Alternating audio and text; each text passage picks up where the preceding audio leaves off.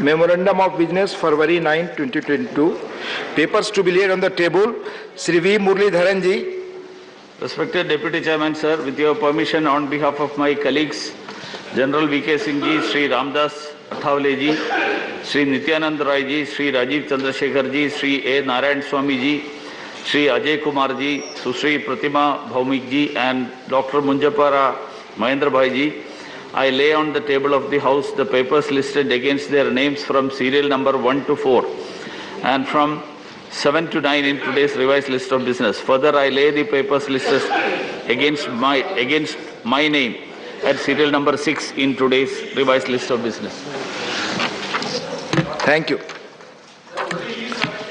Messages from Lok Sabha Secretary General. Sir, with your kind permission, I rise to report that Lok Sabha at its sitting held on the 8th February 2022 adopted the following three motions. One, that this House do recommend to Rajyasabha that Rajyasabha do agree to nominate 7 members from Rajyasabha to associate with the Committee on Public Accounts of the House for the term beginning on the 1st May 2022 and ending on 30th April 2023, and do communicate to the Lok Sabha the names of the members so nominated by Rajya Sabha. 2.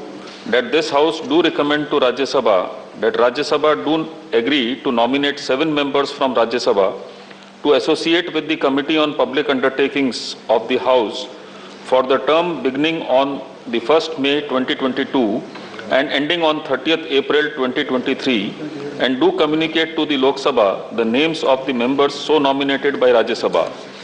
And 3, that the House do recommend to Rajya Sabha that Rajya Sabha do agree to nominate 10 members from Rajya Sabha to associate with the Committee on the Welfare of Scheduled Castes and Scheduled Tribes of the House for the term beginning on 1st May 2022 and ending on 30th April 2023, and do communicate to the Lok Sabha the names of the members so nominated by Rajya Sabha. Thank you. Report of the Committee on Papers laid on the table. Rajya Sabha Sri K.C. Ramurthy. Sir, I rise to present the 166th report in English and Hindi of the Committee on Papers laid on the table, Rajya Sabha, on laying annual reports and audited accounts of Sports Authority of India and Lakshmi Bai National Institute of Physical Education. Thank you, sir. Report of the Department related Parliamentary Standing Committee on Education, Women, Children, Youth and Sports. Shri Vinay P ससरुद्धे जी। महोदय, मैं आपकी अनुमति से मंचीय कला और ललित कला शिक्षा में सुधार यानी परफॉर्मिंग आर्ट और फाइन आर्ट के एजुकेशन में रिफॉर्म्स इस विषय पर विभाग से संबंधित शिक्षा, महिला, बाल, युवा और खेल संबंधी संसदीय स्थायी समिति का 335वां प्रतिवेदन अंग्रेजी तथा हिंदी में प्रस्तुत करता हूं। 0 आवर श्री अवीर रंजन विश्वास जी। Shri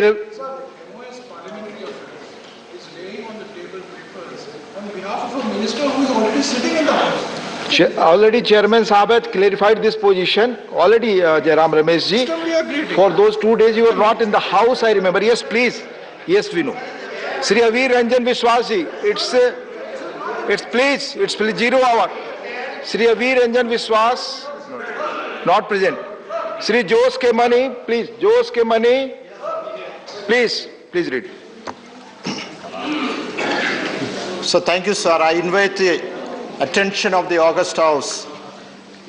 Mainly a humanitarian crisis facing the entire Kerala, irrespective of it is not only in the villages, rural areas, urban areas, municipalities and corporations, sir. It is nothing but the people of Kerala lives in constant fear to instant wild animal attacks, sir. Last month alone, there are dozen incidents of such cases, sir. You know, sir, Kerala is a densely populated state, a small state, densely populated, and it has a huge forest cover, about 29% when compared to nearby states, sir. Now, there's an unfortunate incident happened 2 days back, sir. A little girl of 5 years old traveling in Tichur district in Adirapalli, traveling along with her parents in a bike, in the middle of the main road. She was stamped and killed by a wild elephant in front of the parents, and parents are seriously in the hospital, sir. Sir, I would like to say that, sir, mainly this is because of the act which is about 49 years back, 1972, the Wild Protection Act was introduced, sir. That is about 49 years back. That is introduced to protect the wildlife, presuming that... Please conclude. Sir, it's a very important, sir, the pathetic condition. You have only 2 minutes, sir. Yeah, Please right, conclude. Sir. Yeah. Sir, and this bill was introduced presuming that the wildlife will not encroach the habitat area, sir. Now the time has elapsed, 49 years been gone by, the climate has changed. Now you see the animals, the population has increased. Even if you take the wild boar 1,000 times, sir, it's most important, sir, that Kerala is facing a humanitarian crisis, sir. So mic is off now. Manya AD Singh, please. Not going on record. Please, Manya AD Singh, please. You have 2 minutes only, please continue. It's not going on record. It's not going on record. I really wonder, Let him I speak, really it is wonder not going on record, please. Not going on record. How can he speak? आप जानते हैं 0 hour सिर्फ 2 Unless you tell him minute to. Not going on record. Please आप बोले. I will not help when I will call other I members. really wonder if we have a rational Please. foreign policy. It's not going on record. Neighborhood which is... मैंने आपको मना किया, आप नहीं बोल सकते, आपका समय खत्म हो गया. Please, no. We Please. are living in a... Not going on record. which is After totally 2 minutes, it's not on And we record. are bent upon Please. isolating our neighbors. Today, hundreds of students of Afghanistan are stranded in Afghanistan, Kabul and other places whom we are denying visa. Why average Afghan is a very pro-Indian person? And why is yesterday or maybe day before, Dr. Abdullah wrote a letter also, mail also to our Videsh Mantri regarding the visas to be given to the Afghan students whose life is in, so far as education is concerned, will be in jeopardy. And when we know that Afghanistan is very pro-India, we can easily raise a battalion of Afghanis like the Gorkhas and put them in Kashmir to give Pakistan a befitting reply in the ways that they are doing infiltration in Kashmir. Thank you very much. Thank you. माननीय सदस्य सिर्फ 2 minute ही बोल सकते हैं आप इस पे. Automatically mic off हो जाता है, इसलिए to not go on record. Unnecessary दूसरे का आप समय लेते हैं. माननीय श्री विकास Ranjan Bhattacharya. Sir, this is a very important issue. The child labor institutes are running throughout the country, but particularly the West Bengal, I find the institute is running, the teachers are teaching, but they are not getting their salary. Therefore, the Honorable Minister should take care of this situation so that the teachers do not go unfed and ultimately institutes are closed. That has to be taken care of. Thank you. Dr. Sumer Singh Solanki. धन्यवाद माननीय उपसभापति महोदय. नर्मदे हर, मैं आपकी अनुमति से सदन में एक महत्वपूर्ण विषय की ओर सरकार का ध्यान आकर्षित करना चाहता हूं. माननीय सभापति महोदय, मध्य प्रदेश सहित देश के विभिन्न हिस्सों के जनजातीय समाज में सिकल सेल रोग बढ़ता प्रकोप हम सबके लिए एक गंभीर चिंता का विषय है. सिकल सेल रोग जनजातीय क्षेत्र में एक गंभीर चुनौती बना हुआ है. यह रोग एक अनुवांशिक की बीमारी है जिसे ठीक करना कठिन है. इस गंभीर बीमारी ने भारतवर्ष के मध्य क्षेत्र, पश्चिम, दक्षिण क्षेत्र के जनजातीय समूहों को सबसे ज़्यादा प्रभावित किया है.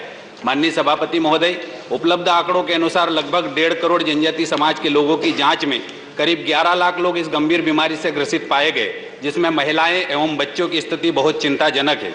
मैं सदन का ध्यान मध्य प्रदेश के निमाड़ क्षेत्र के अंतर्गत आने वाले खरगोन, बड़वानी, धार, अलीराजपुर और झाबुआ सहित मध्य प्रदेश के अनेक आदिवासी बहुल जिलों की ओर जिक्र करना चाहूँगा, क्योंकि मैं इसी क्षेत्र से प्रतिनिधित्व करता हूं. सरकारी आंकड़ों के अनुसार 52,000 से अधिक लोगों का सिकल सेल टेस्ट किया गया, जिसमें 8,000 लोग इस रोग से ग्रसित पाए गए. मेरे जनजातीय भाइयों और बहनों की जांच की जाती है तो यह आंकड़ा और भी भयावह हो सकता है, क्योंकि इस बीमारी का इलाज भी बहुत महंगा है. इसलिए जनजातीय समाज के गरीब भाइयों और बहनों के लिए आसानी से उपलब्ध नहीं है. मैं देश के यशस्वी प्रधानमंत्री माननीय नरेंद्र मोदी जी और मध्य प्रदेश के मुख्यमंत्री माननीय शिवराज जी का धन्यवाद देना चाहता हूं, जिन्होंने इस बीमारी के उपचार में सार्थक प्रयास शुरू किए हैं. इस और कभी पूर्ववर्ती कांग्रेस सरकारों ने ध्यान नहीं दिया. माननीय सभापति महोदय, मैं आपके माध्यम से सरकार से आग्रह करता हूं कि जनजातीय समाज की भावी पीढ़ी के जीवन को इस बीमारी से सुरक्षित करने के लिए जनजातीय क्षेत्र के अस्पतालों में सिकल सेल रोगियों की जांच और इलाज अत्याधुनिक तकनीकी से हो, ऐसी व्यवस्था स्थापित करने का निवेदन करता हूं। जय हिंद। धन्यवाद।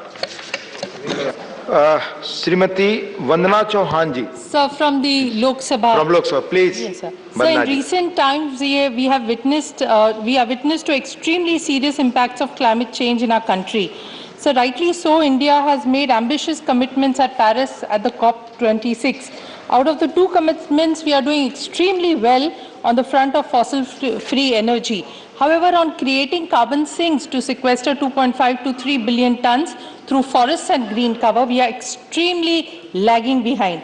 In light of this challenge, sir, the recently released State of Forest Report 2021 assumes great significance. We have been mentioning in a tone of great jubilation that the country's forest and tree cover have increased by 2,261 square kilometers. What is worrying is that the term forest cover in this report, sir, includes monoculture crop plantation, coffee, coconut, rubber plantations, orchards, bamboo plantation, even destructive palm plantations, plantations along roads, rails and canals, all areas above 1 hectare having canopy of more than 10%. Sir, this categorization may be in line with the UNFCCC. Such plantations may sequester carbon, but we cannot, by any stretch of imagination, equate them to what we understand as forests, where there is interplay of various life forms and have influence on soil, air, and water. Sir, the fear is that with this kind of computation, tendency to cut down pristine forests may grow to compensate it with monoculture. Honorable PM has said time and again that our objective is not just to conserve forest quantitatively, but to enrich it qualitatively. We need to walk the talk, sir. Through you, sir, I urge that the government makes amends in the categorization system in computation of the forest cover. Also, the data and details is not in public domain. Let the researchers and conclude, Vandana experts ji. learn. The time is Sir, over. I urge the government to Thank do you. so. Thank you, sir. माननीय कुमार केतकर जी।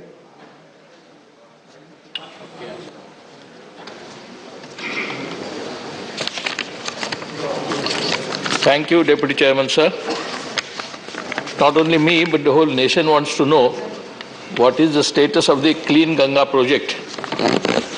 Prime Minister himself is the chairman of the National Ganga Council, and it was promised that by 2019, Ganga will be cleaned up.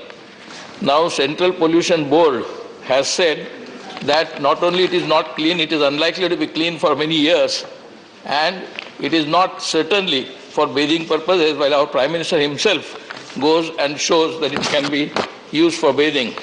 Effectively, it has been used primarily for Shavavahini. More dead bodies have been floating in Ganga than actually even bathing, and more money has been spent on puja part than on Clean Ganga project.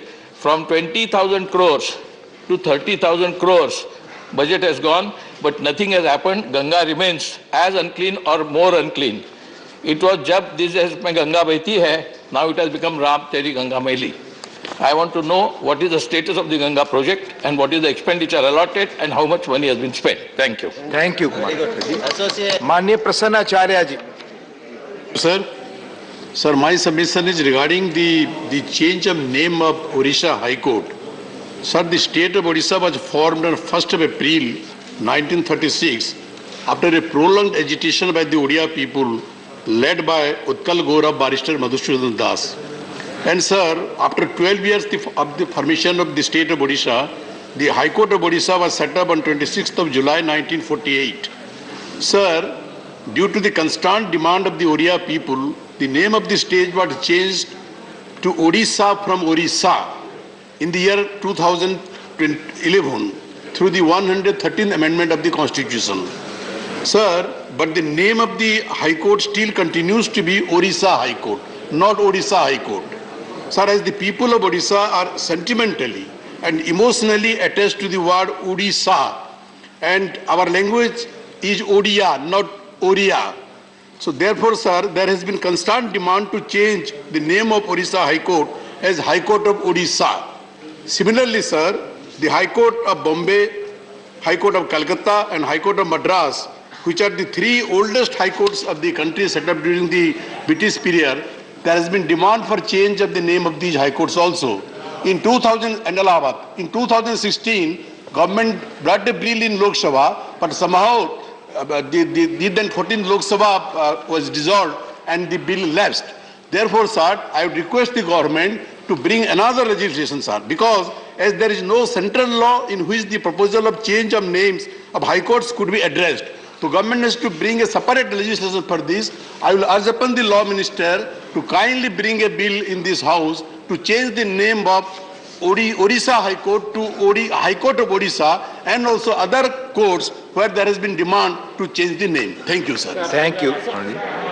Mane Honorable Sri P. Wilson ji. P. Wilson. Thank you, Deputy Chairman, sir. Please. Honorable Deputy Chairman, sir. Here. I raised to bring to the kind attention of this House an urgent and pressing issue with regards to increasing the retirement age of the High Court judges from 62 to 65 and Supreme Court judges from 65 to 70 years. Sir, judiciary is one of the pillars and lifeline of democracy. It is the final arbiter and interpreter of the Constitution and has played a very crucial role in protecting and shaping the history of this nation.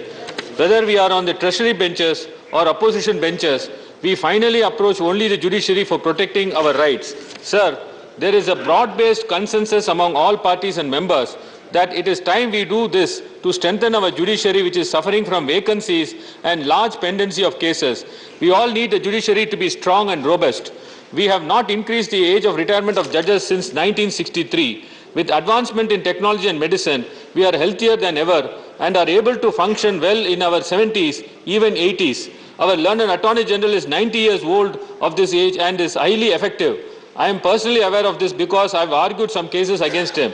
Sir, many standing committee reports have also consistently recommended this increase in retirement age of judges of High Court. These committee reports have not been deliberated by the government. Then what is the use of the recommendation of the committee? We are spending so much of money on the committees and honorable members are spending a lot of valuable time in attending the meetings and preparation of reports. Why is the government not even considering them?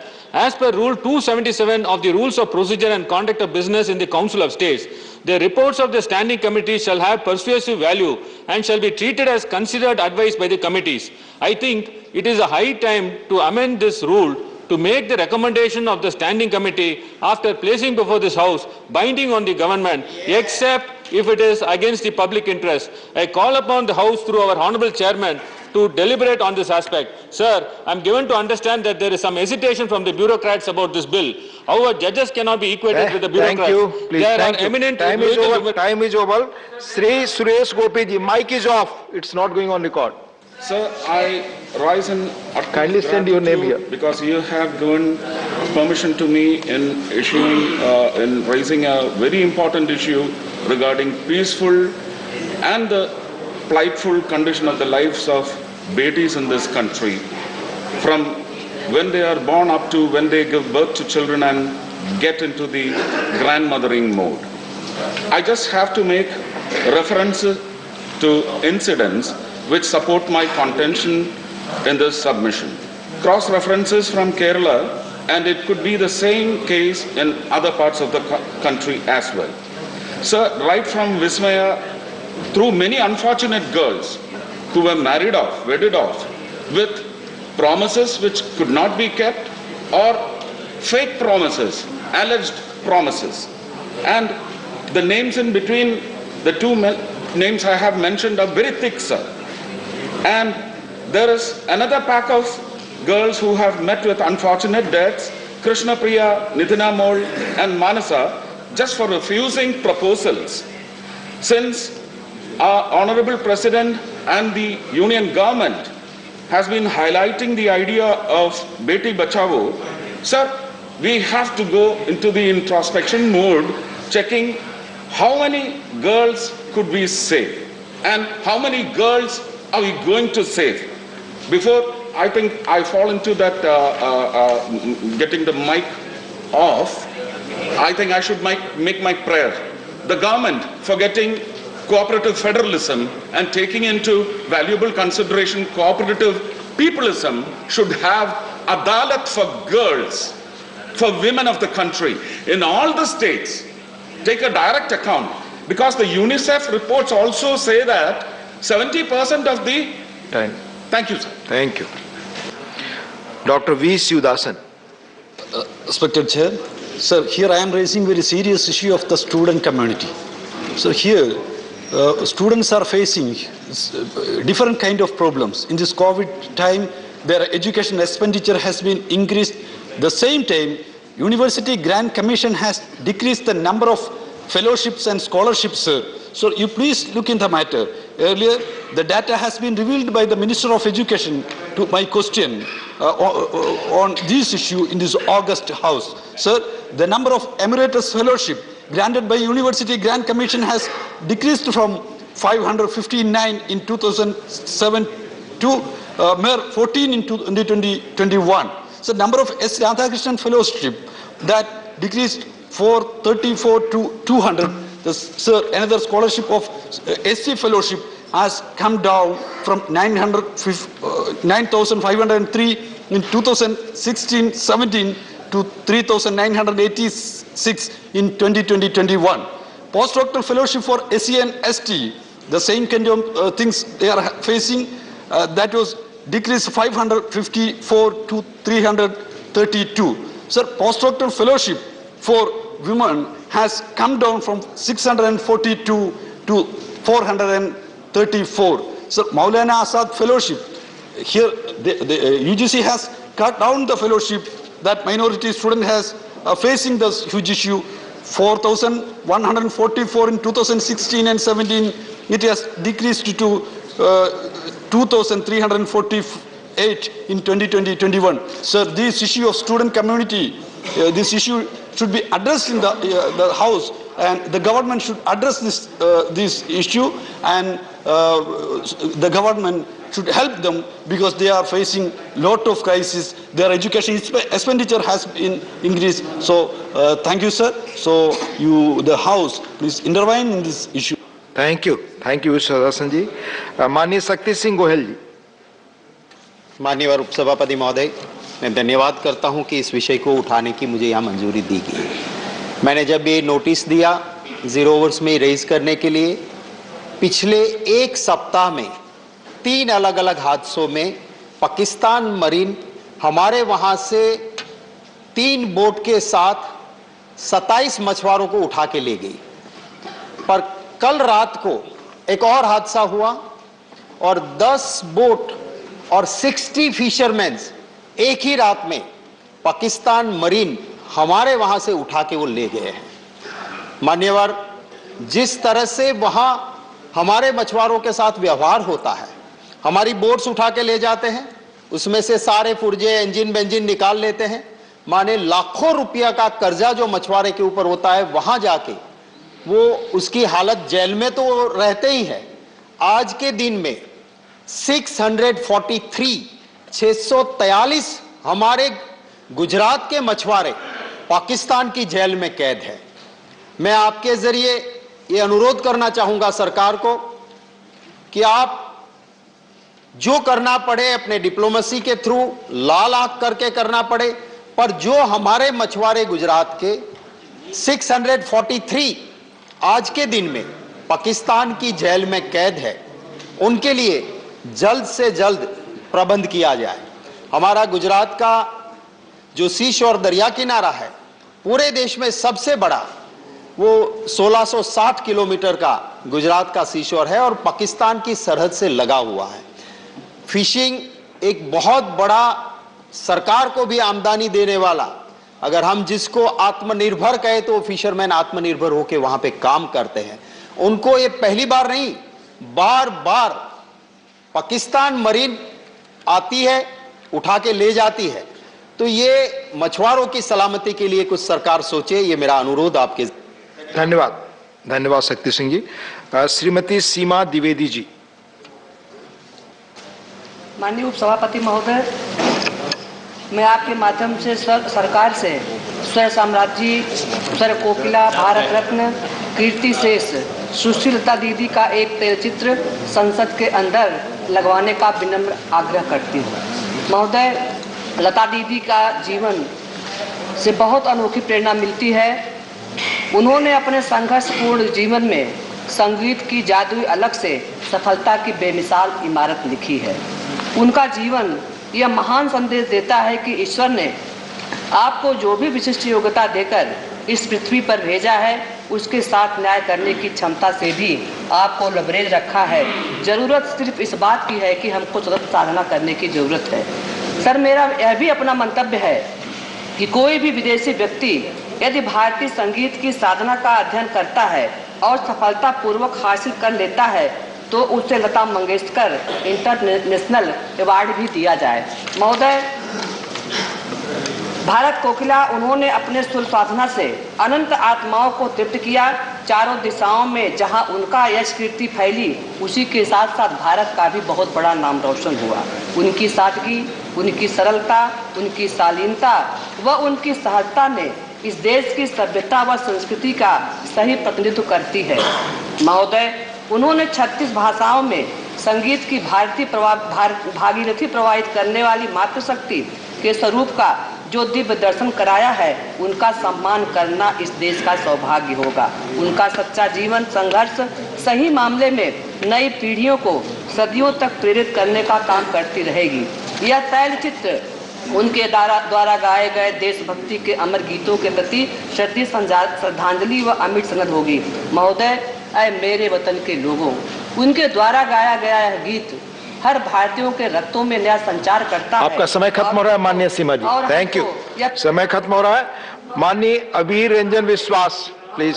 Nothing not going on record now, time is over. Sir, pertaining to the NGNRG 100 days job, initially 20 crore mandates, sir, had been allotted in the labor budget of the current fiscal, which was achieved by the state government within October 21. Further, sir, there was a request by the state government for 5 crore mandates, and that too thankfully was approved by the center, and that, sir, also has been achieved, sir, within December 21.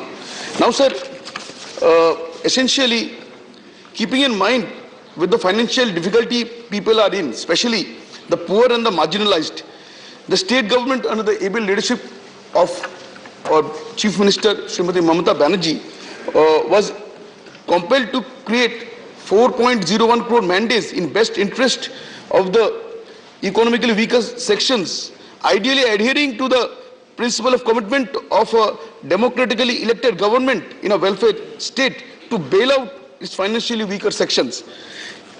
Sir, it is worthy to mention, pending this sanction, the marginalized and the financially weaker sections eagerly and agonizingly await the payment of rupees 826 crores related to this 4.01 crore mandates. Also, sir, it is mention worthy that in year 2020-2021, on an average, we could provide 52 jobs on an average to the job card holders, and in this current financial year, up till now, it has been 42 mandates. And sir, there has been a request from the state government to the center to allot another 8 crore mandates to take care of the respect of the fiscal. And sir, in this regard, I would like to mention that it most agonizingly, the budget for last year was 98,000 crores. This year it is 73,000 crores. The center needs to rethink on this for in larger interest of the weaker sections. Thank you, sir. Thank you. Manya Sri K. Som Prasad ji. Manya K. Som Prasad, not present. Manya Sri Brizlal ji, demand for increase in allowance associated with police medals. महोदय, देश के राज्य की police और paramilitary force को माननीय राष्ट्रपति द्वारा बहादुरी और अदम्य साहस के लिए मेडल दिए जाते हैं। एक मेडल कराता है president police medal for gallantry, और उसके बाद जो और मेडल दिए जाते हैं उसको बार कहा जाता है। इस पर अलाउंस 2018 के पालित 3,000 रुपया महीना था। इसी तरह दूसरा बहादुरी के लिए मेडल दिया जाता है पुलिस मेडल फॉर गैलेंट्री, उसका अलाउंस है 2,000 rupees per month and 2,000 for every bar. महोदय, 24 जून 2018 को इसके अलाउंस में इंक्रीज हुआ। President police medal for gallantry, sorry, question hour, time is over. Question out. Time is over. Please. Question number 76. Dr. Vikas Mahatme.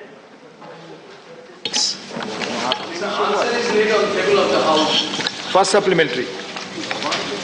मैं शुरुआत में सरकार को बधाई देना चाहूँगा कि उन्होंने शिक्षा में गर्ल्स स्टूडेंट्स की संख्या बढ़ाने के लिए जो गर्ल्स हॉस्टल्स फैसिलिटीज़ दी है उसके लिए बधाई देना चाहूँगा।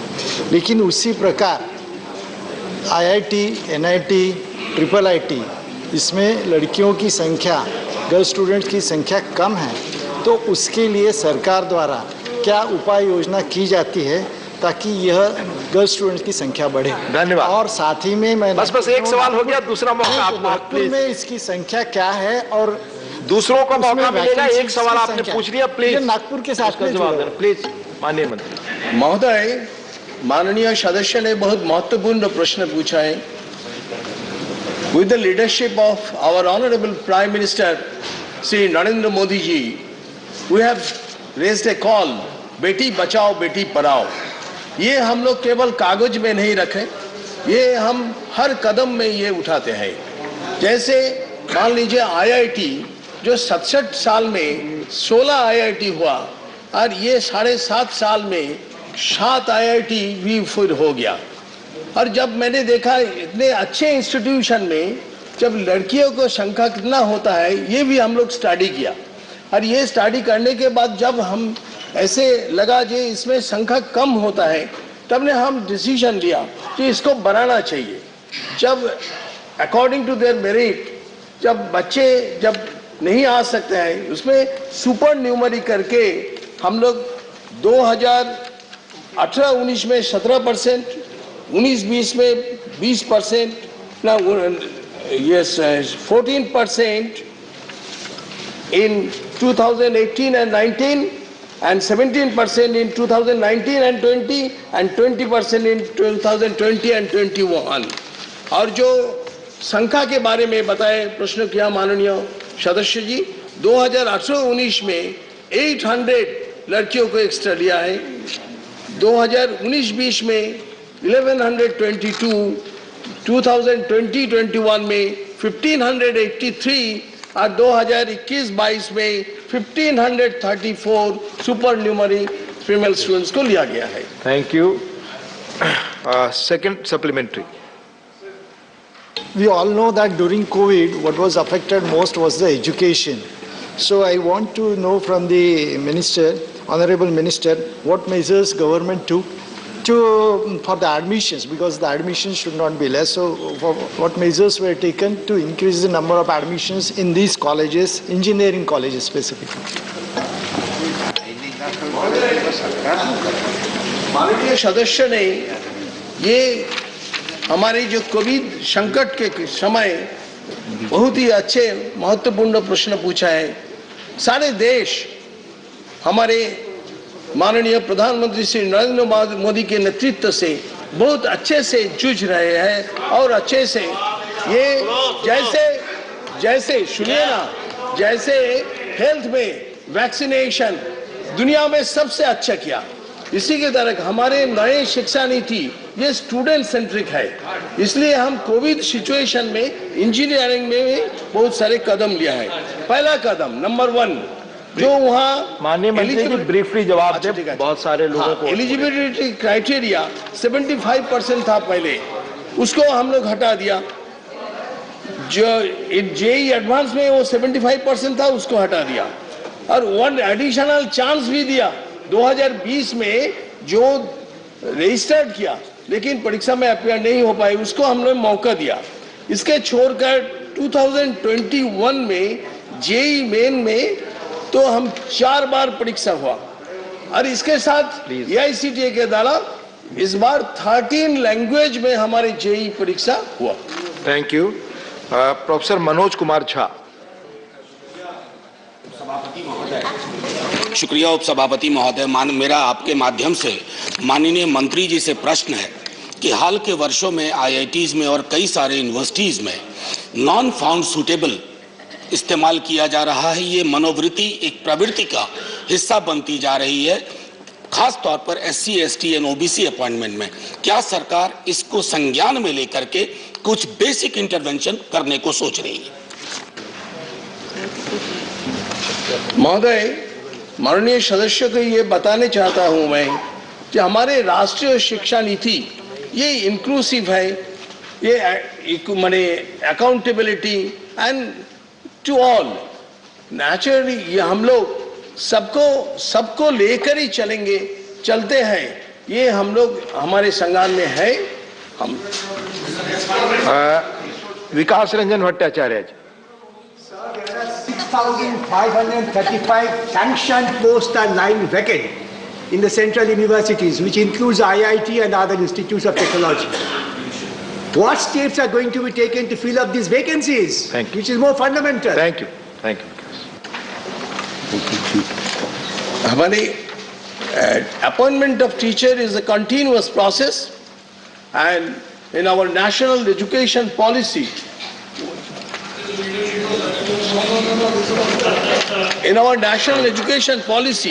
we are always eager to this, and it is if dated, including IITs, to fill the vacant positions in their institution in mission mode. We are taking it in mission mode with a period of 1 year, that is from 5th September 2021 to 4th September 2022. To monitor the action taken and progress made, IITs were directed to include a chapter in their annual report. Look at annual report depicting the status of filling up this post, including the agenda in their board of governance, giving status of action taken in this regard, and to send a monthly report to the secretary. We are very sincere on this. Mr. Kamakhya Prasad Tasa. Chairman sir, मैं minister को विस्तृत answer देने के लिए धन्यवाद देता हूं। मेरा क्वेश्चन है, जो डिटेल्स उन्होंने दिया है यूजी वैकेंट सीट्स, यूजी में यूनिवर्सिटी ग्रांट कमीशन का जितना है पीजी और पीएचडी में ज़्यादा हो रहा है।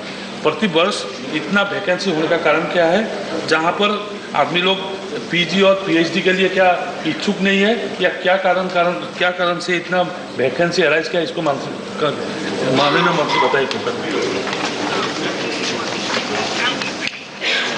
महोदय, माननीय सदस्य का ऑब्जर्वेशन एकदम ठीक ही है। हाँ, वैसे हमारे देश आगे बढ़ रहे हैं, एंड बिकॉज ऑफ दैट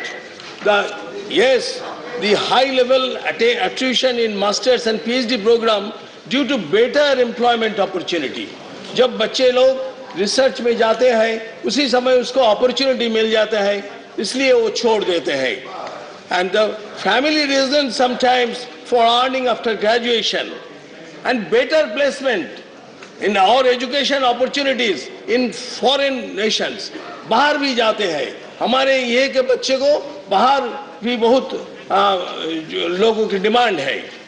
इसके साथ साथ priority towards management and allied subjects to the engineering graduates and self employment, ये हम जो कहते हैं ना अच्छे दिन, वो स्टार्टअप बहुत सारे आज वर्ल्ड में हम 3 नंबर पोजीशन में हमारे स्टार्टअप है।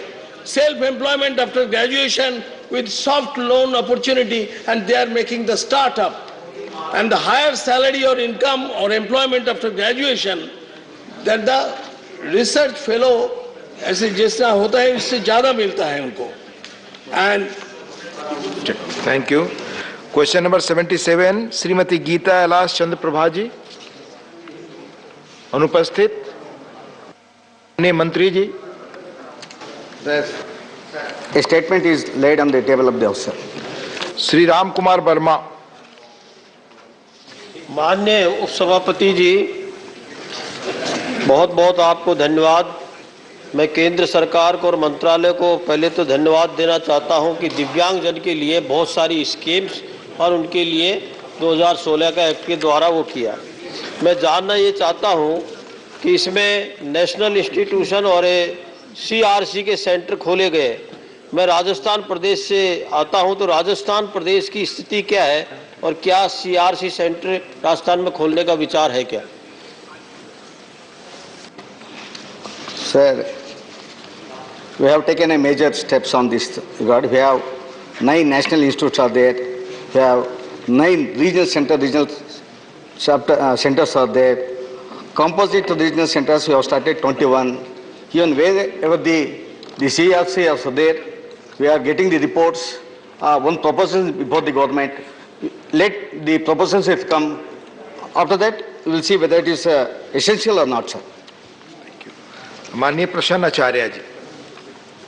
Sir, as this question relates to persons with disabilities, whom we call in a very honorable way the Divyangajana, I would like to know from the Honorable Minister whether any study or assessment has been made to know how many Divyangajanas are in the country who are qualified and capable of seeking jobs and who are seeking jobs in government and private sector.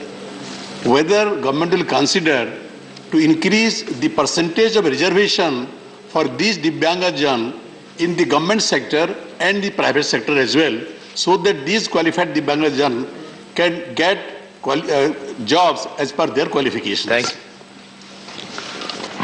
Sir, in the country, we have made a census in 2011. There is 2,68,14,994 Divyangajan is there. With regarding male, 1,49,593 males are there. Females are there. 1,18,26,401, sir. But what I must know, that is earlier, there was only disabilities are included only the 7, sir. Only 7 earlier. After that, we made an act on 2016, the range of disabilities. We included nearly 21 disabilities for this disability program, sir.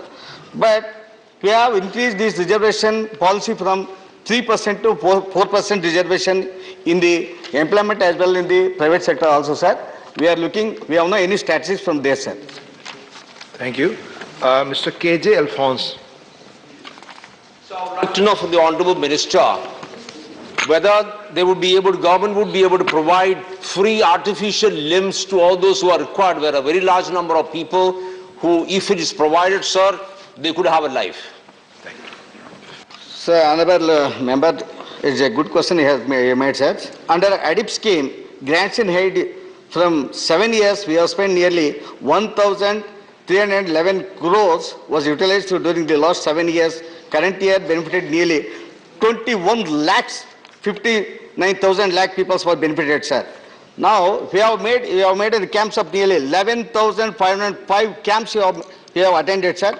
Out of these mega camps, 1 campus in Gwalior was graced by the Honorable President, and 5 camps were graced by the Honorable Prime Minister at the Varanasi, Navsari, Vadodara, Rajkot, and Prayanjan, sir. We have made some special operations for the Divyangas, sir. Kohilar implement nearly 3,965. We have made an operation, sir. It is for this, here in this speech, sir. This is from the help of this CSR fund, sir. Metallized tricycles are there, sir. We have given 27,028 metallized tricycles, sir. We have given in the country, sir. At the same time, there is so many programs, camps we have conducted, sir. Scheme of the Assistance with Disabilities Persons for the purchase.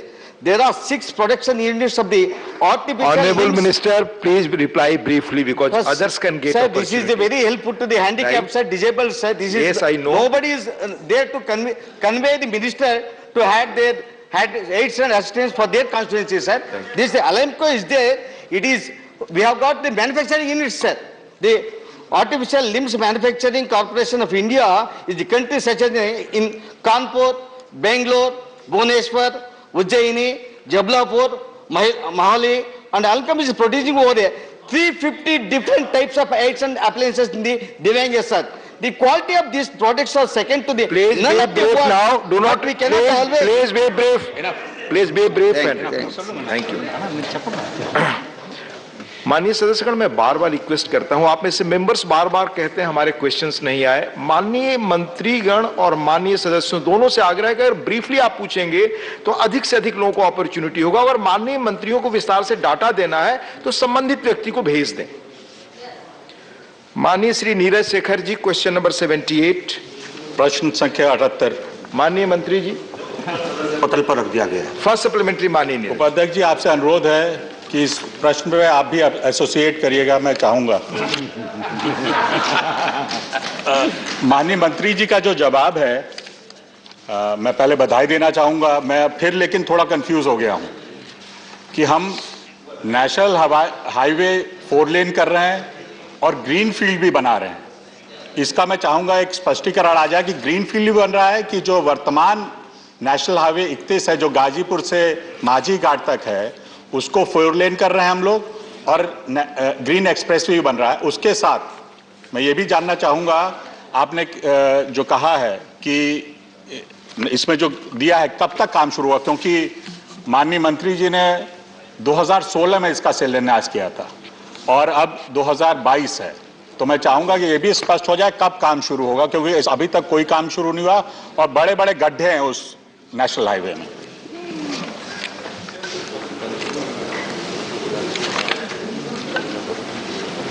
Sir, ये जो road के बारे में जिक्र कर रहे हैं, एक पुराना रोड है जिसके बारे में माननीय सदस्य की सक्रियता से उसके ऊपर तकरीबन 81 करोड़ का काम शुरू हो चुका है, क्योंकि वो रोड काफी खराब हालत में थी। उसके बाद इस चीज के ऊपर विचार किया गया कि क्या इस रोड के अलावा हम एक छोटी रोड बना सकते हैं जो उसका रास्ता थोड़ा छोटा हो। इसलिए एक नया ग्रीनफील्ड अलाइनमेंट बन रहा है जो कि शुरू होकर गंगा पार करके जाएगा और इसके अंदर एक स्पर दिया गया है जो कि बक्सर तक जाएगा।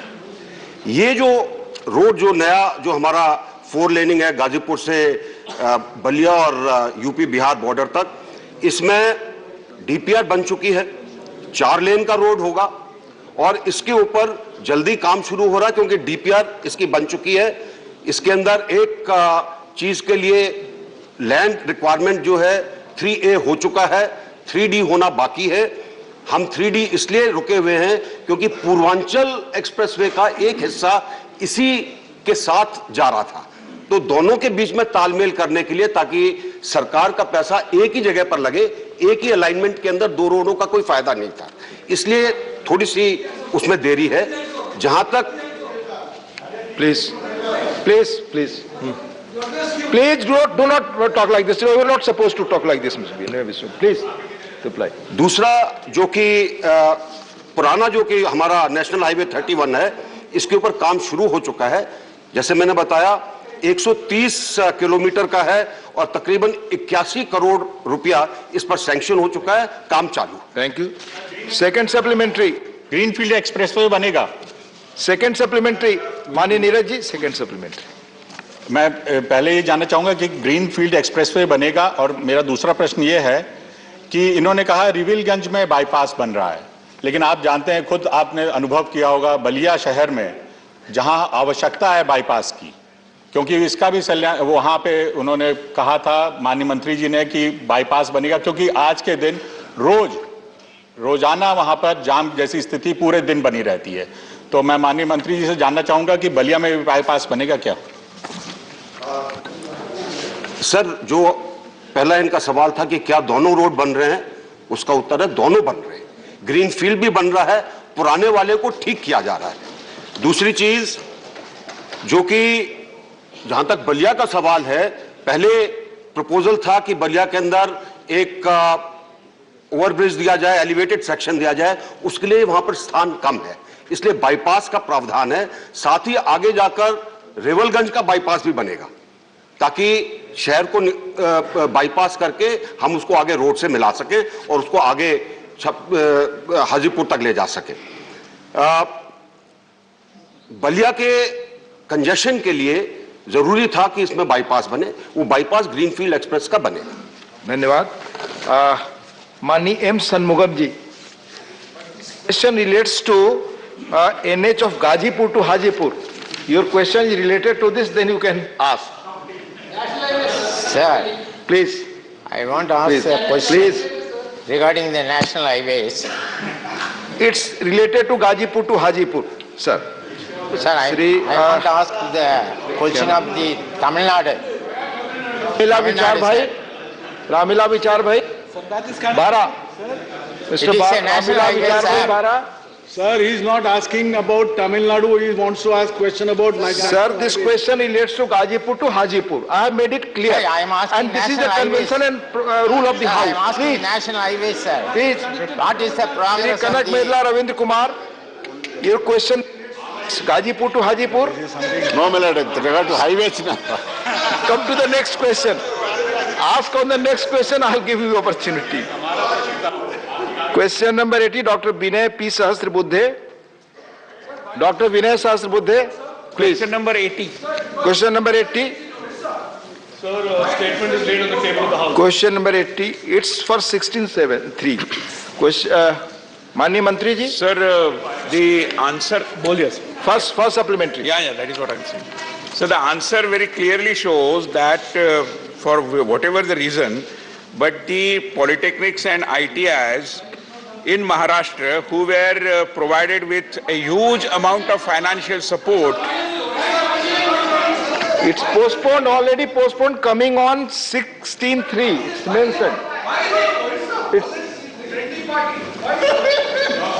Sir, the member has requested that he will be present on 16.3, so this question has been postponed. Please.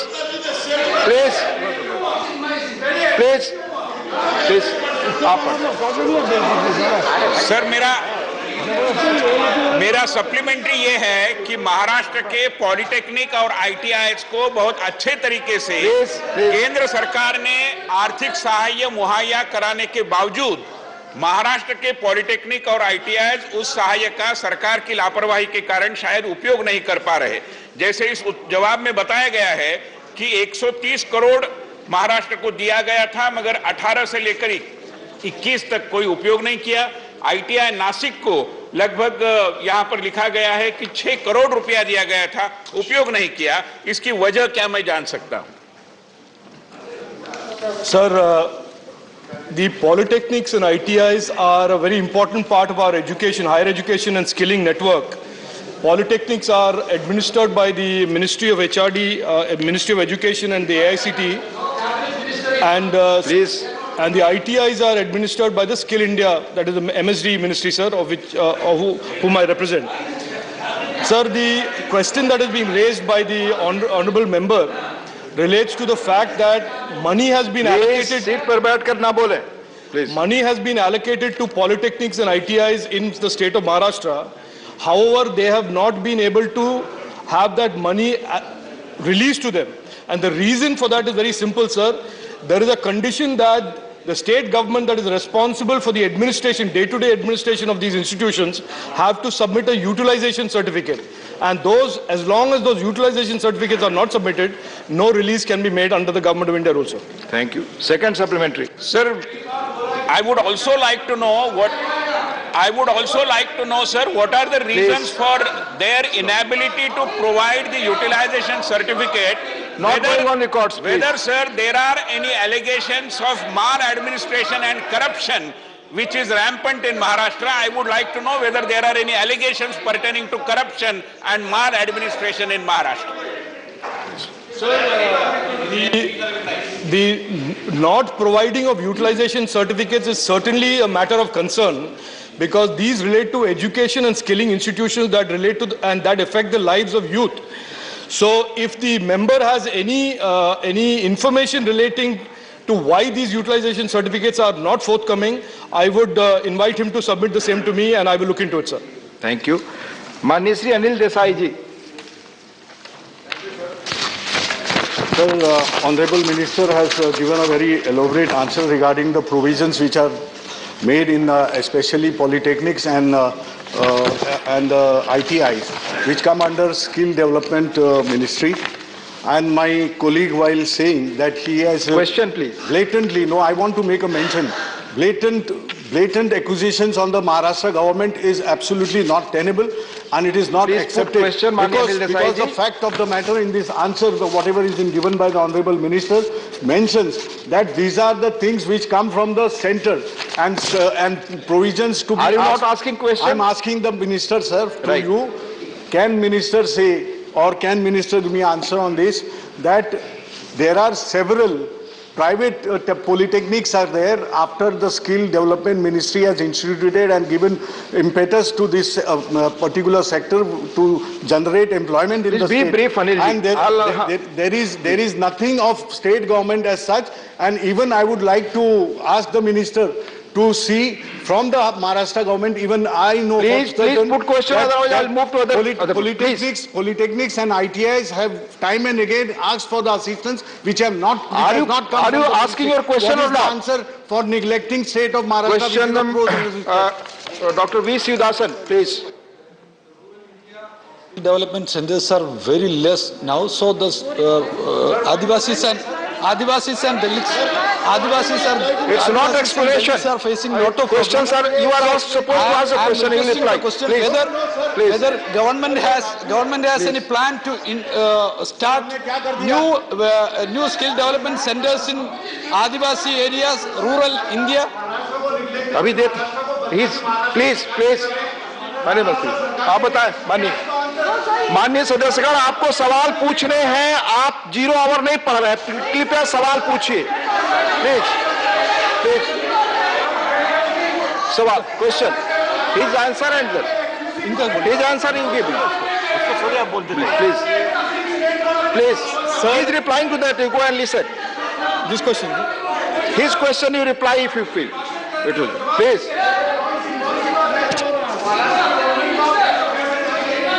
Sir, the honourable member. Please. Sir, the honourable member is agitated about something that I don't think he should be agitated about. The question was why, when money has been allotted to certain institutions that are important for the development of skilling and education. He is replying. He is replying to that. So, I clarified that the utilization certificates have not come from Government of Maharashtra. And it is important for the member to make sure that the utilization certificate comes. Because this money is allocated, allotted to the... Now, B. Sivasan's reply. Sir, I would urge through you, sir, to request the member to ask the Government of Maharashtra to submit the utilization certificate so that the funding can be released. That is all. That is over. Sir, V. Sivasan reply. Yes, sir, V. Sivasan. the question by... Reply. Sir, as far as the question by Honorable Member Shivdasan is concerned, sir, this question pertains to Maharashtra, it pertains to ITIs and polytechnics, and he is asking questions about the broader Skill India network. I can assure him, sir, that we are very focused on growing the Skill India and taking it to every cluster, including tribals of India. So if there is any specific information he wants, he is welcome to visit me in the office and I will share it with him, sir. Question number 81, Sri Rakesh Sinha. माननीय मंत्री जी, first supplementary. Sir, सभापति महोदय, हम जानते हैं कि extra parliamentary forces के रूप में माओवाद please you know the rule positions, माननीय जयराम रमेश जी, आपस में बात ना करें। यू नो मोर विचारधारा है अबाउट इट, प्लीज जो विचारधारा न सिर्फ हिंसा पर आधारित है बल्कि देश को टुकड़े टुकड़े करने का प्रयास कर रहा है। सभापति महोदय, आप जानते हैं कि इसमें अर्बन नक्सल का जो समर्थन मिल रहा है, जो लोग पत्रकार और शिक्षाविद के नाम पर छिपकर इस नक्सलवाद को, माओवाद को बढ़ा रहे हैं, और यह आयातित विचारधारा को मैं मंत्री महोदय जी से जानना चाहता हूं कि इस आयातित विचारधारा विश्वविद्यालय और पत्रकारिता में बैठे हुए लोग जो अर्बन नक्सल के नाम पर देश को टुकड़े टुकड़े कर रहे हैं और उस अर्बन नक्सल को कुछ मुख्य धारा की राजनीतिक पार्टियां समर्थन कर रही हैं, उस अर्बन नक्सल को सिर्फ आपका सवाल रिकॉर्ड पे जा रहे हैं, बाकी और कुछ नहीं, प्लीज। उनके विदेशों से उनके संबंध, उनको मिलने वाले फंड के बारे में मैं मंत्री जी से जानना चाहता हूं। सवाल पूछे माननीय मंत्री जी। और सभापति महोदय, माननीय सदस्य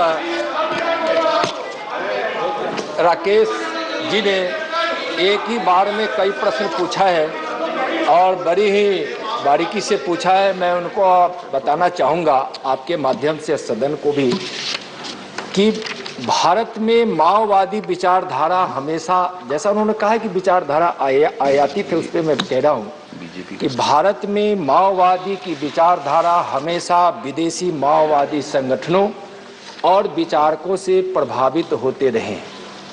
अगर इसके विरुद्ध देश में कोई कानूनी कार्रवाई की जाती है तो अंतर्राष्ट्रीय संगठन इस मुद्दे को उठाते हैं और इनकी सहायता के लिए आगे भी आते हैं। सीपीआई माओवादी अंतर्राष्ट्रीय संगठनों पर माओवादी इकोसिस्टम का एक हिस्सा है। उपसभापति महोदय, वामपंथी उग्रवाद की विचारधारा विध्वंसक एवं मानवता विरोधी है, जबकि प्रारंभ से ही भारतीय संस्कृति और सोच की गोद में पल रही भारतीय विचारधारा रचनात्मक एवं मानवतावादी है। भारत विरोधी नारा लगाने वाले और भारतीय महापुरुषों का अपमान करने वाले विचार कभी भारतीय विचारधारा का अंग नहीं हो सकते। ऐसी विचारधारा विदेशी विचारधारा से ही ओतप्रोत है। भारतीय जो रचनात्मक और मानवतावाद की विचारधारा है के वाहक दुनिया में लोकप्रिय एवं गरीबों के मसीहा माननीय नरेंद्र मोदी हैं। वामपंथी विचारधारा की विचारधारा भारत में आई भी और पली बढ़ी भी, लेकिन माननीय प्रधानमंत्री आदरणीय मोदी जी के नेतृत्व में बड़ी तेजी से समाप्ति की ओर भी बढ़ रहा है। जहां तक इन्होंने शहरी वामपंथ उग्रवाद की बात कही, भारत सरकार की राष्ट्रीय नीति एवं कार्य योजना वामपंथ उग्रवाद की शहरी गतिविधियों सहित इसके सभी स्वरूपों से जुड़ी हुई समस्याओं के समाधान के लिए बनाई गई है। यह हम जानते हैं कि वामपंथ उग्रवाद की कोई भी गतिविधि सोची समझी रणनीति के तहत की जाती है, जो देश की सुरक्षा और विकास में भी बाधक बनती है, चाहे वह शहरी क्षेत्र की गतिविधियां हो। यह भी सर्वविदित है कि वामपंथ उग्रवाद लोकतंत्र में विश्वास और हथियार के बल पर व्यवस्था बदलकर एक डिक्टेटरशिप लाना चाहते हैं। जहां तक तो इस तरह से जो माननीय राकेश सिन्हा जी का प्रश्न है, आप कहते हैं तो मैं इसको इस संक्षिप्त में हमने इनका उत्तर दिया है। अगर और विस्तार में जानना चाहेंगे तो कभी उनको हम प्लीज माननीय सदस्यगण प्लीज सेकंड सप्लीमेंट्री आप पूछे इसके पहले प्लीज आप एक सेकंड सप्लीमेंट्री लिंकेज के विषय बताएं। सेकंड सप्लीमेंट्री आप बोला प्लीज। माननीय सदस्यगण, आप सबसे मेरा आग्रह है, सवाल पूछते वक्त आप जीरो आर करने लगते हैं, उत्तर देते वक्त माननीय मंत्री लंबा होते हैं, और सवाल से अगर संतुष्ट है तो उसकी क्या प्रक्रिया आप सदस्य जानते हैं। सारी चीजें रूल्स के तहत चेयर करता है। चेयर के हाथ में क्या, आप अगर अच्छी तरह सवाल पूछे, माननीय मंत्री अच्छी तरह जवाब दे तो हम और सवालों का जवाब पा सकते हैं। प्लीज सेकंड सप्लीमेंट्री प्लीज, और सीट पर बैठ करके प्लीज ना बोले। क्वेश्चन आवर में पॉइंट ऑफ ऑर्डर नहीं झांसा, प्लीज बैठ जाए please. No point of order in question और प्लीज सभापति आप बैठे सभापति महोदय आप बोले, सिर्फ आप, it's not going on record please आप बोले। 2015 में सरकार ने नेशनल पॉलिसी एक्शन प्लान के तहत सिक्योरिटी ड्रिवन अप्रोच से वेलफेयर ड्रिवन अप्रोच की ओर ले गया, जिससे नक्सलवाद पर बहुत नियंत्रण हुआ। मैं मंत्री जी से जानना चाहता हूं कि विगत वर्षों में सरकार के द्वारा उठाए गए कदम से 60 जिलों में जो नक्सलवाद फैला हुआ है उस पर क्या प्रभाव पड़ा है। उसके साथ साथ सभापति महोदय, धन्यवाद, एक सवाल हो गया आपका। सभापति महोदय, मैं इतना कहना चाहता हूं कि जो लोग अर्बन नक्सलवाद को लेजिटिमेसी देते हैं वो देश के साथ अन्याय कर रहे हैं और मुख्य धारा की राजनीतिक पार्टियों को ऐसा काम नहीं करना चाहिए। राकेश जी एक सवाल हो गया, प्लीज संक्षेप में माननीय महोदय। संक्षेप में बोल रहा हूँ। माननीय मोदी जी की सरकार ने वामपंथी उग्रवाद की समस्या को प्रभावी तरीके से हल करने के लिए राष्ट्रीय नीति और कार्य योजना को 2015 में मंजूरी दी, जो बहुयामी कार्य नीति पर आधारित है, जिसमें सुरक्षा संबंधी उपाय, विकास संबंधी उपाय, आदिवासी और स्थानीय समुदाय के अधिकारों और हक को सुनिश्चित करना आदि शामिल है। इस योजना के दृढ़ क्रियान्वयन के फलस्वरूप पूरे देश में वामपंथ उग्रवाद के परिदृश्य में अत्यधिक सुधार हुआ है। महोदय, इसके परिणाम स्वरूप हिंसा की घटनाओं में जैसा जानना चाह रहे थे विगत कुछ वर्षों से, मैं चाहूंगा कि उसको मैं संक्षिप्त में बताऊं। हिंसा की घटनाओं में 70% की उल्लेखनीय कमी आई है, जो वर्ष 2009 के 2028 के उच्चतम स्तर से घटकर 2021 में 509 हो गई है, 509। इसके परिणाम स्वरूप मौतों में तो कमी आई ही है, भौगोलिक विस्तार में भी इसमें कमी आई है। इसी तरह परिणामी मौतों की संख्या 2010 के 1005 के अब तक के उच्चतम स्तर से 85% घटकर 2021 में 147 हो गई है, 147। वामपंथी उग्रवादी विचारधारा के शिकार जिलों की संख्या 2010 में जो 96 थी वह 2021 में घटकर 46 रह गई है, 46 रह गई है। माननीय उनका प्रश्न था सर, तो मैं जवाब तो दे दूं। वर्ष 2013 के परिदृश्य में 2021 में हिंसक घटनाओं में 55.2% की कमी 1136 से घटकर 509 और वामपंथी उग्रवाद से संबंधित मौतों में 50.4% कमी यानी 397 से घटकर 147 हो गई है। माननीय मंत्री जी, डिटेल रिपोर्ट है तो भेज दे प्लीज। Conclude latest. मैं कंक्लूड कर रहा हूं महोदय। और सशस्त्र माओवादी काडरों के खात्मे में 36% की वृद्धि यानी 100% से 126 हुई है। दूसरी ओर सुरक्षा बलों के जवानों के हताहत होने में 56.5% की कमी 155 से घटकर 50। माननीय मंत्री जी 50 पर आंकड़े बस मैं कंक्लूड कर रहा हूं महोदय। यह आंकड़े सुरक्षा बलों के प्रभावी ऑपरेशन और गृह मंत्रालय द्वारा किए गए क्षमता का निर्माण और बार बार माननीय गृह मंत्री द्वारा राज्यों के साथ समन्वय बैठक करके डॉक्टर यह स्थिति लाई गई है। क्षमता निर्माण मंत्री जी दर्शाते हैं। मैं दूसरे सवाल को बुला रहा हूं। माननीय मंत्री जी प्लीज, कारण लगातार वामपंथी उग्रवादी की बड़ी तादाद और हिंसा रास्ता छोड़कर मुख्य धारा में लौटे हैं। Doctor Prashant Nanda. Thank you, sir. Sir, the government of India has been requested to consider provision of dedicated helicopters to the state at the earliest for stationing at Koraput, which will cater to the operational requirement of most affected districts of like Malkangiri, Kandhamal and Kalahandi. The Honorable Chief Minister of Odisha has raised this issue in the review meeting on LWA taken by the Union Home Minister on 26/9/2021. What actions have been taken? महोदय, माननीय गृह मंत्री जी, जब क्षेत्रीय council की meeting होती है या फिर माओवादी की समाप्ति से के संबंध में जब राज्यों से समन्वय की मीटिंग करते हैं और जब राज्य और केंद्र के सहयोग से माओवादी को समाप्त करने के लिए हम कदम उठाते हैं और जब हम पहल करते हैं तो उसमें भी यह विषय आता जरूर है। जैसा उन्होंने बताया है, एमएचए ने बड़ी ही तथा एयरफोर्स हेलीकॉप्टर, एमएचए के जो हेलीकॉप्टर हमारे जो बीएसएफ के पास होते हैं और जो हेलीकॉप्टर एयरफोर्स के पास है, भारत सरकार की एयरफोर्स के पास, जब जरूरत होती है तो हम दोनों हेलीकॉप्टरों का प्रयोग राज्य के कहने पे जरूरतों के हिसाब से और अपनी जरूरतों के हिसाब से हम उसको उपलब्ध कराते हैं। हम उसमें कोई कमी नहीं होने देते हैं। ठीक, नहीं कोई कमी नहीं होने देते। सर, हेलीकॉप्टर पर पूछ रहे थे, बार बार उन्होंने जो कहा कि इस हेलीकॉप्टर को बिल्कुल इस क्षेत्र के लिए ही प्रभावी ढंग से लगाया जाए, तो हेलीकॉप्टर प्रभावी ढंग से ही लगाई जाती है।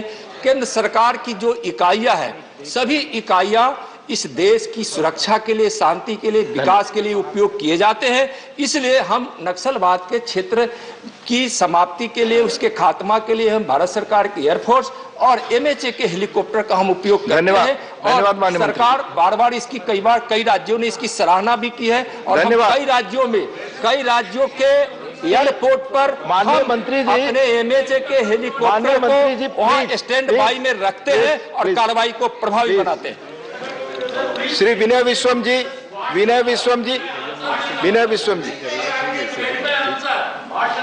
यू नो कि अगर माननीय मंत्री जी के सवाल आपके अपेक्षा के अनुसार नहीं है तो there are rules for that, follow that please. माननीय Vinay Viswam ji please.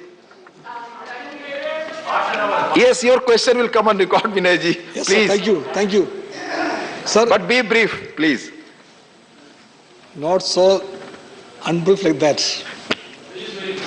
Sir, is the government aware of the fact that unlike the right-wing extremism, which has a foreign influence, emanates from Italy and Germany, the left-wing extremism has got a it has a question. It has a socio-economic root under its base. Is the government aware of that fact? If so, whether the government has a plan to address that question of socio-economic deprivation, that's the Indian reality. Thank you. We can सभापति महोदय, one minute. Please. माननीय मंत्री सभापति महोदय,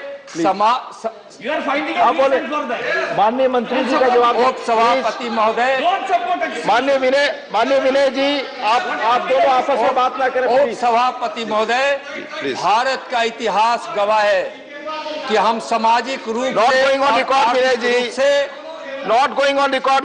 please सामाजिक रूप से और आर्थिक रूप से न्यायपूर्ण कार्रवाइयों को माननीय नरेंद्र मोदी जी की सरकार उनके नेतृत्व में किस प्रकार से कर रही है और इसी का परिणाम है सर, सामाजिक और आर्थिक पहलों का ही परिणाम है कि आज उस प्रकार से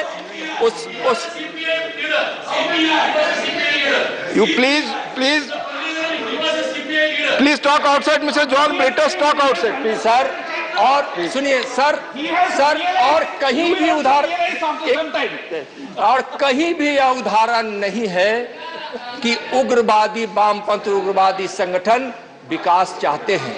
यही कारण है कि विकास बाधित होता रहा है और जब से वामपंथी उग्रवाद की गतिविधियों में नरेंद्र मोदी जी के नेतृत्व में कमी आई है, इस वहां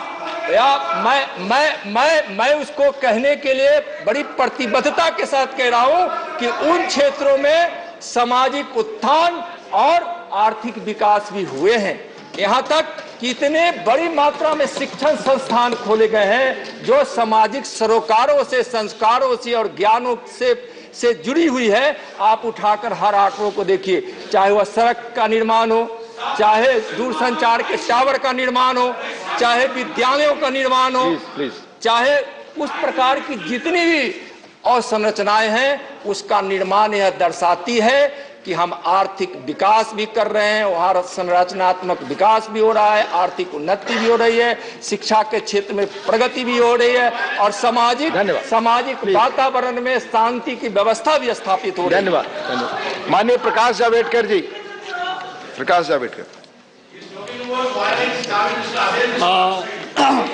सर, देश के लिए एक महत्वपूर्ण प्रश्न है और उसमें 2014 पर कितना बढ़ोतरी हो रहा था, अब कितना कमी आई है, मंत्री जी ने बताया है।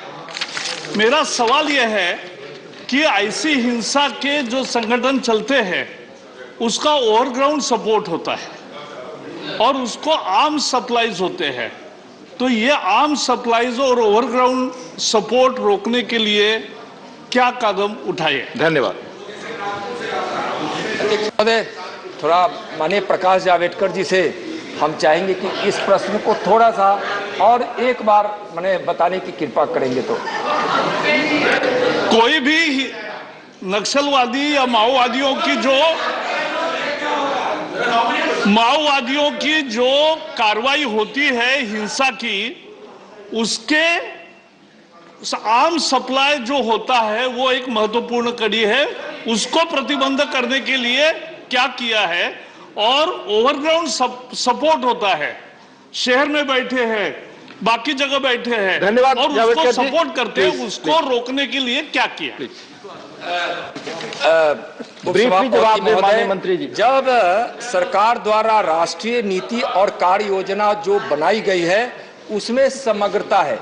जो भी माओवादियों के पास से जो भी हथियार बरामद किए जाते हैं या उसके रोकने के लिए जो उपाय है, बड़ी तत्परता से राज्य के साथ समन्वय करके केंद्र सरकार ऑपरेशनों को प्रभावी बनाते हैं और उस ऑपरेशन के माध्यम से जो हथियार आते हैं उसको सीज करती है, और सीज जब हम करते हैं तो उसको, और एनआईए का जो गठन हुआ है उस प्रकार के स्वभाव के या माओवादियों के इस प्रकार के गंभीर केसों को हम एनआईए को देते हैं।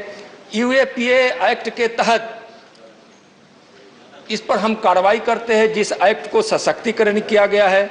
और जहां तक अर्बन नक्सल की बात गतिविधियों की करते हैं, जिसको हम तो अर्बन नक्सल का शब्द नहीं, हम तो जब हम वामपंथी उग्रवाद की बात करते हैं तो शहर हो या कहीं हो, हम उस पर उसकी गतिविधियों पर नजर रखते हैं, उस पर हम कड़ी कार्रवाई करते हैं। और एलडब्ल्यू प्रभावित क्षेत्र में जो केंद्रीय सशस्त्र पुलिस बल की तैनाती की जाती है उसका चार्ज समान रूप से तैनाती चार्ज की गुना में केवल 10% ही है, इसलिए वह कोई बड़ा आंकड़ा नहीं है। जिसमें बाहरी आक्रमण, देश की सुरक्षा जैसे बड़े कर्तव्य भी शामिल है, उसमें उसको हम बड़ा प्रभावी ढंग से लागू करते हैं। केंद्र सरकार राज्यों की कई योजनाओं के माध्यम से समर्थन प्राप्त करता है, जिससे राज्यों की सुरक्षा संबंधी व्यय तथा सुरक्षा तंत्र को हम मजबूत करने के लिए फंड्स प्रदान करती है। 4824 करोड़ रुपए के अधिक फंड केंद्र सरकार द्वारा पिछले 5 वर्षों में पांच वर्षों में प्रभावित राज्यों को SCA, SRE तथा SIS योजना के तहत दिए गए हैं। हम इसकी बात इसलिए करते हैं कि जब चाहे वह आर्म्स की बात हो, चाहे उस पर नियंत्रण की बात हो, चाहे उस पर कार्रवाई की बात हो, उसको हम प्रभावी ढंग से हम राज्यों के साथ मैं दूसरा सवाल कर रहा हूँ, विभिन्न योजनाओं माननीय मंत्री जी के साथ हम उसको धन्यवाद। प्लीज पुनः मैं आग्रह करना चाहूंगा माननीय सदस्य और मंत्रियों से कि आप अगर ब्रीफली उत्तर नहीं देंगे तो सवाल आगे नहीं बढ़ सकते। Please. Question number 82 Shrimati Rupa Ganguly absent. माननीय मंत्री जी लोकसभा। अच्छा प्लीज माननीय मंत्री जी first supplementary Rupa ji. Honorable Chairman, answer given by the Honorable Minister is pretty clear and elaborate. बीच में एक चीज मैं बोलना चाहूंगी, एक क्वेश्चन सिस्टम का थोड़ा सा बदलना पड़ेगा। 15-20 दिन पहले से जवाब क्वेश्चन जमा करने का कोई मतलब नहीं बनता आजकल लगता है। सर एक चीज है, I have a little suggestion as well as a question. सवाल not suggestion please Roopa ji. Yes sir. एक तो क्वेश्चन है, जैसे नॉर्मल चीज होते हैं, स्कूल के बाहर जो बच्चे को भर्ती करने और वापस ले जाने के लिए जो पेरेंट बैठे रहते घंटों भर, उनके वहां कुछ एक ट्रेनिंग सिस्टम या कुछ वॉलंटरी सिस्टम किया जा सकता है जहां पे गार्जियंस को इन्वॉल्व किया जाए। जैसे एप्टीट्यूड टेस्ट है, स्किल टेस्ट है, मेमोरी टेस्ट है, कुछ लोग नाउन ज्यादा याद नहीं रख सकते, कुछ लोग नंबर्स बहुत ज्यादा याद रखते हैं, तो ऐसे कुछ चीजें जैसे अलर्टनेस टेस्ट, ये सारे टेस्ट अगर हम डालें और पेरेंट टीचर कम्युनिकेशन अच्छा रहे। सवाल ब्रीफली पूछे। Whether the government is considering to utilize the guardians आपका क्वेश्चन क्या है? as a participant, in educational institutions. Whether you have any question or not, Rupa ji. Yeah, I've said the question. Please put your question. Otherwise, I'll move to other MPs. I've given the question, sir. Please. Whether government is considering to utilize the guardians' productivity and utilizing in educational institutions. Thank you. महोदय, माननीय सदस्य ने जब हमारे राष्ट्रीय शिक्षा नीति implementation का समय में उन्होंने एक अच्छा सोच बताया, तो हमारे जो देश के स्वाधीन होने के बाद 73 इयर्स लग गया कॉलोनियल जो एजुकेशन सिस्टम उसको चेंज करने के लिए। माननीय प्रधानमंत्री नरेंद्र मोदी के नेतृत्व में हम नया शिक्षा नीति नेशनल एजुकेशन पॉलिसी 2020 लॉन्च किया और इसके तहत इसमें जो पैरा 2.7, पैरा 2.9, पैरा 3.6, पैरा 3.7 इसमें जो एसेंस है, हमारे प्रधानमंत्री जी ने पहले से ही जो देश को आगे बढ़ने के लिए सबका साथ, सबका विकास और सबका विश्वास, ये जो स्लोगन दिए थे, उसके बाद ये आज़ादी का अमृत महोत्सव पर सबका प्रयास ये भी जोड़ दिया। तो इसमें हम लोग जो गार्जियंस जो बैठे हैं, इसके हम लोग एक विद्यांजलि एक पोर्टल बनाया है। ये विद्यांजलि पोर्टल में जो स्कूल्स वो भी रजिस्टर करेंगे और जो सारे गार्जियन सलामनी वो भी रजिस्टर करते हैं। हम सदन को बता के मैंने भी खुश होंगे। अभी स्कूल्स 1,23,868 स्कूल ने रजिस्टर किया।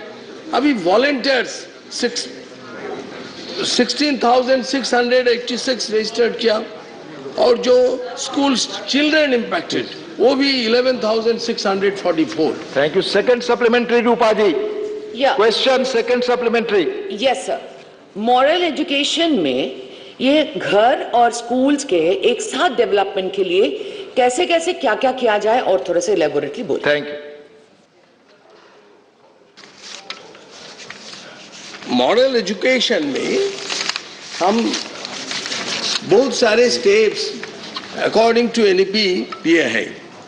इसमें जो है हमारे करिकुलम में critical thinking, ethical reasoning, traditional Indian values, constitutional values means इसमें सेवा है, अहिंसा है, स्वच्छता, सत्य, निष्काम कर्म, शांति, सैक्रिफाइस, टॉलरेंस, ऐसे बहुत कुछ है। Pluralism, righteous conduct, gender sensitivity, respect for elders, respect for all people, ये सारे करिकुलम में है।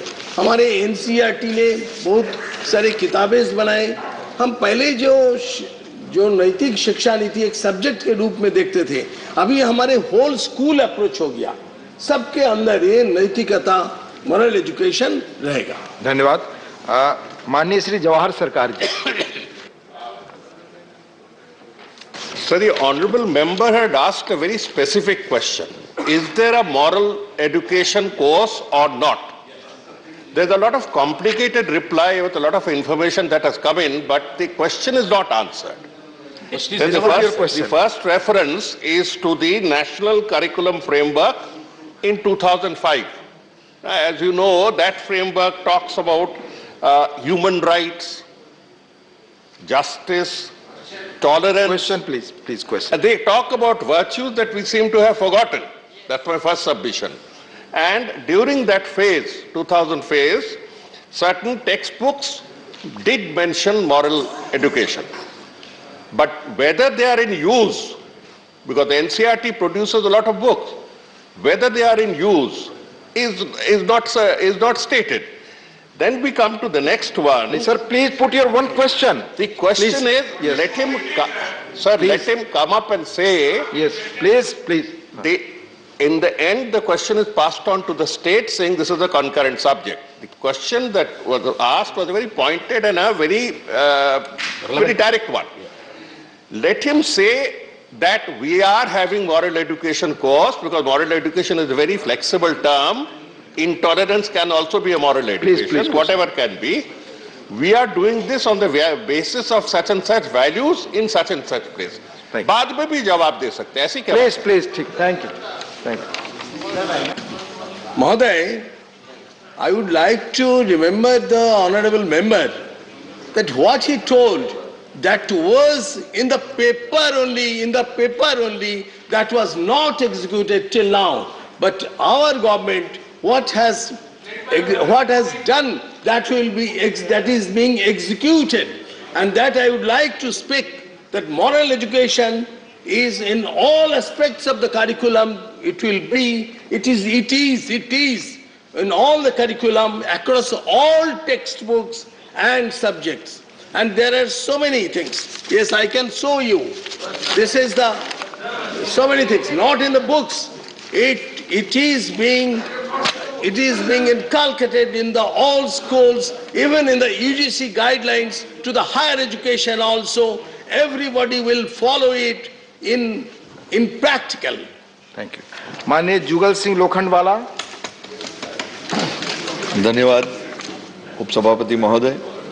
मेरा आपके माध्यम से माननीय मंत्री जी से प्रश्न है कि आईटी का जो अभी टेक्नोलॉजी का जमाना है, तो प्राथमिक विद्यालय के बच्चों के लिए आईटी का इंफॉर्मेशन टेक्नोलॉजी का कोई सब्जेक्ट या तो उनको पढ़ाने के लिए कोई प्रावधान है?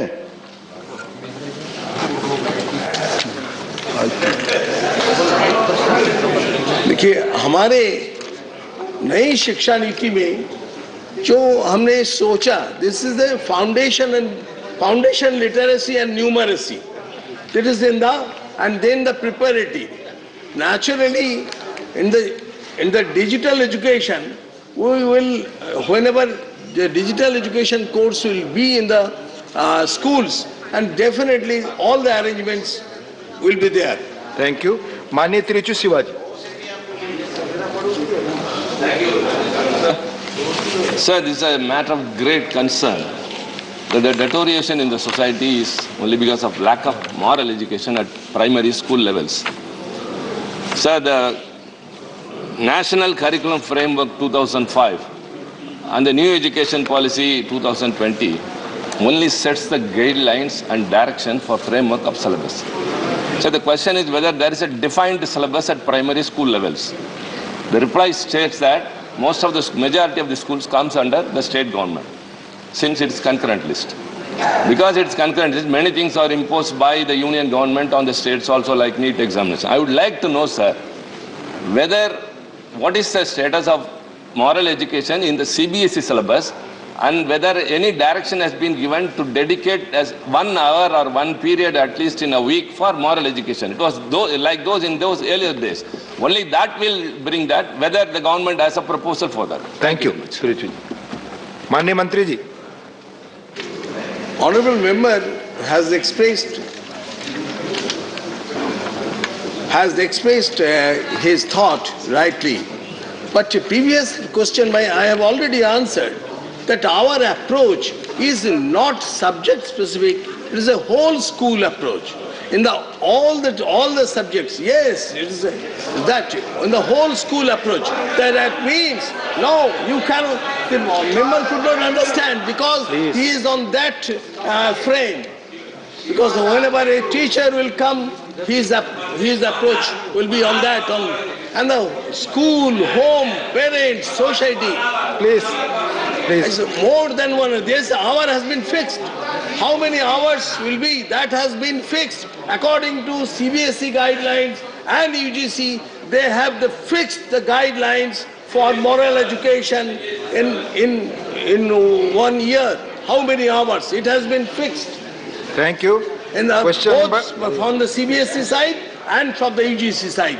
Yes, it has been fixed. Thank you. Question number 83, माननीय Shri MB Shreyansh Kumar. Yes, please. Honorable Minister, माननीय मंत्री जी. Well, Chairman, the statement is laid on the table of the House. First supplementary, माननीय. So there are so many NGOs and voluntary organizations working in the drug addiction field and government-sponsored program on various institutions. But still drug abuse is spreading in a big way, sir. So many cases have been filed by narcotic department. Will the government try and find more effective ways to deal with the problem? माननीय मंत्री जी, please.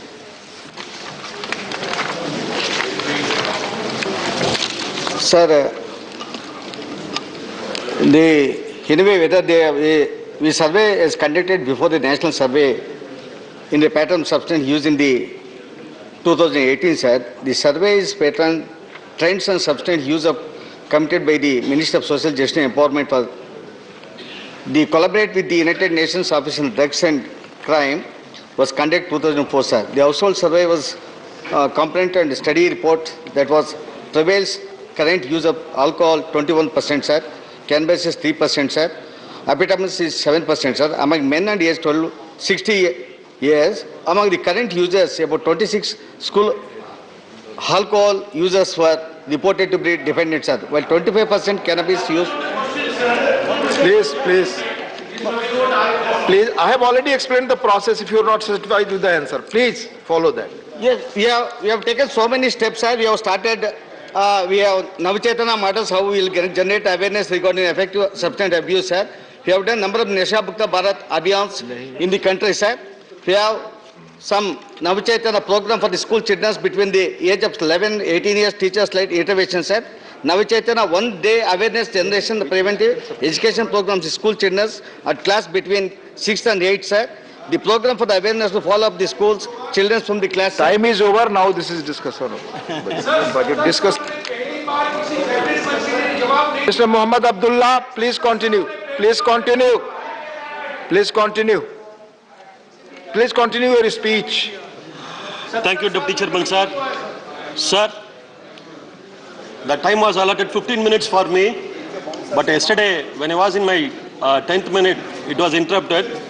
So today I need 2-3 minutes more, sir. Today 2-3 more minutes, please. Sir, the budget imposes 30% tax on the transaction of cryptocurrency, sir. To note here, the cryptocurrencies are not yet legalized in this country, but the taxation states that it is legal only by paying tax. It is still illegal, but it tells if you pay the tax, it will become legal. Though it is become legal, there is no regulatory body for cryptocurrency. Still, there is no any regulatory body cryptocurrency. Yesterday also I asked another one thing. You can sell the drugs which is illegal. Sir, please order in the house, sir. Sir, house order. Please, आपस महेश पोदार जी, please आपस में बात न करें. Yesterday also I asked, sir. Please. We can sell the drugs which is illegal. If you pay a tax, it will become legal. But there is no any regulatory body. Do you find any difference between these two, sir? Selling the drugs and the cryptocurrency, tax on cryptocurrency. Is there any system that exists in the world like this, sir? There is a practice of taxing legalized system across the world. I mean, whether any tax is implemented, it comes along with an act. It comes along with an act. Any tax implemented, it comes along with an act. Even some acts may be implemented without the tax component. For instance, I like to remind from the past the Salt Tax an act with the tax component and the Self-Respect Marriage of Tamil Nadu an act without the tax component. But for the first time ever in the history of the world, sir, the first time ever in the history of the world, our union government is there to enforce the tax without any act. There is no act for any such act for the cryptocurrency, but tax is there. Yeah. Also one thing, sir. I am amazed to see the financial advisors of this union government, who are the world foremost sages. This is because they advised that sanitary napkin should be taxed at 12%, but for diamond it has been reduced to 5%. My friend Priyanka Chaudhary is there, Mausam Noor madam is there, Madam Rajini is there.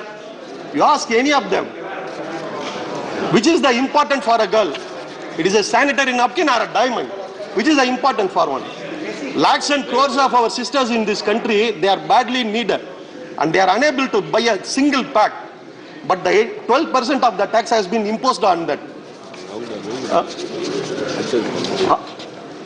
Honorable sir, the stepmotherly treatment of Tamil Nadu and the Tamilians by the union government stands exposed again in this budget. One of the long-standing demands from the Delta district of Pudukkottai is the opening of a new railway line to Thanjavur from Pudukkottai. The survey which has been completed and submitted by the British just before independence. This government has failed to take concrete steps to take the Delta district of Tamil Nadu into confidence, and this is evident not only in the railways department, but also by the ghost of the hydrocarbon projects, which is still hunt the farmers. Hundreds and thousands of people from Tamil Nadu cutting across caste and religion have contributed not just to the nation, but to the entire world. The union government is acting with a vendetta against us. Sir, due to the paucity of time, I am now in the last part of my speech. To sum up, presenting a budget, especially in the midst of an economic crisis, it is an opportunity to communicate a government vision for the country. This budget fails to do and is completely disconnected from the ground reality. Instead of tackling the problems at hand, the union government is diverting attention away by failing to plan India at 100. The budget did not have any mention of the increasing problem of inequality that the country is facing now.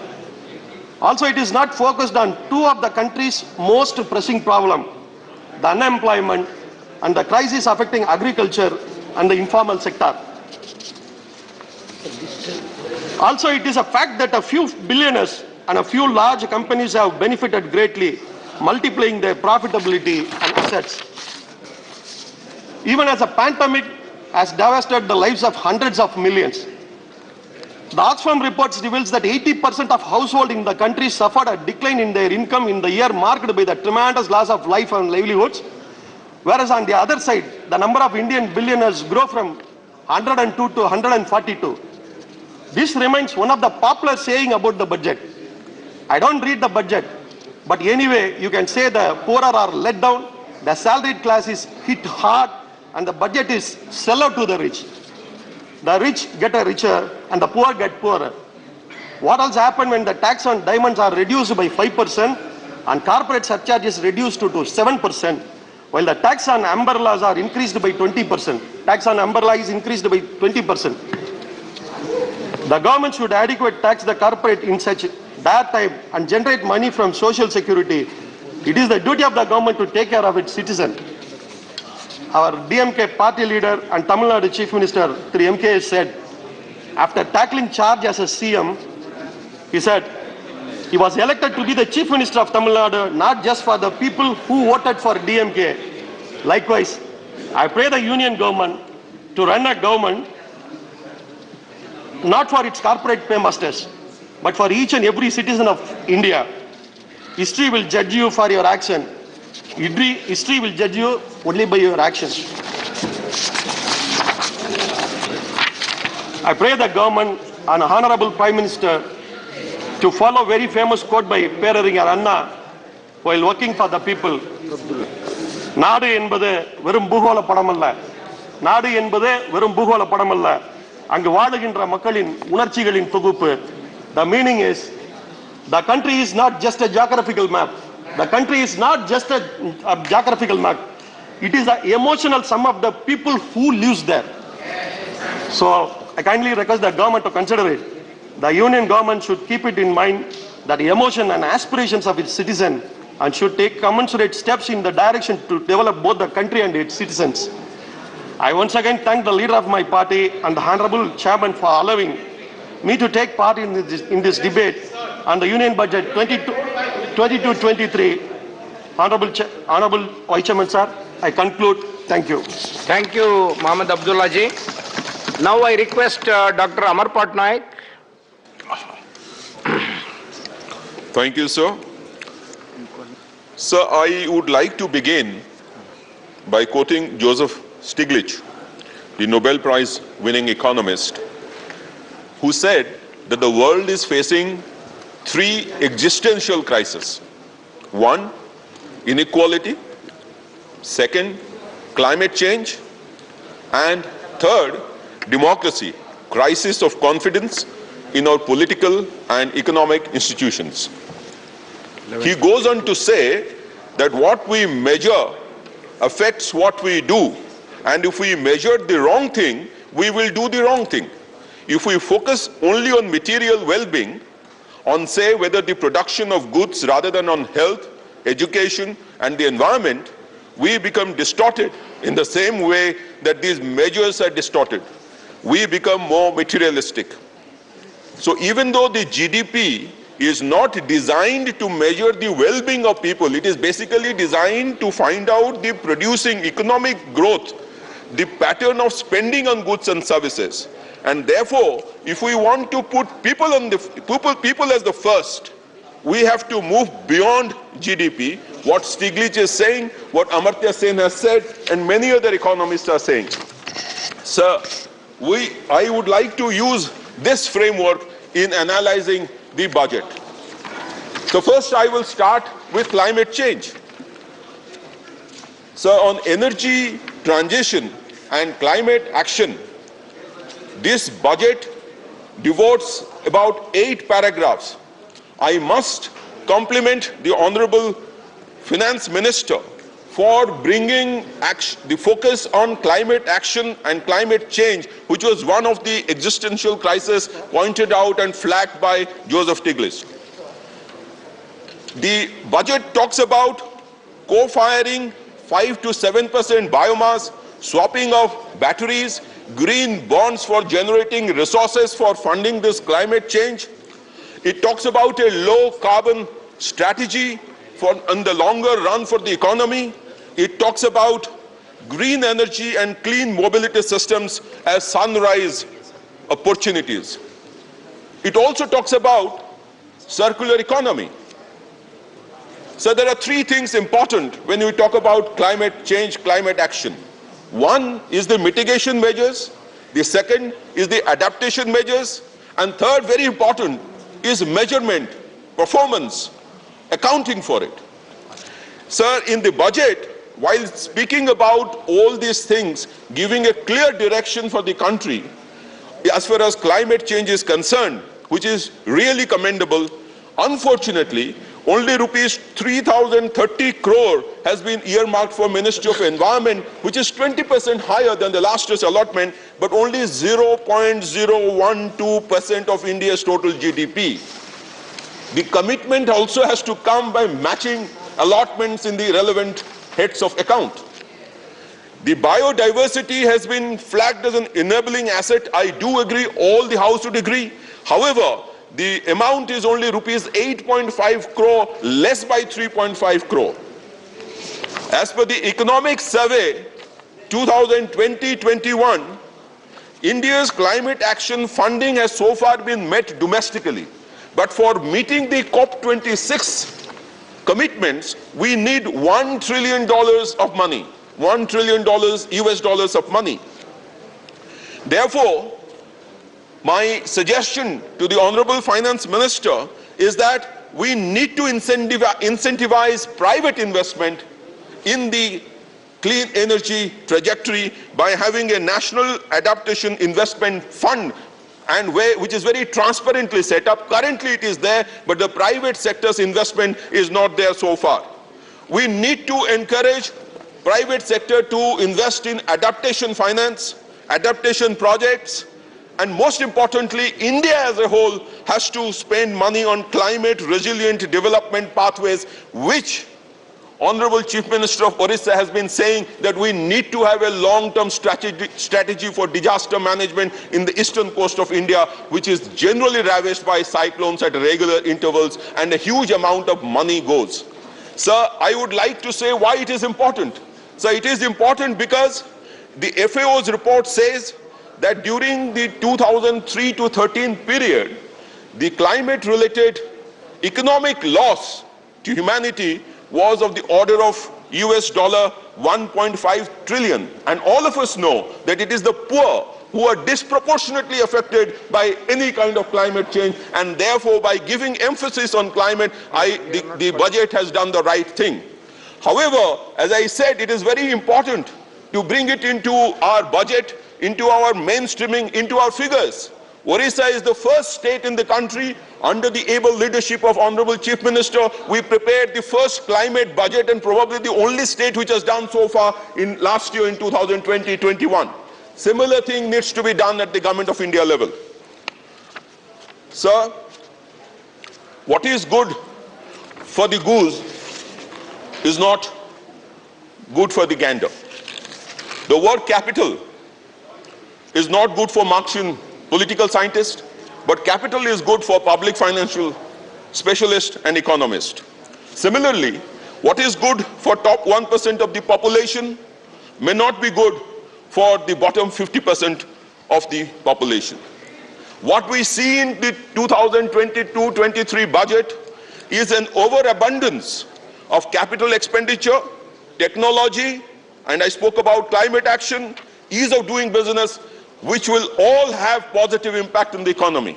However, there is an undernourishment of health, education, rural economy, farmers' welfare, women and child, and of the states themselves. Sir, the budget has betted heavily on capital expenditure last year, last to last year, and even the current year. It is a supply side solution.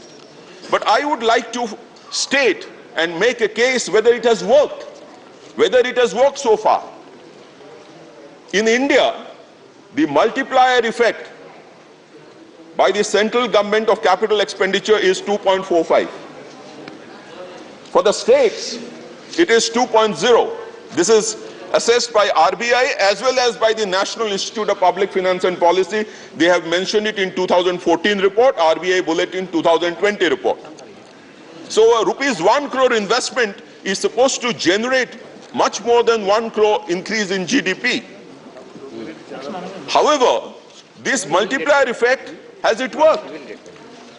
Now it should convert itself in terms of generating fixed capital investment. So what we see, the gross fixed capital formation has decreased from 34.3% in 2011-12 to 26.6% in 2021.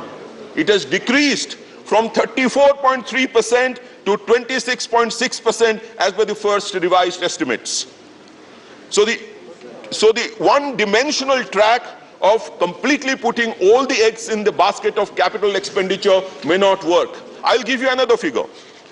The private final consumption, which accounts for 55 to 56% of the GDP, is growing only at 5%.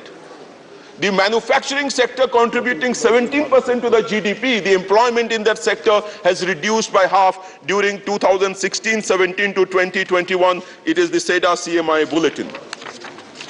So there are two concerns about capital expenditure, two primary concerns. One is what is called as the hurdle rate, the cost of finance. Unless the internal rate of return is more than the cost of finance, nobody would come to invest. And that is what has happened. The IRR on a global range is between 8 to 12%. In India, it is only 6 to 8%. Therefore, PPP mode projects will have problems unless the cost of borrowing goes down. Something has to be done about cost of capital in this country. Not now, it has not happened before. I think a signal has to come from government at some time. So now I want to talk about the time lag, the time delays.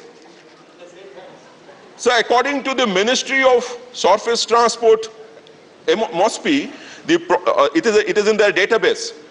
December 2021, as of December 2021, out of 1,673 total projects, 25%, approximately 445, have incurred a cost overrun. 557, that is 30%, are delayed with an average time run of 45.69 months.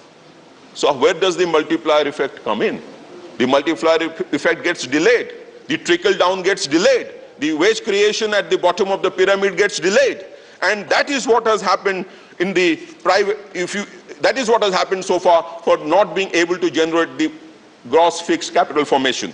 And this has resulted in what we have discussed so far. Many members have discussed, and therefore I am not going to discuss about unemployment.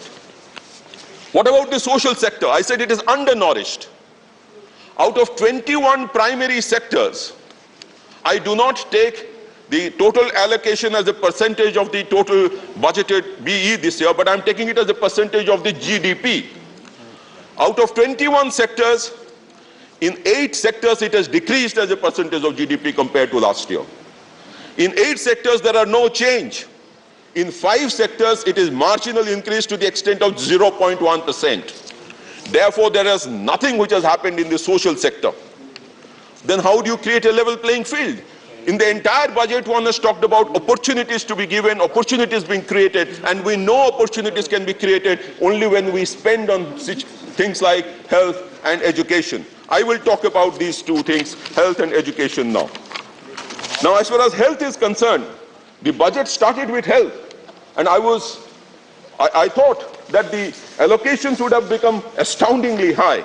Currently, if we look at the allocations in health, it is 0.33% of the GDP. which is less than the last year and less than or even almost equal to the last year before last. We currently have 1 bed per 1,000 people against global average of 2.9. We are lower than even the BRIC countries. We have 1 doctor per 1,500 when the requirement is per 1,000. We have 1 nurse for 670 when the requirement is 1 nurse per 300 as per the 15th Finance Commission report. So the investment in health is definitely required. I look forward to it, and I think there is still some way in which we have to get investment into the health sector in this country, particularly the primary healthcare sector. The Standing Committee had also suggested investment in primary healthcare to be requiring a push, a definitive push. Now I talk about agriculture. Now, if I talk about agriculture, I would like to say that unless the Swaminathan Committee report is implemented as has been demanded by Honorable Chief Minister of Orissa several times, the farmers' income probably cannot get doubled. In fact, the budget doesn't talk about doubling of farmers' income as of 2022 at all. The procurement has decreased from 126 to 120.8 metric ton. Number of farmers who have been benefited has decreased from 19.7 million to 16.3 million. The reduction in the price support schemes, which does the procurement, is to the extent of about 62%. At a time when we are talking about empowering the farmers, increasing their income, the procurement allocation has come down, and it is a matter of concern. What is also a matter of concern is the fact that agricultural investment fund, in which 1 lakh crore was supposed to be spent in 6 years, after 2 years, the spending is 6,627 crore only, that is approved. Spending is a mere 2.6%, 2,654 crore. So at the rural economy level, at the agriculture level, there is tremendous amount of distress. Please so conclude, Dr. Ji. Finally, I will end by talking about... Your last minute. 1 minute, yeah. Finally, I'll talk about federal equity. Now, if we talk about federal equity, the amount of resource allocation to the states, as Honorable Prime Minister said yesterday, it is in the states' development that the development of the country can take place. But what has happened that the percentage of devolution to the state as a percentage of total gross tax revenue has declined from 30.02% to 29.61%. And the quantum of cess, however, which is completely appropriated by the center, has increased from 3.7 lakh crores to 4.45 lakh crores. I can tell you, since I do not have the time, that if you do a calculation of the cess and surcharge which was levied on education and health, one in 2004-05, the other in 2018, and take that allocation out of the current allocation, then you find an abysmal figure as the percentage of investment on education and health, which is a matter of worry. Please conclude, sir. My point of saying all this is that, Madam Finance Minister, that definitely there is growth in the economy, definitely there is a direction on climate change, there is a definite direction on using technology for giving benefits, which is very positive. But the problem is, all is still not well. It is not business as usual. The rural economy may not be under distress, but it is under stress. And therefore, the emphasis on rural economy in terms of NREGS, in terms of investment in agricultural investment fund, in terms of providing housing, has to continue. As far as housing is concerned, I must bring to the notice of this House that the Prime Minister, Honorable Prime Minister, said housing for all by 2022. Then why not to 8.5 lakh Udiyas? Let them be Lakhpatis. Let them be Lakhpatis. The figure, the prayer of the government of Orissa is pending for so long. So I would end once again by thanking the Prime Minister for the budget proposals, for giving a direction, and would request her to consider the suggestions given by me. Thank you so much. The next speaker, Shri K.R. Suresh Reddy. Thank you, Chair. So I rise to congratulate the Finance Minister on a 4th consecutive speech. A budget 4 in a row is a new mantra, as they say in cricket. 4 in a row is a new mantra. Hat-trick is over now. Anyone who bowls and takes 4 in a row is a sure match winner. I hope this would happen even here. But when I heard the Honorable Finance Minister's speech for 90 minutes, the only thing confident I could see was her delivering the speech. Today, with great and a heavy heart, I must tell the Finance Minister that her 90-minute speech has left 90 crore Indians out of a budget. I say this for the following reasons, sir. Because this proclaimed progressive budget has alienated a majority of the poor people.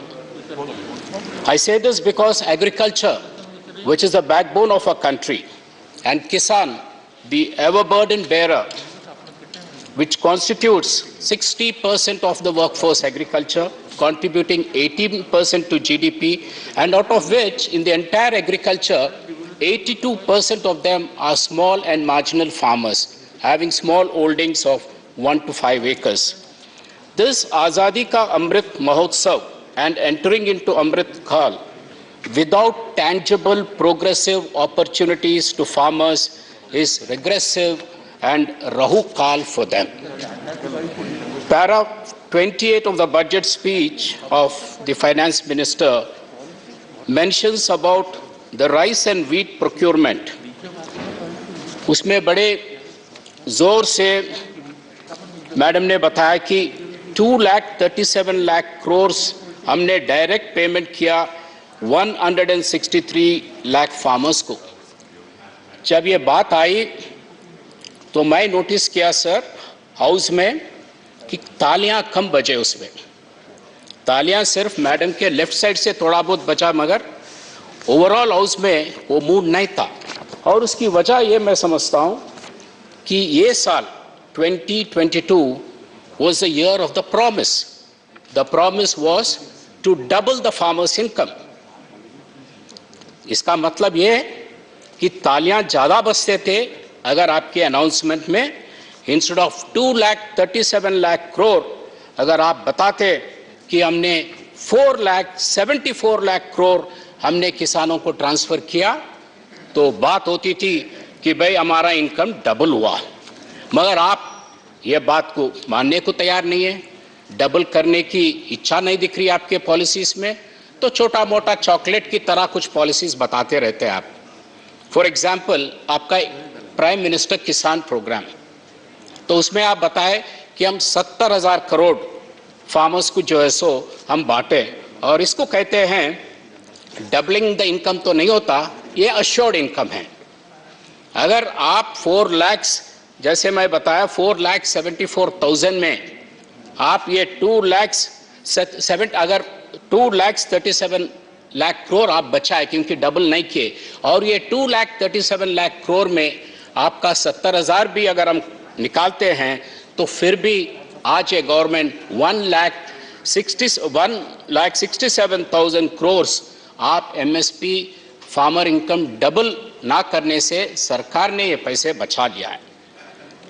Sir, अगर आप कहते हैं कि भाई MSP हम तो कुछ बढ़ाते गए, तो आप देखिए एग्रीकल्चर का जो इनपुट होता है किसान का, वो भी वही अंदाज से और ज्यादा अंदाज से बढ़ गया है। आप इसके साथ साथ प्रोक्योरमेंट में 10,000 करोड़ इस साल आप कम कर चुके हैं। आपका रीसेंट प्रोक्योरमेंट पॉलिसी जो हमको तेलंगाना एक उदाहरण है कि पैडी प्रोक्योरमेंट में किसान को, तेलंगाना सरकार को कितने कठिनाइयां आपने करवाया कि भाई we had to come with a begging bowl, chief minister had to come, request the government, pleading the government. Half the cabinet was here, entire MPs were camping here, most of the MLAs were here, just requesting the government कि भाई आप हमारा produce लेंगे नहीं लेंगे, रबी में आप लेंगे नहीं लेंगे। तो आपका पॉलिसी इतना वेग है कि हमने पूछा कि रबी का प्रोक्योरमेंट आप लेंगे, तो आपने बताया कि आज नहीं, हम मार्च में करेंगे अनाउंसमेंट। जब किसान का काम शुरू होता है दिसंबर में, आप मार्च में बताने की बात, ये आपका किस तरीके से आपका पॉलिसी है, किस तरीके से किसान खेती को आप देखते हैं। एक छोटा सा मिसाल है, ये कोई स्विगी सर्विस नहीं है कि जब भूख लगा जब खाना मंगाया आप, क्योंकि किसान को तो टाइम लगता है। ये दिसंबर से लेके मार्च अप्रैल तक ये काम चलते रहती है, और उसका जो है सो आई फील वेरी अनफॉर्चुनेट कि भाई इसमें किसान को ये तकलीफ उठाना पड़ा। सब एक असेसमेंट हुआ था, situations assessment survey of farmers, उन्होंने बताया कि आज के हालात में जो खेतीबाड़ी करता है उसका 40% आमदनी और कम होते जा रही है। और देखिए लाठी पे लाठी किसान पे, इसके साथ साथ और क्या हो रहा है, आपका फर्टिलाइजर सब्सिडी आप कम कर दिए, आप करीबन 35 to 40,000 करोड़ आप इस बजट में कम कर चुके हैं। इसमें किसान की तकलीफ और बढ़ेगी। फूड सब्सिडी आपने 80,000 करोड़ कम करे। सेंट्रल मार्केट इंटरवेंशन स्कीम जो करीबन 3,596 करोड़ का था, उसको आप कम करके 1,500 करोड़ पे लाए। क्रॉप इंश्योरेंस आपने करीबन 16,000 करोड़ से 15,000 करोड़ पे लाए। प्राइस स्टेबलाइजेशन फंड 2,700 करोड़ से 1,500 करोड़ तक लाए। और इवन रिसर्च, एग्रीकल्चर रिसर्च पे सिर्फ 500 करोड़ लगाए, ताकि multinational companies like Bayer they tend to spend more. Sir Reddy ji, your last minute. I'm already the last. No, no, yes, yes. Your party has given you 8 minutes. और 5 minute है sir. 8 minutes. You have completed. No, 12 minutes I was told, sir. No, no, 8 minutes is given and 7 minutes is over. Sir. Second speaker is not speaking, he is speaking. Then it is okay. So what is my entire time now, sir? Now another 8 minutes you have. Another 8 minutes. Thank you, sir. Sir, इसके साथ साथ मनरेगा का demand बढ़ रहा है, but आपका budget allocations कम हो रहे हैं साहब। आप डिमांड ड्रिवन बोल रहे हैं। जब डिमांड ड्रिवन है तो जो ग्रामीण लेबर है उनको विश्वास, कॉन्फिडेंस क्यों नहीं बिल्ड करते? जब 1,11,000 करोड़ खर्च हुआ था 2 years बैक, तो आप बताइए इस साल भी हम आपके साथ ठहरेंगे। कम करते जा रहे हैं कि उस पर ज्यादा भरोसा मत करो। हो सकता है आपके कुछ कारण हो सकते हैं आपका, मगर मैं ये कहना चाह रहा हूं कि the sheer unemployment pressure in the rural India will force and compel the government to increase the allocation. अगर आपका दिल नहीं मानता बढ़ाने के लिए, मगर वहां की जरूरतें आपको मजबूर करेगा कि आप बढ़ाना पड़ेगा, क्योंकि इसके अलावा आपके पास कुछ और है ही नहीं इस पे। Sir, there was some apprehensions in the government कि भाई ये misuse हो रहा है and it needs to be revamped, या एसेट क्रिएशन ठीक नहीं हो रहा। पहले से करीबन 5-6 साल से केसीआर साहब हमारे मुख्यमंत्री जी लगातार कहते आ रहे कि भाई इसको आप एग्रीकल्चर से जुड़ाइए। Linking up with agriculture will create some relief for the farmer. It will also ensure कि आपका मिसयूज की जो आरोप है या एसेट क्रिएशन का जो डाउट है, ये सब अगर किसान के साथ आप मिलाएंगे तो ये सब ठीक होगा, क्योंकि किसान एक ईमानदार है। प्राण जाएगा पर वचन न जाएगा, तो ईमानदार रहेगा, आपका हर एक पैसे का हिसाब किताब आपको वो बताएगा। So link it up with agriculture is the request sir. Agriculture की प्रॉफिटेबिलिटी, अगर आपका इनकम डबल करना चाहते हैं तो इसकी ग्रोथ रेट 3.5% नहीं बल्कि 14% एग्रीकल्चर का रहना चाहिए। 14% हो रहा है। Telangana is an live example. Telangana agriculture is growing at 14%. Here overall is going at 3.5%. And unless you bring it to a reasonable height, the doubling of incomes will only be a mirage, will only be a dream, sir. इसीलिए आज तेलंगाना में जो पहले तेलंगाना बनने से पहले आम labour किसान जो दुबई मस्कट नौकरी के लिए जाते थे, वो सब वापस आ रहे। आज आराम से सुकून से उनकी खेती बाड़ी की काम हो रही है और गाँव में बिल्कुल nice livelihood is given to them and a brotherhood is spreading, sir. So para 30 to 35 of the budget speech, the finance minister talks about a lot of private participation in agriculture, private agri-tech players, PPP mode, financial startups, money creation of unicorns. Going by our past experience, ये बातें देखे तो सुने तो हमको ये डर महसूस हो रहा है ऑनरेबल चेयर कि कहीं से ये 3 एग्रीकल्चर लॉस जो है कहीं बैकडोर एंट्री तो नहीं हो रहा है. तो इसीलिए this is an apprehension we need to clear, क्योंकि the slow recovery in consumption is the reduced profitability of agriculture, which squeeze the reduced incomes and demand. The evidence is very clear. आज agriculture का produce का जो percentage rise है वो सिर्फ 5.2 है और other non-agricultures का 11.4% है. और ये मनरेगा का डिमांड बढ़ने का वजह ये है क्योंकि एग्रीकल्चर में मुनाफा नहीं है, एग्रीकल्चर लैंड ओनर भी लैंड लेबरर बन रहा है. This is a small example. और मैं इस माध्यम से फाइनेंस मिनिस्टर से रिक्वेस्ट करूंगा कि आप इस देश को, you have to assure the country, you have to assure the farmers that MSP will remain. और इस आप आजादी का अमृत महोत्सव पर आप ये भी बताइए, आप कहीं आपके प्लान्स बताए उसमें एक जो है सो एमएसपी रहेगा और MSCP will continue to stay. Sir, after agriculture the next biggest employment creator is MSME. और एमएसएमई के बारे में काफ़ी बातचीत हो रही है. सिर्फ 1-2 बात मैं यहाँ दौड़ाना चाहता हूँ कि भाई ये करीबन 6.3 करोड़ एमएसएमईस इस देश में हैं और आप 2 इसके ऊपर धक्के पे धक्के गिरे, एक मैन मेड और एक जो है so natural calamity. Man made था आपका डीमोनेटाइजेशन और आपका जीएसटी. आप देखिए एमएसएमई में डीमोनेटाइजेशन और जीएसटी के बाद करीबन 10,000 बिजनेस ओनर्स 2019 में सुसाइड करे और 11,716 suicides were committed in 2020. And the biggest impact of your demonetization as per RBI was on MSME was the demonetization. और आप जो भी remedial steps लिए हैं वो लेट थे और कम थे. अब आप पैंडेमिक के बाद आपने कुछ बताया कि भाई हम इंटरेस्ट लोन विदाउट कोलैटरल देने के वायदा किए, but my request is you have to look at the waiver of interest.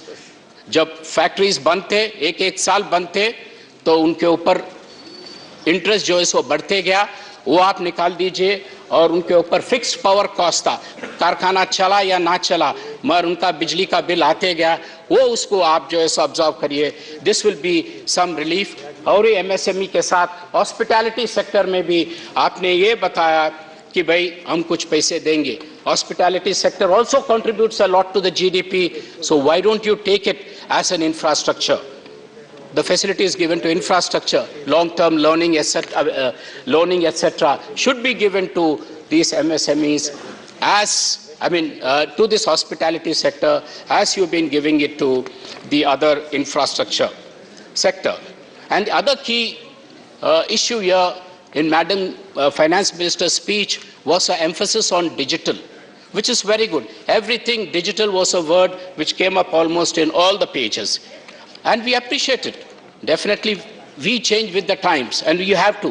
But my agony is, if the same analogy, if the same principle, if the same policy was adopted way back in 2014 or 2015, things would have been much, much better for the country. And a small example for that is the ITIR, the Information Technology Investment Region, which was sanctioned to Hyderabad. You kept it on hold. It was a major, major boost for the country. It was a very creative investment idea where, Chairman Sir, it would have fit into what you call it, your ecosystem, because Hyderabad was also a non-seismic region, less earthquakes. तो उससे अच्छे बड़ा जगह हैदराबाद से जगह बहुत कम है हिंदुस्तान में जहाँ ऐसे इंडस्ट्री सेट कर सकते हैं, मगर आप कुछ नहीं कर सके. ITIR में काफ़ी आपने लापरवाही की, उसकी वजह से करीबन 53 plus 15, almost 70 to 75 lakh jobs have been lost in the last 5-7 years. So this is something, and of course, not to mention about the revenue and other issues. So when yesterday the Prime Minister, when he mentioned about the bifurcation of AP and Telangana, probably this was something playing in his mind. This is what seems to be coming out, because what was mentioned by the Honorable Prime Minister yesterday, sir, it is something very, very disturbing for the people, because it is through a lot of struggle.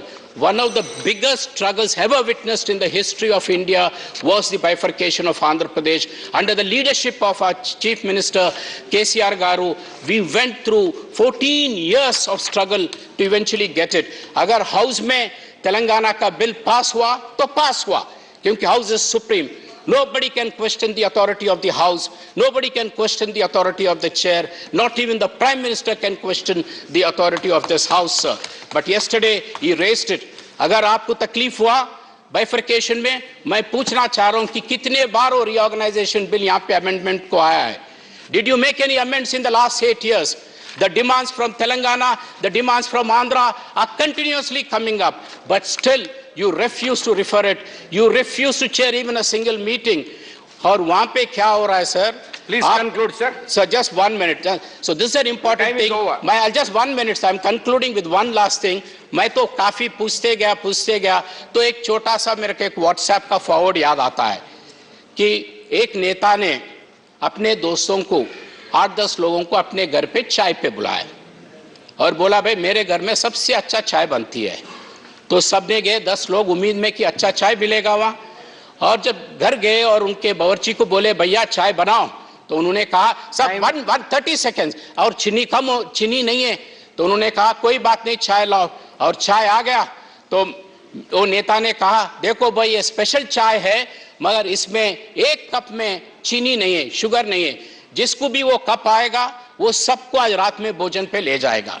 तो 8-10 लोग जितने भी बैठे वो सब ने कहा कि बहुत अच्छा है, बहुत अच्छा है, किसी ने भी कम नहीं किया। तो मैं भी यही कहूंगा कि very sweet budget, but do justice to our region. Thank you so much. Thank you. The next speaker Shri Vijay Sai Reddy. Thank you, Vice Chairman, sir. We should appreciate the Honorable Finance Minister for presenting this budget in most difficult and trying times.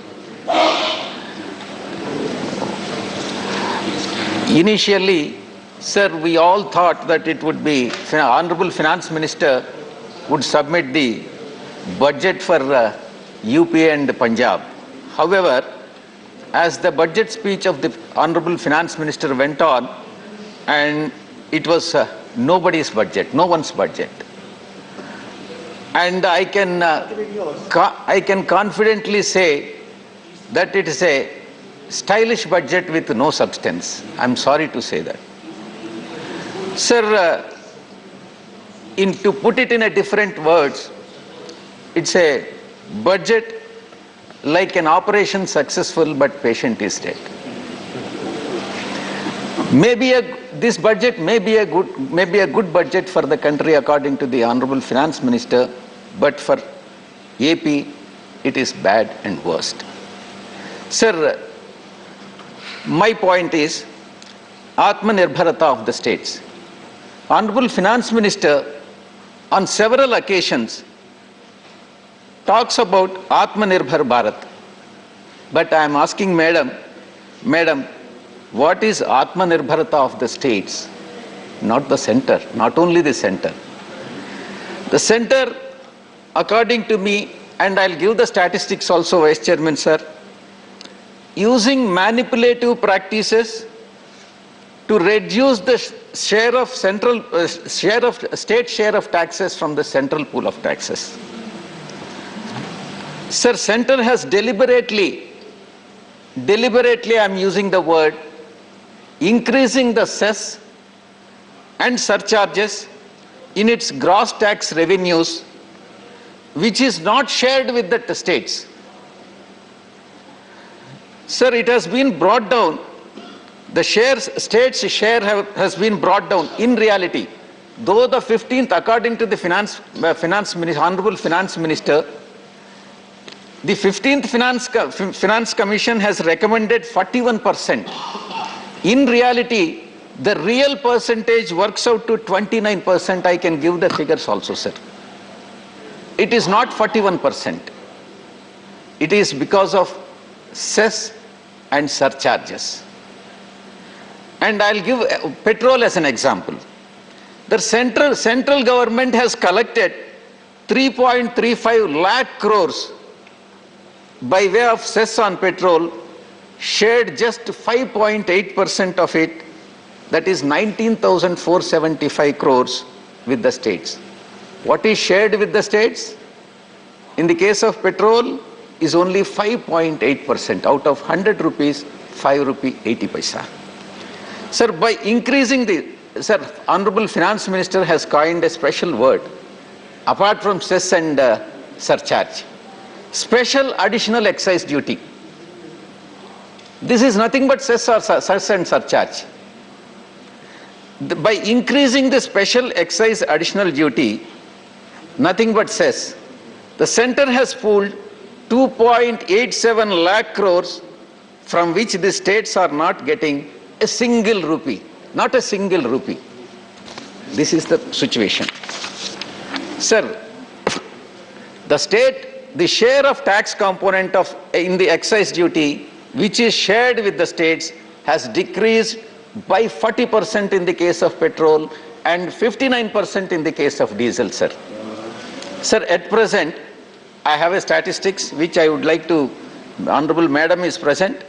Sir, in the case of petrol, let us presume that the cost of the petrol is 100 rupees for the sake of brevity. Basic price is 45 rupees. Basic excise duty is 1 rupee 40 paise. And special additional excise duty is 11 rupees. Out of 11 rupees, nothing goes to the state. Nothing. Not a single rupee. Road and infrastructure cess, 18 rupees. Nothing goes to the states. Agricultural infrastructure and development cess, 2 rupees 50 paisa. Nothing goes to the states. Dealers commission, of course it goes to the dealers. Taxes, whereas the states are empowered to levy VAT in the case of petrol and liquor. What is that? The maximum percentage any states can charge is only 10 to 15%. It varies from 10 to 15%. What is center getting? Central government is getting 85% and states are getting 15%. This is the justice what central government is rendering in the case of taxes, share of taxes. Sir, AP share in the divisible pool, I would like to share with the Honorable Madam. AP state, when compared to the divisible profits, AP share of taxes. In 13th Finance Commission, between 2010 and 2015, AP share is 6.9%. 14th Finance Commission, 2015 to 20, from 6.9% it has come down to 4.3%. It has come down by 2.6%. In 15th Finance Commission, it is 4.07% in 2000, whereas in the previous year, 2020-21, it was 4.111%. So year after year, Andhra Pradesh is getting, the share of taxes is coming down, and it is nothing but a stepmotherly treatment. Honorable Finance Minister is our daughter-in-law of our state. I want everybody to, all the honorable members to know about it. Sir, deciding the state share of taxes, there are certain points, that is population, forest cover, geographical area, there are various parameters. Quite surprisingly, 15% weightage is given for population. Andhra Pradesh is one state which is effectively controlling the population. And those states which are not controlling the population, they are benefited. Those states which are controlling the population, they are punished. This is the formula what the central government is following, or Finance Commission is following. Sir, comparative of AP budget. See, on various sectors, how the center is spending and how Andhra Pradesh is spending. Sir, on agriculture, Andhra Pradesh is spending 5.9% of the total expenditure, whereas center, which is agriculture, is considered to be priority sector. Center is only spending 3.8%. Education, Andhra is spending 11.8% and center is spending 2.6%. Health sector, Andhra is spending 6%, center is spending 2.2%. Rural development, Andhra is spending 7.1%, whereas center is spending 5.2%. Whereas my colleague sitting in front of me, Kanakamedala Ravindra, TDP, they criticize that state is not spending enough. And their leader, day in and day out, criticizes YSRCP government, saying that the government has failed in all respects, in all counts. This is how the politics are being played. Sir, the crucial sectors like agriculture, education, health, rural development, social welfare, Andhra Pradesh is spending more than the central government despite severe financial crisis on account of stepmotherly treatment by the central government. Sir, coming to income tax, I would like to bring to the notice of Honorable Madam. Madam, there is a 10% increase in the overall revenues on account of tax revenues. Madam, the tax exemption limit, when you came to power in 2014, was 2,50,000. And now, from 2014 to 2022, what is the inflation? Cumulative inflation is 48%, sir. Whereas, basic tax exemption limit remains the same. And I request the Honorable Madam to link this minimum tax exemption limit with that of inflation rate. Sir, with inflation reaching all-time high, but tax rates remain the same. This is the pathetic situation.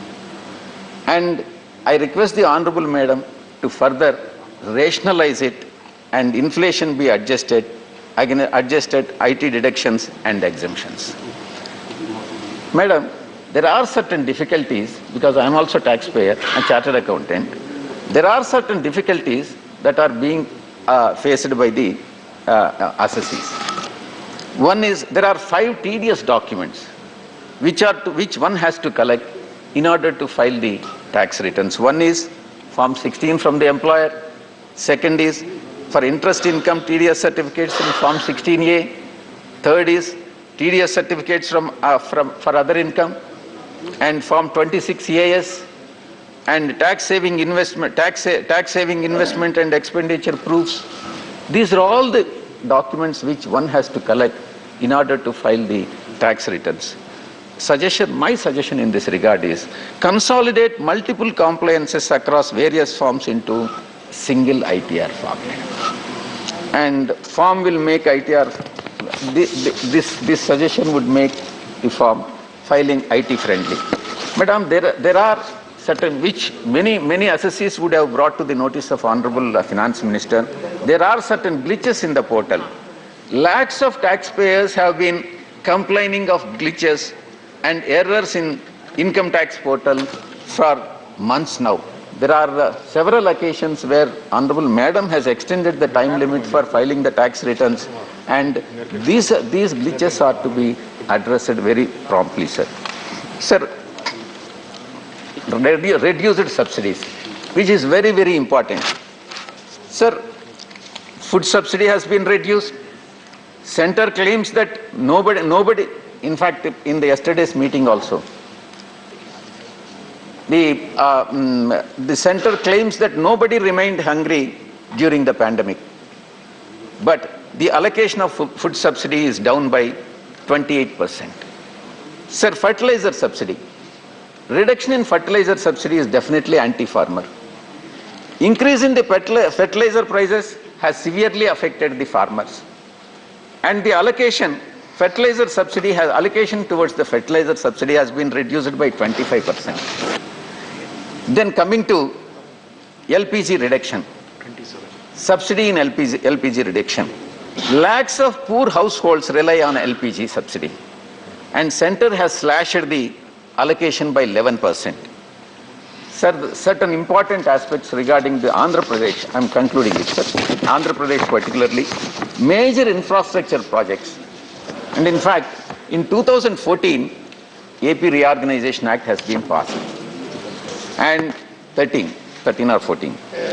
South Coastal Railway Zone, Vizag Chennai Corridor, Polavaram Irrigation Project. In fact, I have submitted to the, I met Honorable Madam and then made a submission also. Kadapa Steel Plant, Dugarajapatnam Port, and Kakinada Petrochemical Complex. These are all the pending issues which are yet to be addressed by the central government even after considerable lapse of time. Sir, national educational institutions which the central government has granted by virtue of AP Reorganization Act, all are operating from the rental premises. Not a single national institute has got its own premises. Whether it is, be it Indian Institute of Petroleum and Energy and Indian Institute of Management, Indian Institute of Technology, Central Tribal University, all are operating from temporary campuses, and I should thank Jairam Ramesh ji for drafting such a loose act, very loosely drafted act of AP Reorganization Act. He very often, now and then, repeatedly claims that he is the author of the AP Reorganization Act, and I am sorry to say that he has drafted it most loosely, sir, and which BJP is taking advantage of it. Sir, in conclusion, the AP leadership, AP BJP leadership, every day now started criticizing our party and government for no reason. What is Centre doing for AP? That AP BJP will not raise that issue. Centre is doing nothing and giving stepmotherly treatment to AP, Andhra Pradesh, whereas Andhra Pradesh BJP day in and day out criticizes the ISRCP government. And in reality, the biggest critic of the central leadership of BJP and the union budget of AP is AP state BJP leadership itself. Sir, finally, in conclusion, I would like to submit to the Honorable Madam that the government claims the mantra, most chanted mantra of BJP government is Sabka Saath, Sabka Vikas, Sabka Vishwas, Sabka Prayas. Every year, one element is added to the slogan. Initially it is Sabka Saath, Sabka Vikas, then Sabka Vishwas, then Sabka Prayas. Every year one is added. Madam, I am asking, this budget, please conclude. I am concluding. This budget does not ensure Saath to the states, no Saath. This budget does not ensure Vikas to the states. This budget not taken the states into Vishwas, no Vishwas on the states. This budget does not ensure supporting the prayas of the states. No Saath, no Vikas, no Vishwas, no prayas. Thank you very much, sir. Thank you for giving the opportunity. Thank you, sir. Thank you, Vijay Reddy ji. Now, the next speaker, Srimati Jarna Das Baidya. Madam, you have 7 minutes. Yes, sir. Thank you, Honorable Vice Chairman, sir. The Finance Minister presented the budget in the backdrop of an economic scenario when majority of the people are facing jobless and huge cuts in real income. GDP in current financial year is estimated to marginally cross the pre-pandemic levels. The private consumption expenditure is still short of the pre-pandemic levels, and industries are facing low capacity utilization and rising inventories primarily because of very low demand in the economy.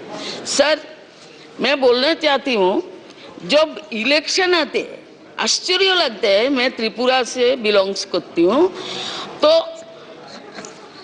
क्या बोला जाते हैं, वो jobless जो youth है उसको एक mobile number दिया गया, बोले मिस कॉल करने से नौकरी मिल जाएगा। लेकिन इलेक्शन के बाद जब मिस कॉल किया तो अब क्या है, इस नंबर से बोलते ये नंबर मौजूद नहीं है, ये नंबर गए। सोशल पेंशन 2000 रुपया करेंगे, कहा नहीं किया। और मनरेगा पर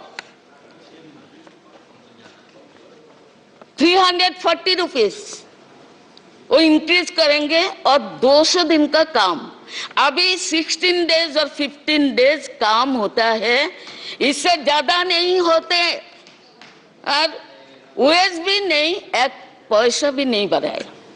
तो ये बोलने से क्या होते है, बजट में आना चाहिए।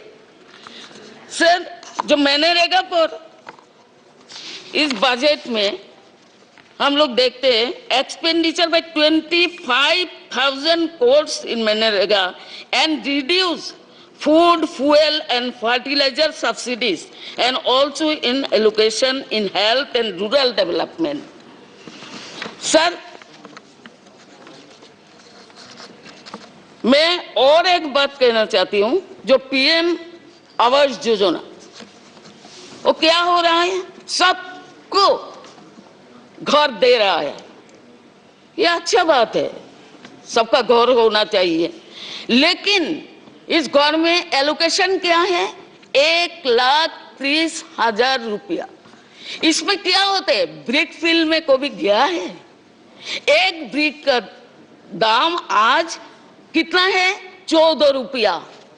इसे घर कैसे होगा, 1,30,000 में कैसे घर करेंगे।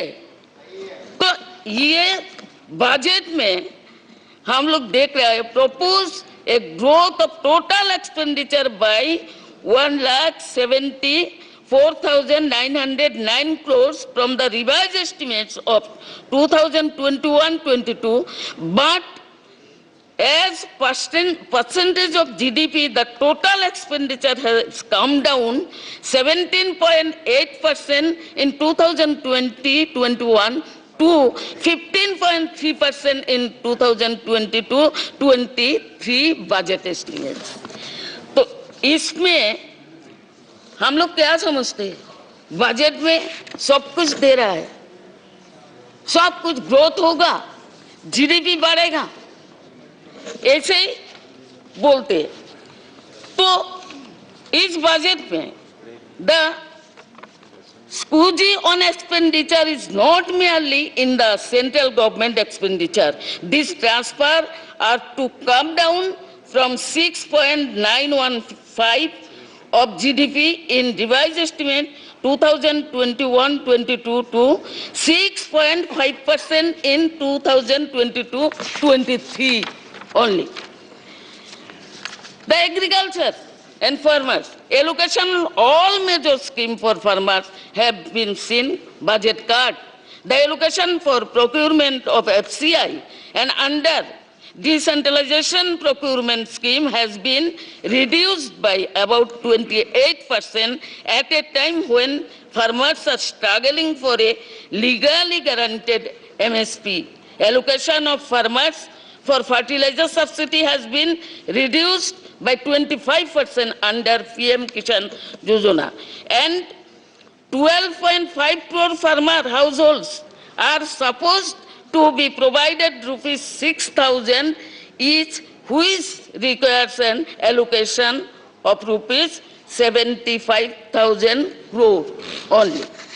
Now, sir, children welfare, वो बेटी बचाओ बेटी पढ़ाओ ये स्लोगन तो है ही, हम लोग भी चाहते हैं बेटी को बचना चाहिए, बेटी मर रहा है इस देश में ज्यादा। तो चिल्ड्रन वेलफेयर के लिए rupees 5,700 crores less than what was budget. Nothing has been done to help children cope the devastating impact of closure of schools and Anganwadis. Anganwadi worker 20 साल 25 साल से 75 में 1975 में शुरू हुआ। मैं भी CDPO थी, इस नौकरी करती थी इस डिपार्टमेंट में। तो अब से लेकर आज तक आंगनवाड़ी वर्कर का क्या हुआ? 20 साल नौकरी करने के बाद, काम करने के बाद कुछ हुआ? कुछ नहीं हुआ। 200, 100 बढ़ाते हैं। सर, STC वेलफेयर, उसमें भी खामियां हैं। अब देखिए, जो मिड डे मील का जो था, raise allocation from ₹10.234 crores despite of 35% of children not receiving midday meal during the last year. Sir, नारी शक्ति के बारे में हमारा फिनेंस मिनिस्टर भी वुमेन है। हम लोग बहुत सारी आशाएं है, बहुत कुछ करेंगे। नारी शक्ति upgrading 2 lakh अंगनवाड़ीज, but allocation is frozen at the revised estimates ₹20,000 crores only. Sir, 1 minute. Jarna ji, conclude please. LPG subsidy also Kavia है 60% पहले है और 60% card has been inflected budget 2022-23. Now new allocation has been budgeted for the unorganized workers who were registered through e-SARM portals. Sir, therefore, the budget 2022-23 has completely failed in identifying the priorities to provide relief for the common people. It is a betrayal. Thank you. Thank you. Now, the next speaker, Dr. M. Tambidurai. Thank you, Mr. Vice Chairman, sir, giving the opportunity to express my views on the budget. At the outset, I want to tell, sir, our ADMK coordinator, O. Pannirselvam, and also Joint Coordinator, Edappadi Palaniswamy, on Wednesday said that union government would generate renewed hope among the people. That is our party stand. There we are supporting this budget. So I rise to register the views of my party, All India Anna DMK party, on the present budget presented by the Honorable Finance Minister. First of all, I appreciate the enormous measures taken by the government of our beloved Prime Minister Narendra Modi ji to protect the economic interest of the country during the fearful pandemic, which has devastated the dreams and aspirations of many of all over the world. In the impact of lockdown and subsequent negative growth in the economy is felt by the countries of the world without exception. Few individuals and enterprises have gained, no doubt, but by and large, almost 90% of all industries and manufacturing units, including agriculture sector, have terribly affected, and we are still not sure when it will get out of this darkness.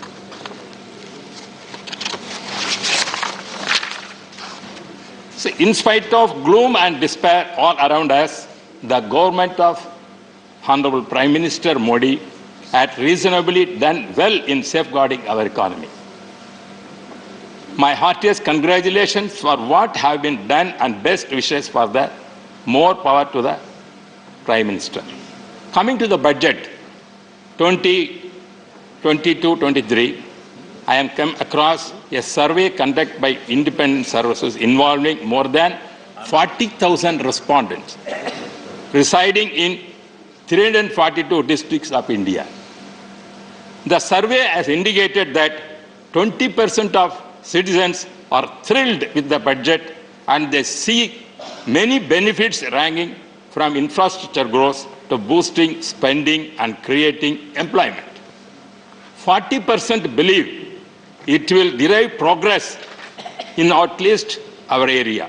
At the same time, sir, the absence of personal tax relief has been disappointing to a sizable percentage of survey percentage. That is the answer. I am appealing the Honorable Finance Minister to consider this. As our Reddy also said, speaking, this inflation is more, but our income tax that when we are charging is that is still we are continuing that. Well, if you, madam, if you allow, give more concession, the consumers, the taxpayers, definitely they will spend money that will circulate in the growth, definitely. Therefore, you have to take the opportunity to give, see, that exemption must be, that tax rate, that level has to be increased, that personal tax rate. Sir, and also, the Finance Minister has said in the budget speech that the productivity-linked incentive in the sectors for achieving the vision of Atma Nirbhar Bharat has received an excellent response. Madam Nirmala Sitharaman mentioned that there is a potential to create 60 lakh new jobs and an additional production of rupees 30 lakh crores during the next 5 years. I earnestly hope that ambitious plan comes true. India is now the factory of the world. India is now the laboratory of the world. India is now the hub of the young in the world. More than 50% of our population is young population. We have to make use of this wonderful resource which most countries do not have. The resource of human power is more important. Our young generation is getting good education, great mobility, and above all, our youth are full of aspiration and dream to have a better tomorrow for them and to their family. Hence, I please make sure that you are complete your target of 60 lakhs of new jobs. Create new mechanism to find jobs opportunity for our youth all over the world. It is not a brain drain by conquering. The world is through this, our skill labor.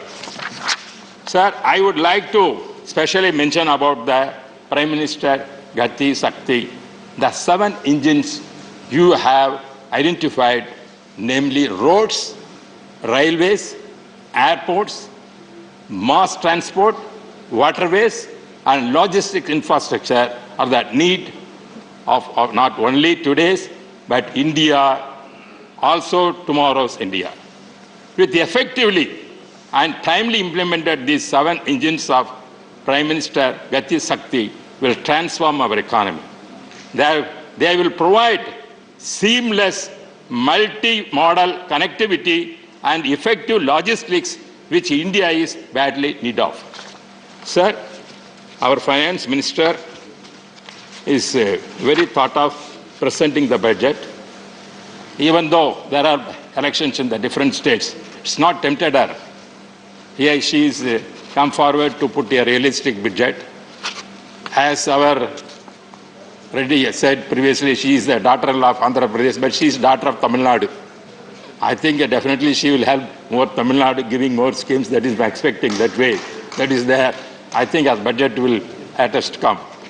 Sir, Finance Minister has announced that 7 lakh crore in capital expenditure and increase of 35% to bring the flagship economy back to the pre-pandemic level.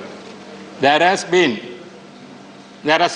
some attempt to assure farmers by committing rupees 2.37 lakh crore to produce wheat and paddy from 16.3 million farmers. The perennial problem in India is implementation. Large sums are allocated and grand schemes are announced, but they do not get spent as budgeted. The government is also outlined a blueprint for Amrit Kal, the next 25 years until the centenary of Indian independence of 2047. This is a laudable goal. Sir, I want to bring certain projects. For example, the Modi government has been working with the different models of public-private sector partnership and is constantly reviewing model concession agreements for the various modes of road construction of PPP. I was also Transport Minister, sir, you know, Rajyasabha government taught this subject. But I am requesting Honorable Finance Minister to see that Tiruchirappalli, Karur, Coimbatore has maybe linked. through 8 ways. That project is conceived already. Because when you are coming roads like that Tiruchirappalli connecting Coimbatore, you make 8-way road. Within 2 hours can reach from Coimbatore to Tiruchirappalli, connecting airport to airport. Therefore, that is an important subject which we are requesting you already. I requested our transport minister, accept the project. Project is now in the government. They have to allocate the money and spend it. And also, sir, regarding the railway thing, the other big infrastructure push for fiscal 2022-23 will be for the railways, which is getting up to carry 8,595 million passengers, almost 2.5 times the number it carried in the previous year, apart from the ferrying 1,470 million tons of cargo. Sir, regarding here also, I want to request my area, Jolarapete, Bargur, Krishnagiri, Hosur, or Bangalore, has to be connected. Already the project is announced. Because I am very thankful for the finance minister. She announced that Hosur area, this area is an industry, that is our defense corridor. When the defense corridor, we require that kind of railway infrastructure. Therefore, connecting Bangalore to that rail will go up to Puducherry. 3 states will be connected. Pondicherry, Tamil Nadu, and Karnataka will connect this kind of scheme. Therefore, please consider it and allocate the money. So, regarding the same way, sir, airports are nothing pillars we said. You know very well, you are in Karnataka. We have to come to Hosur, means we have to spend 3-4 hours to reach the airport. Therefore, our demand is to have an airport in Hosur. Hosur is already private, Tanija airport is also there. They are ready to give for lease. And also it is Udan structure already accepted. Therefore, even the state government already given the tender. I appreciate that what they have done. Therefore, I request the finance minister to see that, to bring the airport for that Hosur, that will give faster boost the development of that area, and also connecting the decongestion in the Bangalore airport, that will help us. That is the thing, sir. So, regarding... you have another 2 minutes, sir. Sir, okay, sir, I'm going to conclude that. So, apart from that, sir, generally, I have seen the newspaper, when we are more interested to internal security. As we are allocating defense, you have to allocate for Home Ministry also. The Home Ministry must see that law and order, even though state subject, they have to give more money to state governments, then only they can do. Modernization more important. But at the same time, news has come, sharp fall in police exam revamped funds, as many states fail to utilize them. That is the, it has come. But if at all states are utilizing, central you spend it. Your IPS cadre is with you. You modernize them and you depute them. We have no objection. Therefore, in turn, now, because of the law and order, many places we are facing the country deteriorating. So, there are thefts are going, child abusing, and women's insurgence and security. There are so many things. As you are giving important defense, you have to give the home, you have to save the lives of the citizens of this country. For that, you recover the budget must be given more allocation for the modernization of this police force. And the centers to come forward. Without centers, the state cannot do that. And also states, sir, you know GST, after coming GST, most of the funds come to the central government. Central government is telling, yes, they are getting lakhs of crores of rupees every month, gone increasing. What about the states? The states are not getting sufficient fund. That is, since your madam is telling it, but because after coming GST, I know, our party ADMK is opposed to GST. And we have not voted for at that time. It is brought by the Congress. This they have only brought. Is now we are suffering. That is why the sources of the state governments are going down.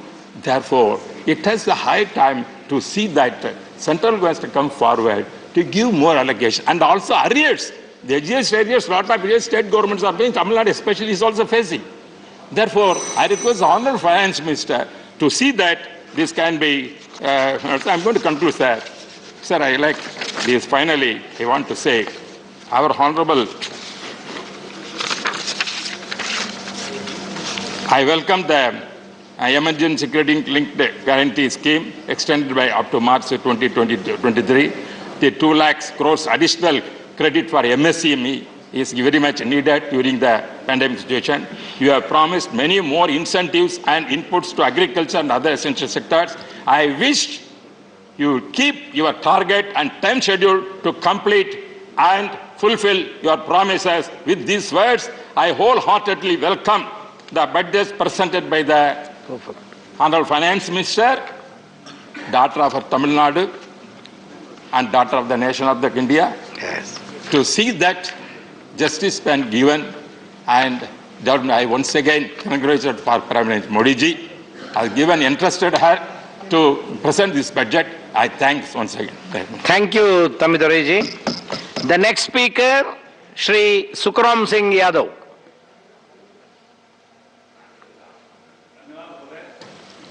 सबसे पहले मैं धन्यवाद दूंगा माननीय finance minister जी को, जिन्होंने इस देश के बजट को पेश किया और एक महिला के रूप में पेश किया। इसके लिए बधाई के पात्र हैं। जहाँ तक मेरी जानकारी है कि जब एक महिला बजट पेश करती है तो उसकी तरक्की घर में भी होती है और घर से बाहर भी होती है। मुझे ये भी मालूम है कि इस देश की महिला वित्त मंत्री आगे देश की प्रधानमंत्री बनी है, ऐसी जानकारी मेरे पास भी है। मेरी शुभकामनाएं उनके लिए। महोदय, बजट जो पेश किया गया है उसके बारे में मुझे कहना है कि इसमें हमारी फाइनेंस मिनिस्टर जी ने किसानों के बारे में 2 चर्चा की है। ये सही है कि जैविक खेती को बढ़ावा देंगी, ये अच्छी बात है। और उसी के साथ साथ उन्होंने कहा जो ड्रोन से जो खेती होगी उसमें भी इसका लाभ किसान को मिलेगा। लेकिन हमारा देश कृषि प्रधान देश रहा है और इसमें शिक्षा का अभाव रहा है। आज गांव के लोग ड्रोन से खेती करने में कैसे करेंगे, कैसे देखेंगे, उनको क्या उसको लाभ मिलेगा, शिक्षा का अभाव है। इस कारण उनको कैसे जानकारी होगी। मैं समझता हूं कि ये विषय मेरी सोच से परे है कि कैसे इसका लाभ उन्हें मिलेगा। जहां तक माननीय मंत्री जी ने किसानों को सुविधाएं भी बढ़ाई हैं, उसके लिए मैं धन्यवाद दूंगा। लेकिन तकलीफ बात ये होती है कि इस देश में एक बड़ा किसान आंदोलन चला और किसान आंदोलन के बारे में कोई चर्चा नहीं की गई। जाने कितने हमारे किसान साथी इस दुनिया में नहीं रहे, उनका जीवन चला गया। लेकिन बजट में उसकी चर्चा कुछ होनी चाहिए थी, उन्हें कुछ सहायता मिलनी चाहिए थी, उसका अभाव मुझे दिखता है। महोदय, मैं एक बात और कहना चाहूँगा। इनकम टैक्स के बारे में बड़ी चर्चा थी कि इसमें कुछ इनकम टैक्स सीमा बढ़ाई जाएगी और लोगों के मन में विश्वास था हर बार इनकम टैक्स सीमा बढ़ती, इस बार भी बढ़ेगी। लेकिन लोगों को निराशा से हाथ लगी कि सीमा बढ़ी नहीं, लोग इंतजार करते रहे।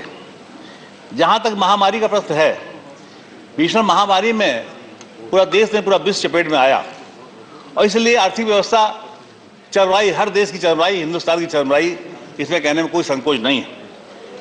लेकिन उसके आधार पर ऐसी योजनाएं बननी चाहिए थी ताकि उस अर्थव्यवस्था को हम ठीक कर सकें और भविष्य में उसका लाभ हमें मिले।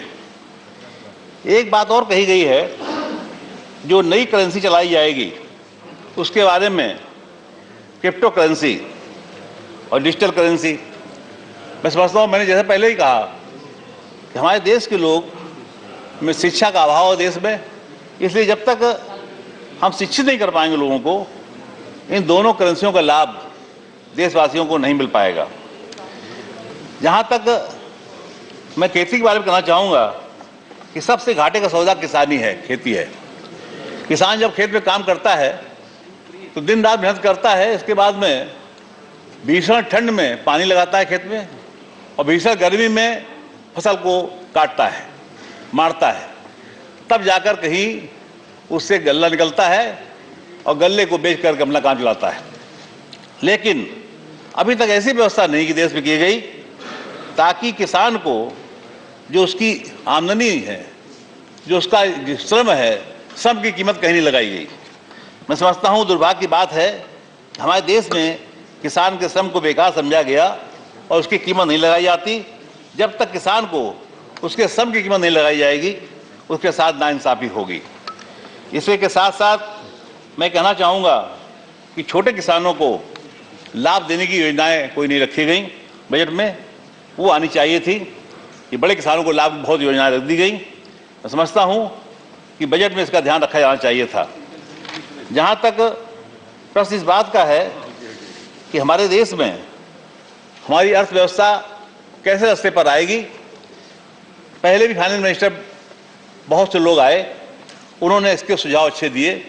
मैं समझता हूँ कि हमारी फाइनेंस मिनिस्टर इस बारे में सोचेंगी और अर्थव्यवस्था को पटरी में कैसे लाया जाए इस पर विचार करेगी। अब मैं अपने क्षेत्र के बारे में कुछ बातें कहना चाहूँगा।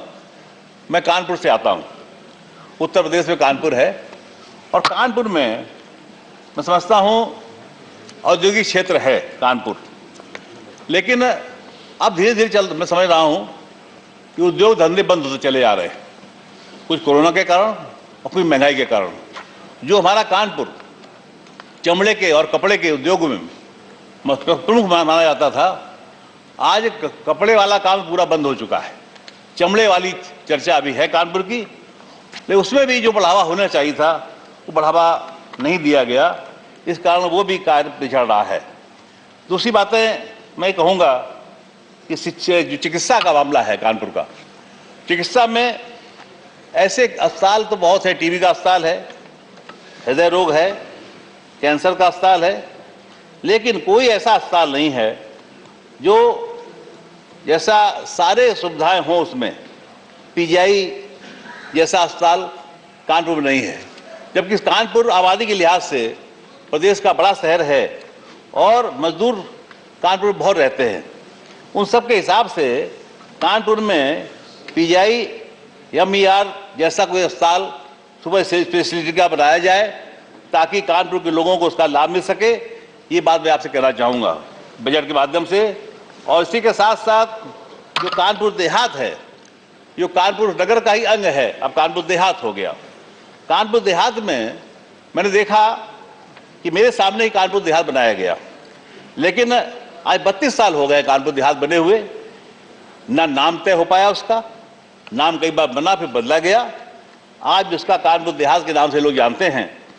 और उसमें सबसे दिक्कत इस बात की है कि कानपुर देहात में उसका मुख्यालय नहीं था। माननीय मुलायम सिंह जी जब मुख्यमंत्री थे, उन्होंने आज से 32 साल पहले मुख्यालय बनाया माती में, लेकिन मुख्यालय तो बन गया, लेकिन जो सुविधाएं वहाँ होनी चाहिए एक जिले की, वो सुविधाएं आज भी वहाँ प्राप्त नहीं है।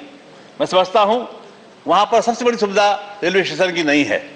रेलवे स्टेशन के नाम पर लालपुर है रेलवे स्टेशन, पुखराया है और रूरा है, लेकिन आज भी कोई भी ऐसा तीनों स्टेशनों में ऐसा स्टेशन नहीं है जिसको कानपुर देहात के मुख्यालय का रेलवे स्टेशन माना जाए।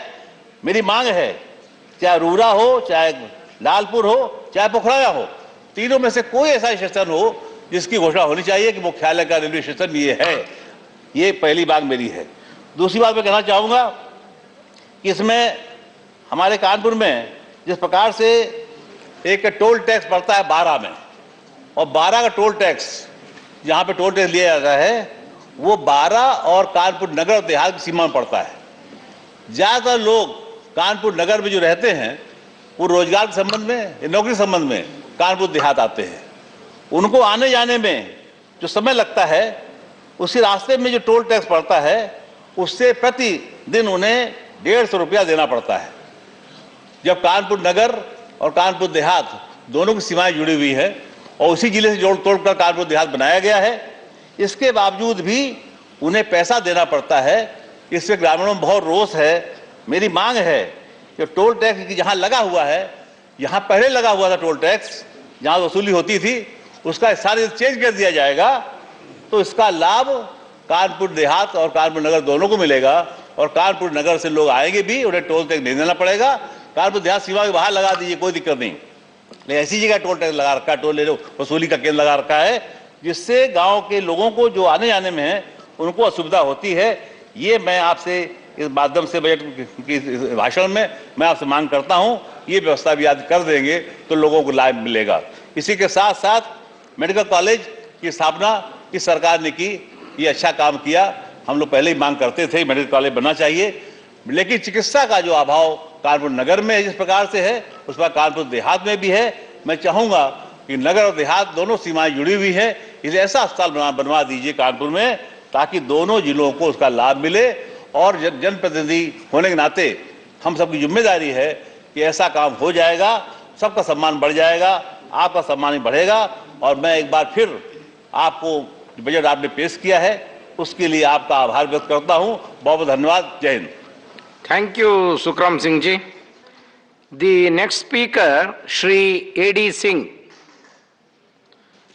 Singh ji, you have 5 minutes. I may exceed 1 or 2 minutes that you can cut from him. If he is cutting, I have no problem. If your party is giving, no problem. ये सबसे बड़ी बात यह है कि RSS स्वदेशी मंच ने भी कहा है कि कितना अनएम्प्लॉयमेंट बढ़ गया है। ये 2019 के फिगर में 3 करोड़ था और करीब 15 मिलियन हर साल और उसमें जोड़ा जा रहा है। और अभी तक तो हम लोग कांग्रेस के टाइम में पंचवर्षीय योजना की बात करते थे, बट मुझे लगता है कि वित्त मंत्री और प्रधानमंत्री finally is happy with the Nehruvian model that we should go back to planning. So instead of 5 years, they are saying 25 years. That is one. And secondly, the huge amount of tariffs that used to be there in the 50s and 60s, same they want it this time also. The budget, I don't want, most of my colleagues have already spoken about health and rural development and everything else. So I don't think I'll take the time of to speak on those, except that the capex which has gone in the infrastructure, I don't think they will be able to spend it. Maybe they have allotted that much to clear backlogs, for example, for NHI or something. Now I'll come straight to Atmanirbhar Bharat. Government is, whether it is our Honorable Prime Minister or the ruling party members of talking of Atmanirbhar Bharat के लिए लोग का केवल lip service है। अब आपको इस विषय में बताता हूँ। Doing business in India is governed on the aggregate by as many as 1536 law, which on the aggregate requires 69,233 compliances. The laws are both central and state laws. These are 678 central laws that require 25,537 compliances, 858 state laws that require 43,696 compliances. These are okay with the big corporates, but for the medium industry and the small industry, वो काम क्या करेगा? Many of these laws and compliances, prison sentences are there. In fact, imprisonment clauses run into hundreds as follows: 244 central laws and 25,537 compliances have imprisonment clauses. 599 state laws and 20,895 have imprisonment clauses. I will request the Honorable FM and the Corporate Affairs Minister to set up an independent group to simply calculate the cost, both direct and indirect, in terms of time spent, for example, of the required compliances in respect of various group of industries. अगर ये इस तरह का compliance में ही हमारा time बीतेगा, तो हम business क्या कर पाएंगे? और जब हमने टैरिफ कम किया है, हमारा एक्सपोर्ट बढ़ा है। This is also the time of economic diplomacy. काफी मेंबरों ने कहा कि 1 लाख करोड़ डॉलर का इंपोर्ट चाइना से हो रहा है, बहुत चिंता का विषय है। बिल्कुल चिंता का विषय है, मगर अगर फर्ज कर ले कि आज हम 1 लाख करोड़ को 30 लाख करोड़ का बायलैटरल ट्रेड कर दें कि 15 लाख करोड़ हमारे यहाँ से जा रहा है, 15 लाख करोड़ का उनके आ रहा है, तो 1 मिनट में उनकी पॉलिसी पाकिस्तान विज़ चेंज हो जाएगी। Because today is the day. अब फर्टिलाइजर पकड़ लीजिए, the amount of mess they have created in the fertiliser sector. Iran से हमारे यहाँ 50% यूरिया आता था जब यूरिया का प्राइसेस $300 के आसपास था। इन्होंने यूएस के डर से ईरान से लाना बंद कर दिया, यूरिया प्राइस $1000 हो गया। तो हम डरते क्यों हैं? We are very clear that we respect UN sanctions, not US sanctions. Today the same thing is happening in potash. The Americans are saying that we will put sanctions on the Russians and the Belarusians. We are quiet.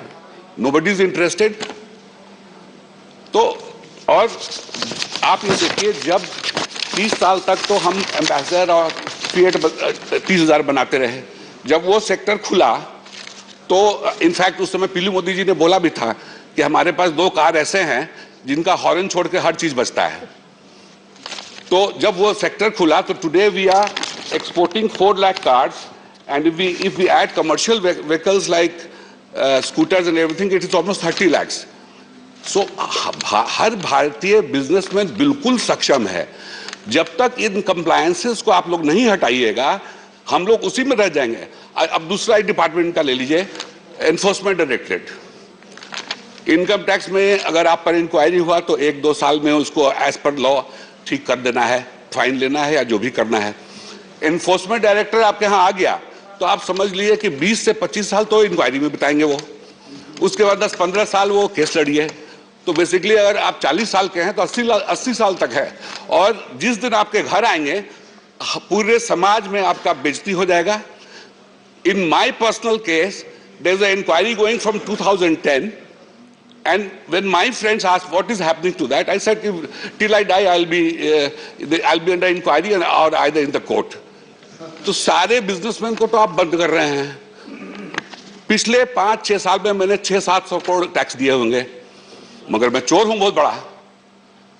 तो या तो inquiry कर, हमने तो जो present ED chief है इनके पहले जो थे उनको जाके हाथ जोड़ के बोला था मैंने कि मुझे चार्जशीट कर दीजिए, मुझे भेज दीजिए, मैं कोर्ट में लड़ लूंगा। तो अगर हम चाहते हैं कि आत्मनिर्भर बने तो सबसे पहले कंप्लायंसेस हटाइए। और ये compliances is okay for the big corporates, they have too much of staff, but जो मीडियम इंडस्ट्री है वो कर रहा है उसके लिए कीजिए। तो आप इतना कानून बनाइएगा तो कुछ हो पाएगा क्या? कुछ नहीं हो पाएगा। करते रहिए आप लोग, लिप सर्विस करते रहिए। आज इतना अनएम्प्लॉयमेंट क्यों हो गया है? Include Singh ji. Just give me 1 minute. I wish to make it that we are not going to become Atmanirbhar by erecting barriers around us, but opening up. In the 1990s, it was famously said that each time we reduced import tariffs, our export went off. We as businessmen are not scared of or shy away from competing with China or any other country. We will take them on. Just liberate us from the excess and excesses of domestic laws that divert our time and attention and resource from the business of doing business. Thank you very much, sir. Thank you, Mr. A.D. Singh ji. Now, the next speaker is Dr. Narendra Jadhav. No, you can sit and speak, no problem.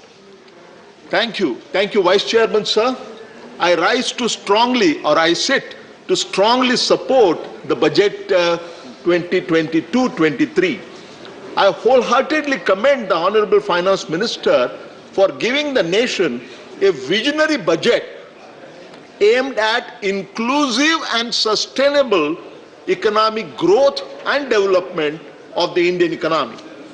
Vice Chairman, sir, a budget is supposed to strike a balance between economic acumen and political sagacity. The Finance Minister has struck a fine balance between the two. It is a no-nonsense budget reflecting professional integrity of the highest order. Every budget is always meant to be a contextual one. There are two overriding or dominant considerations that seem to have weighed on the Honorable Finance Minister's mind. First, the Indian economy has staged an exceptionally smart recovery, posting 9.2% real GDP growth, rising from the depth of the unprecedented corona pandemic. And the second, financial year 2023, that is the next year, it marks the beginning of the Amrut Kal, when our nation will be transiting from India at 75 to India at 100. Both of these considerations, sir, call for laying a solid foundation for India at 100. And in my view, this is precisely what the Honorable Finance Minister has achieved in this budget. I call this budget a visionary budget because it effectively translates into action the great vision given by Honorable Prime Minister while addressing the nation on 15th August 2021. Sir, before I go into the heart of the budget, please allow me to point out some bloopers and blunders that were committed by some of our esteemed colleagues while speaking in this August House yesterday. First, I'll take on Shri Jawahar Sarkar. Shri Sarkar emphatically argued that the proposed expenditure on education as the ratio of GDP in the budget is only 1% of GDP. This is completely wrong. Even in 1951, we had a greater amount of expenditure, public expenditure on education. Actually, sir, the proposed expenditure on education is around 4% of GDP, not 1% of GDP. I would urge my learned friend to get his facts straight and not mislead this August House. Secondly, I would like to take on Sri P. Chidambaram.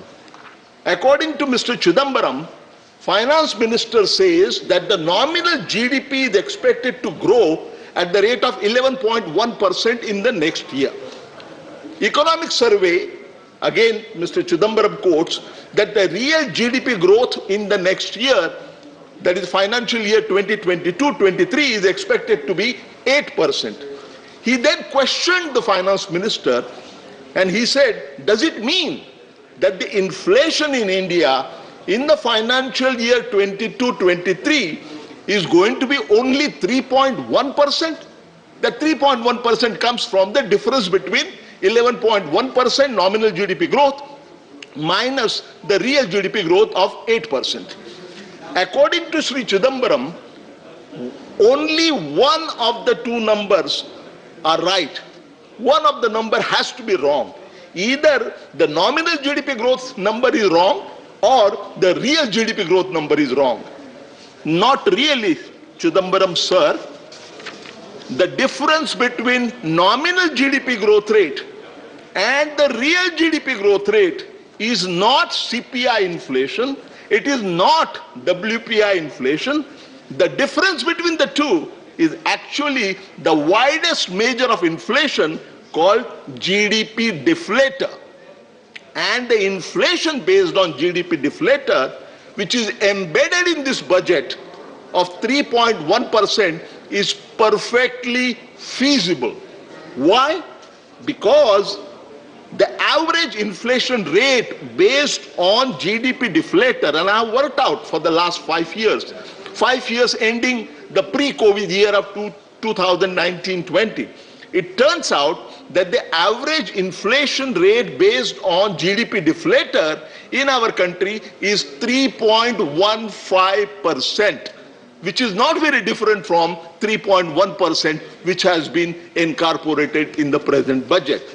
I am really surprised, in fact appalled, that a person who has been a finance minister for a long time can make such an elementary mistake. Chairman, sir, to my mind, the most important thing about this budget is that priority has been given to economic growth over fiscal consolidation. For financial year 21-22, that is the current financial year, Honorable FM had budgeted lowering the fiscal deficit as a ratio of GDP from 9.2% to 6.8%. And the Honorable Finance Minister has nearly succeeded in hitting that target, achieving that target, posting a revised fiscal deficit of 6.9% instead of 6.8%. This is excellent fiscal marksmanship. And for the year 22-23, sir, the Honorable FM has placed a budget estimate at only moderately lower level of 6.4% of GDP. Some members questioned this and said that this number is also very large, and when last time we had fiscal deficit of such large magnitude, we had an unprecedented crisis of 1991.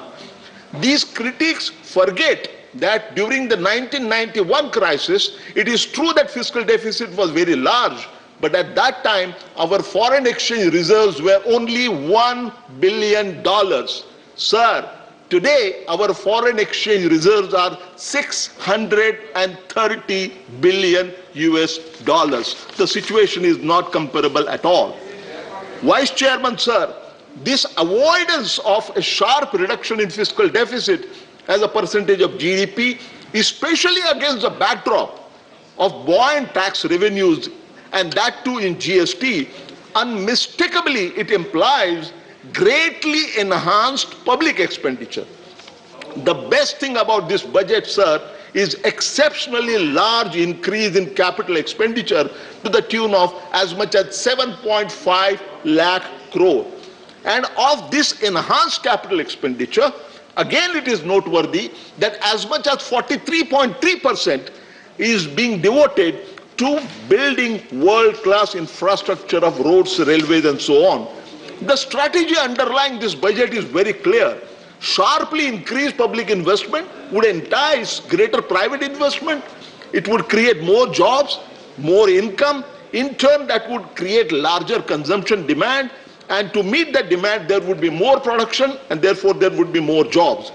This virtuous circle will lay down the foundation of a sustained economic growth as the India transit at India 75 makes a transition to India at 100. A question is being asked, sir, in some responsible quarters, why has the finance minister refrained from giving a big push to consumption, say through cut in direct taxes or through consumption vouchers? It is argued that increasing purchasing power in the hands of people would raise the consumption demand, it would mean greater production, and it would promote economic growth. Please conclude, sir. Yes, one more minute, sir. The Honorable Finance Minister does not seem to have accepted this logic. To my mind, sir, there are at least two reasons at this point of time to prefer investment-led growth to consumption-led growth. The two reasons being, the first is the number of social safety measures which were taken during the second wave of corona pandemic has been very large. Recall the 5 mini budgets to mitigate the devastating impact of the pandemic, some of which in fact are continued in this budget. More importantly, while both virtuous cycles,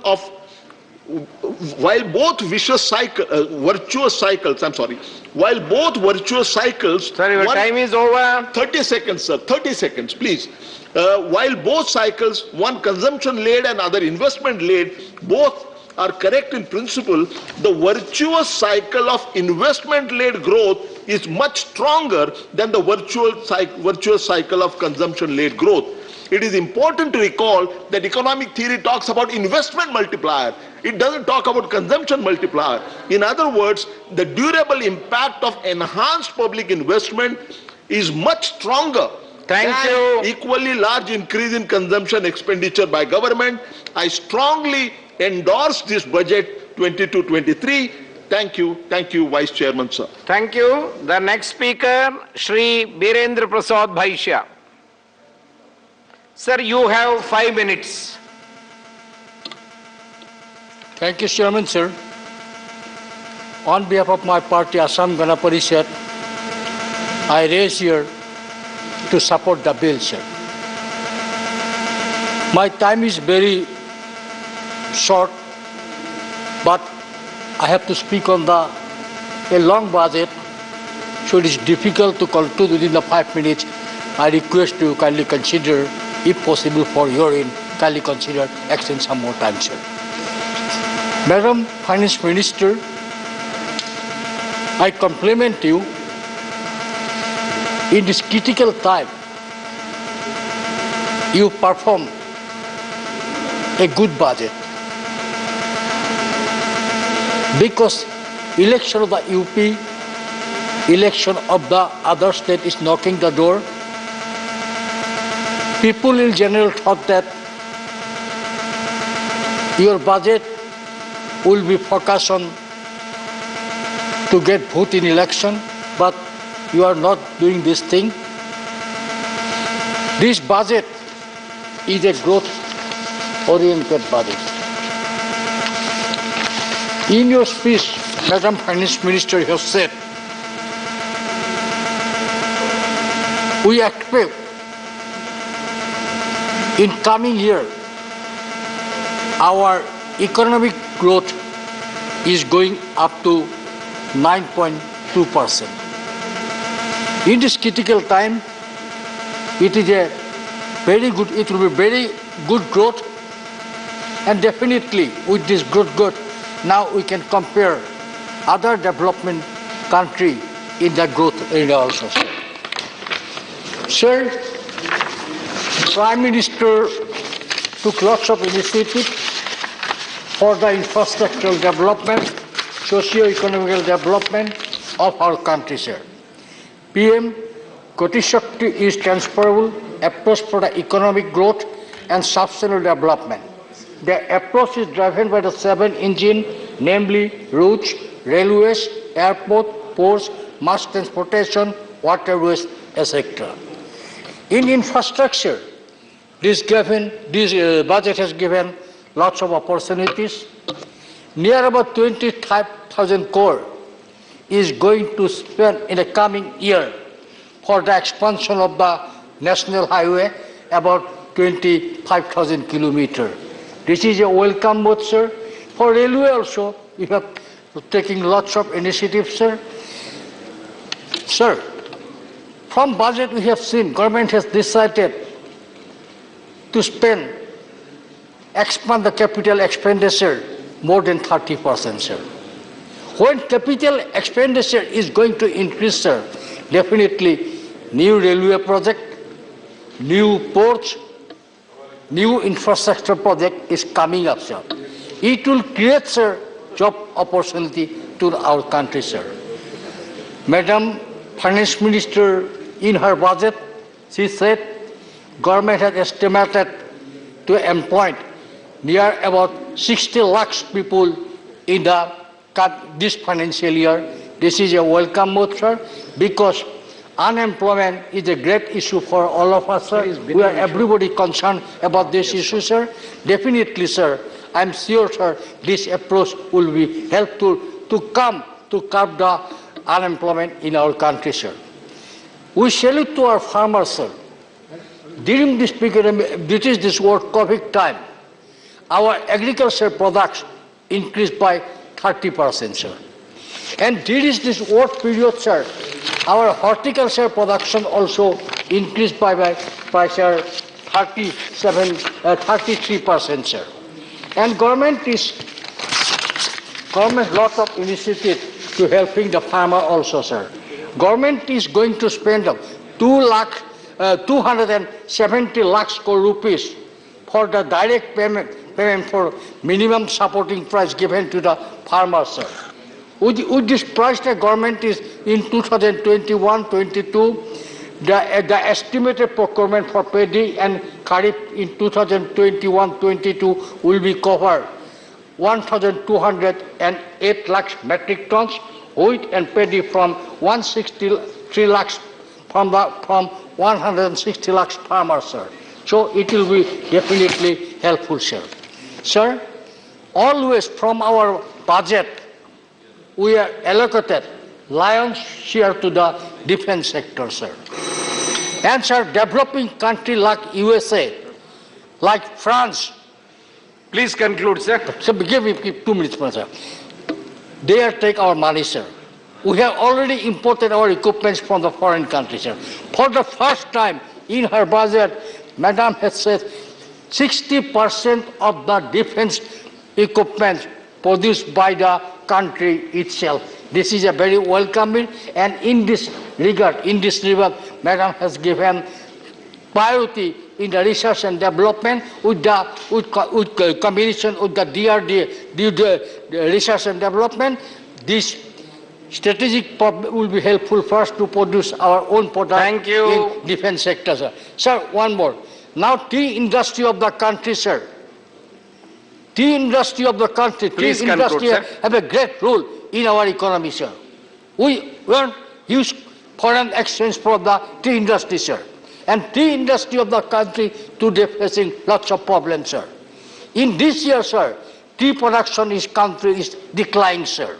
Not only that, sir, in international level, we are facing lots of problems with the lots of problems with the tea, Kenya, tea from Kenya, tea from other countries, Sri Lanka, sir.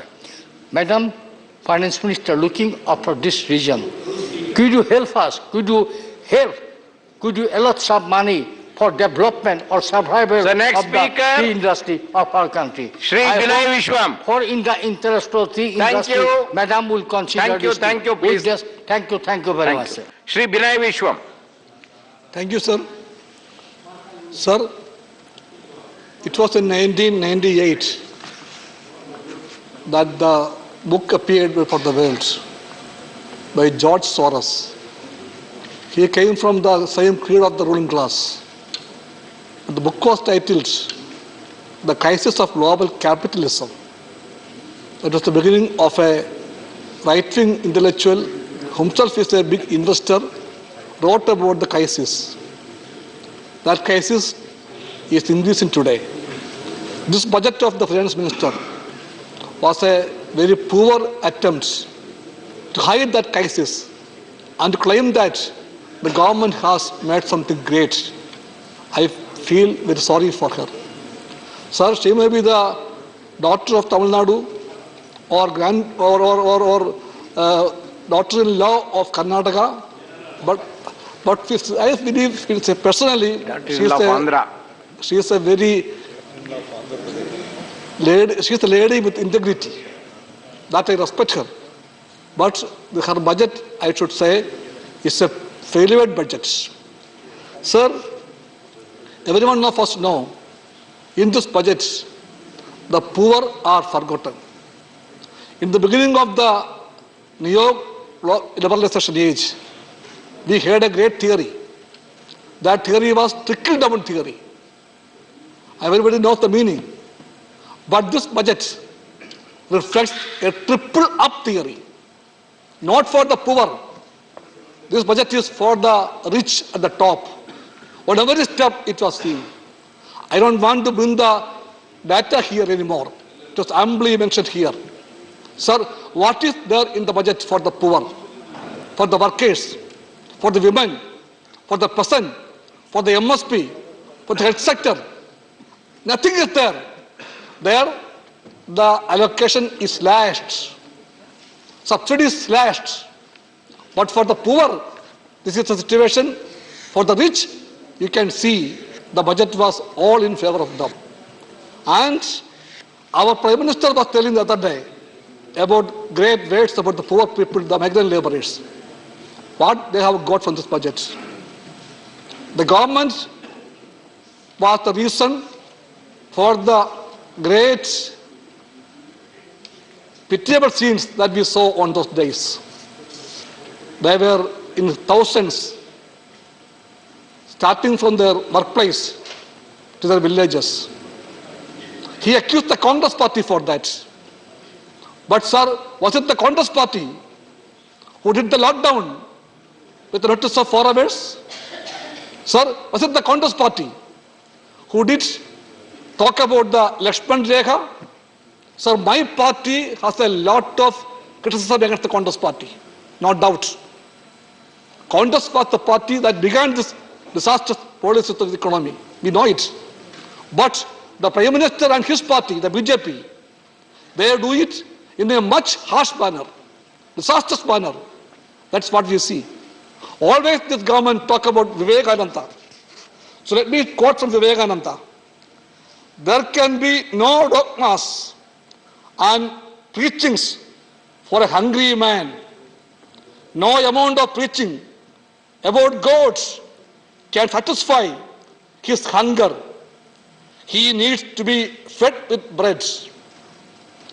That bread was denied for him by the BJP government, by lockdown. That was the reason for that tragedy of this. So how can this government forget those seen in the rail tracks of Aurangabad? The people were hit by a train and killed. Do you remember that? And this budget forgotten them completely. Completely forgotten them. Sir, once I heard the Prime Minister talking loud about the wealth creators. He said that the government will support the wealth creators. And who are the wealth creators for the government? It was mentioned here. For this government, wealth creators are Adani, Ambani and Tata Birla type of people. He mentioned about Tata Birla on the left also. That once upon a time we shouted Tata Birla government. Yes, we shout today. This is a Adani, Ambani government, a Tata Birla government, a government which surrendered the Air India to Tatas with a paltry cost. This is the government of the exploiters. We have no doubt about that. And that government should not forget certain facts. Sir, the real wealth creators, who are they? The peasants. They created the wealth. They are feeding us. The workers, the beggar laborers. All those wealth creators are forgotten and all the exploiters are taken care of. Sir, I don't want to go back again to the figures. Ample of them are with me, but you have rung the bell. Sir,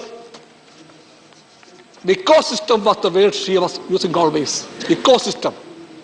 The ecosystem of the economy is shattered by the carbon emission from this government. So the ecosystem cannot be saved with this level of emission of carbon from the financial policy of this government. It has to be protected. That is the need of the hour. I think my party believes that BJP cannot do it. It's a party which preaches a lot for the poor, but that's a party which acts only for the rich. And that rich will not save this country. They are only concerned about their profits and that alone. Sir, the words of Pope Francis is very important today for the whole world. I respect him. The world respects him. Our Prime Minister invited him to India also. We all wait for him to come to India. Pope Francis once told, the marketplace by itself cannot resolve every problem. Madam Finance Minister, please remember it. However, much we are asked to believe this dogma of neoliberal faith. Whatever the challenge, this impoverished and repetitive school of thought always offers the same recipes of neoliberalism. Mr. Bishop, please conclude. Sir, please. Neoliberalism simply reproduces itself by resorting to the magic theories of spillover or trickle without using the name as the only solution to social problems. Trickle-down theory is... Okay. I am calling the next speaker. Now, one last part. Sir, let me quote from Karl Marx also, one sentence, one short part, very important. Because Thank you. Sir, Marx is the... Thank you. The next speaker is Kapil Sibal. Marx is the... Sir, please. Marx is the philosopher of tomorrow and today. Yes, please, yeah. I just want to make sure I heard it right. Did Honorable Member Vinay Vishwam first quote Pope Francis and immediately after that is quoting Marx? I just want to be sure. Sir, if you give me 2 minutes, I can explain properly, effectively, and she will be convinced. You will have another opportunity later, but now you conclude because I have called Yes, sir, next member I have called already. Which is a very pertinent question, I have to respond to it, sir, please. Nothing will go on record now. I have already called the next speaker. Sir, please. Mr. Kapil Sibal. Sir, please, a bit more democrat, please. A bit more democrat, please. 1 minute. 1 minute. Madam, why I quoted Marx after Pope Francis? No. You need not reply to her. Sir, you need not reply to her. You conclude. Half a minute. The bourgeoisie has stripped off its hollow every occupation hitherto honored and looked up to with reverent awe. It has converted the physician the lawyer, the priest, the poet, the man of science, India gets paid wage laborers. I would Thank you. not, I would not, Thank you. Nothing will go on the record. governments also. Mr. Chibal, not Kapil Chibal's speech will go on record now. Please. अध्यक्ष जी, मैं आपका और अपनी party का आभारी हूं कि आज इस बजट पे जो चर्चा हो रही है मुझे उसमें बोलने का मौका मिला। मैडम, आपके पीछे का मैडम,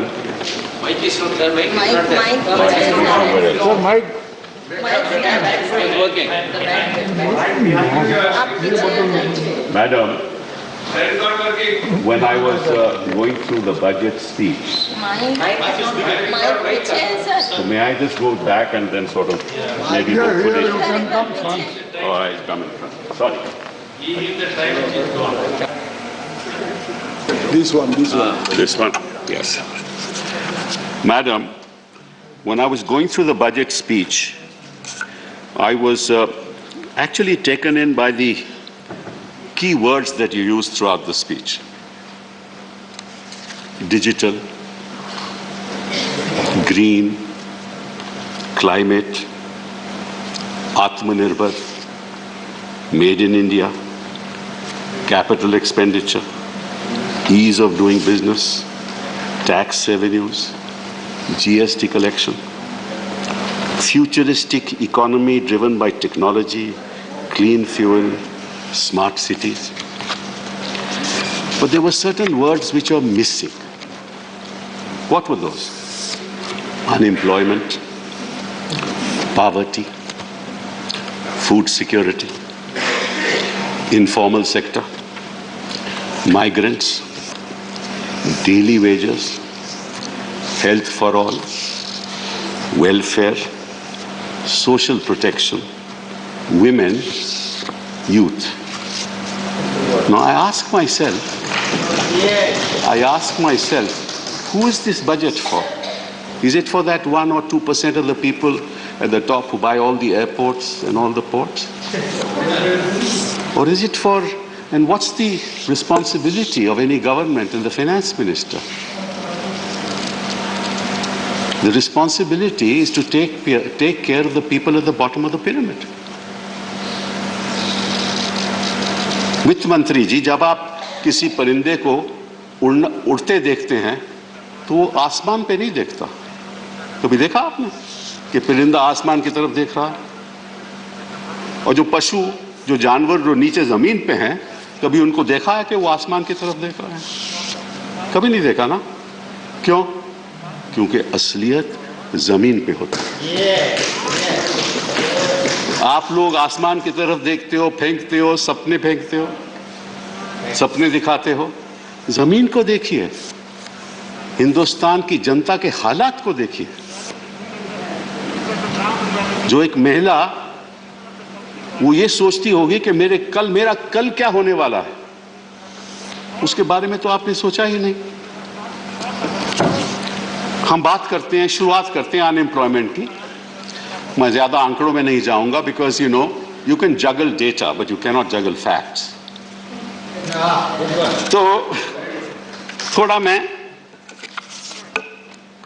अनएम्प्लॉयमेंट के बारे में आपको कुछ बताता हूं। पहली बात तो यह है कि आप अगर यूथ अनएम्प्लॉयमेंट की बात करें, so World Bank data 2019 says that India had a level of unemployment of 23% amongst the youth. 23%. China unemployment rate in neighboring countries 2020 data by the Center for Economic Data and Analysis based on ILO database. China had an unemployment of 5%, Bangladesh 5.3%, Pakistan 4.65%, Sri Lanka 4.84%, and India 7.11%. This is where we are. This is your shining India, whatever. Now, you have said that I have increased the capital expenditure by 2 lakh crore. That's what you say, to 7.5 lakh crores. तो जो 2 लाख करोड़ है, that is for the purposes of building infrastructure. But आपने कभी देखा कि जो unemployment है वो कहां है? आज के दिन अनएम्प्लॉयमेंट कहां है? मैं आपको बताता हूं, शायद आप भूल गए होंगे। इंडस्ट्री वाइज जॉब लॉसेस आपको बताता हूं। Manufacturing 9.8 million loss of jobs. Hotel and tourism 5 million. Education 4 million. Overall services sector 1.8 million. Fall in central government employment 3.32 million. In 2012-13 it's now 3.31 million. Employment in railways 1.27 million. ये तो आपकी unemployment के sector हैं।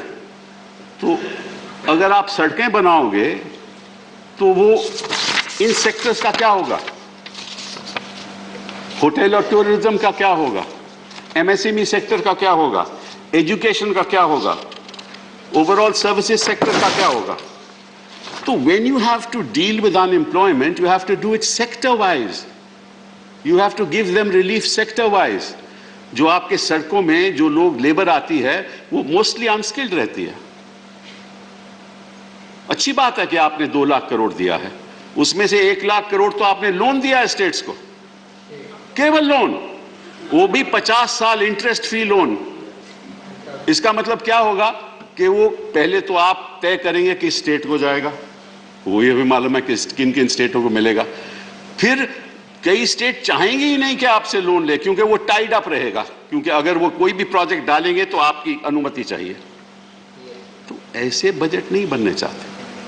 कल मेरे चिदम्बरम साहब ने 3 W's की बात की थी. अभी हम वेल्थ की बात करते हैं, because I believe that this particular budget has no vision, no real long-term plan. And let me explain something to you, and through you, hopefully the people of India are listening. Anywhere in the world, wealth is created in universities. Wealth is never created by industry. Industry uses the ideas and the innovations that come through young people in the universities and then turn them into goods and services. So if you give benefits to industry, it's not going to create wealth. It is going to create wealth for those individuals, but the real wealth for of the nation will be created in the university system. And let me tell you that, and you'd be really shocked. And the other real wealth created will be on the basis of research and development. What kind of investment do you make in research and development? I'll give you some very interesting figures. That's why countries like America are wealthy, and that's why countries like India are where we are. The R&D percentage of GDP, and I'll not go into that, the US spends, mark the figure, $606 billion every year on R&D. What is our expenditure? And this is on PPP terms. Our expenditure is 47 billion. How is this country going to progress? China spends $514 billion on R&D. Countries like Japan spend 172, and they've got much smaller populations, $172 billion. Germany, $131 billion. France, $63 billion. Now, unless you put money in R&D, how will you create wealth?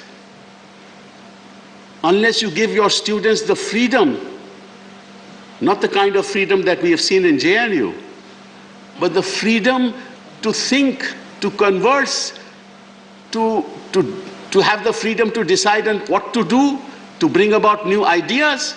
If you go to any university in the United States, most of the universities are funded by the government. And in fact, there are businesses who have built campuses in the university system through their investment, aided by government. Now, if you don't give freedom in education, if you don't do investments in research, you're not going to create wealth in this country. And you've seen it in your 2019 budget. Look at the kind of benefits you gave to industry. reducing the tax to 25%, then to 15%. The total tax now for new industry is 17% if you set up a new industry. No, they are not going to create wealth for the country. They may create some jobs. So I think that this nation should realize that unless we invest in the university system, for the ideas, for the IP to be created. What happens in the university system? The IP is created, and then business comes and does prototypes, and after prototypes, they actually see whether it's a viable commercial proposition. उसके बाद फिर वो बनते हैं, industry में जाता है और वस्तुएं बनती हैं और सर्विसेज होती हैं। अगर उसमें आप ध्यान ही नहीं दोगे तो आप कौन से वेल्थ की बात कर रहे हो? तो ये एक बहुत बड़ी भारी समस्या है। और फिर दूसरी बात कि हिंदुस्तान को मैं समझता हूं जैसे हमारे घरों में परिवार है, हिंदुस्तान भी एक परिवार है। और जो माँ होती है वो क्या सोचती है? हमेशा सबसे जो कमजोर बच्चा होता है ना, हमेशा उसके बारे में सोचती है। और अगर कोई कमी रह गई हो, क्योंकि जो अपने आप में ठीक ठाक है, आत्मनिर्भर है बच्चा, उसको तो आप छोड़ देते हैं कि आप आत्मनिर्भर रहो। हम उन लोगों की मदद करेंगे जो आत्मनिर्भर नहीं हैं। इस बजट में आपने देखा कोई मदद दी उनको आपने? ये बड़े दुख की बात है। और आप बात कर रहे हो अमृतकाल। अमृतकाल, मैं तो 2014 से अब तक राहु काल देख रहा हूं। कौन से अमृतकाल की बात कर रहे हो आप?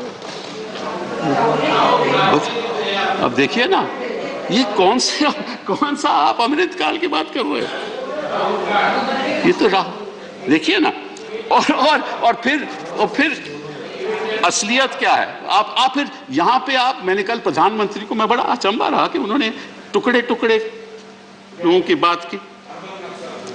टुकड़े टुकड़े गैंग। अरे भैया मुझे ये बताओ, जो सभ्यता के टुकड़े टुकड़े करता है, जो इतिहास के टुकड़े टुकड़े करता है, जो संविधान के टुकड़े टुकड़े करता है, जो भाईचारा के टुकड़े टुकड़े करता है, वो टुकड़े टुकड़े गैंग का लीडर है।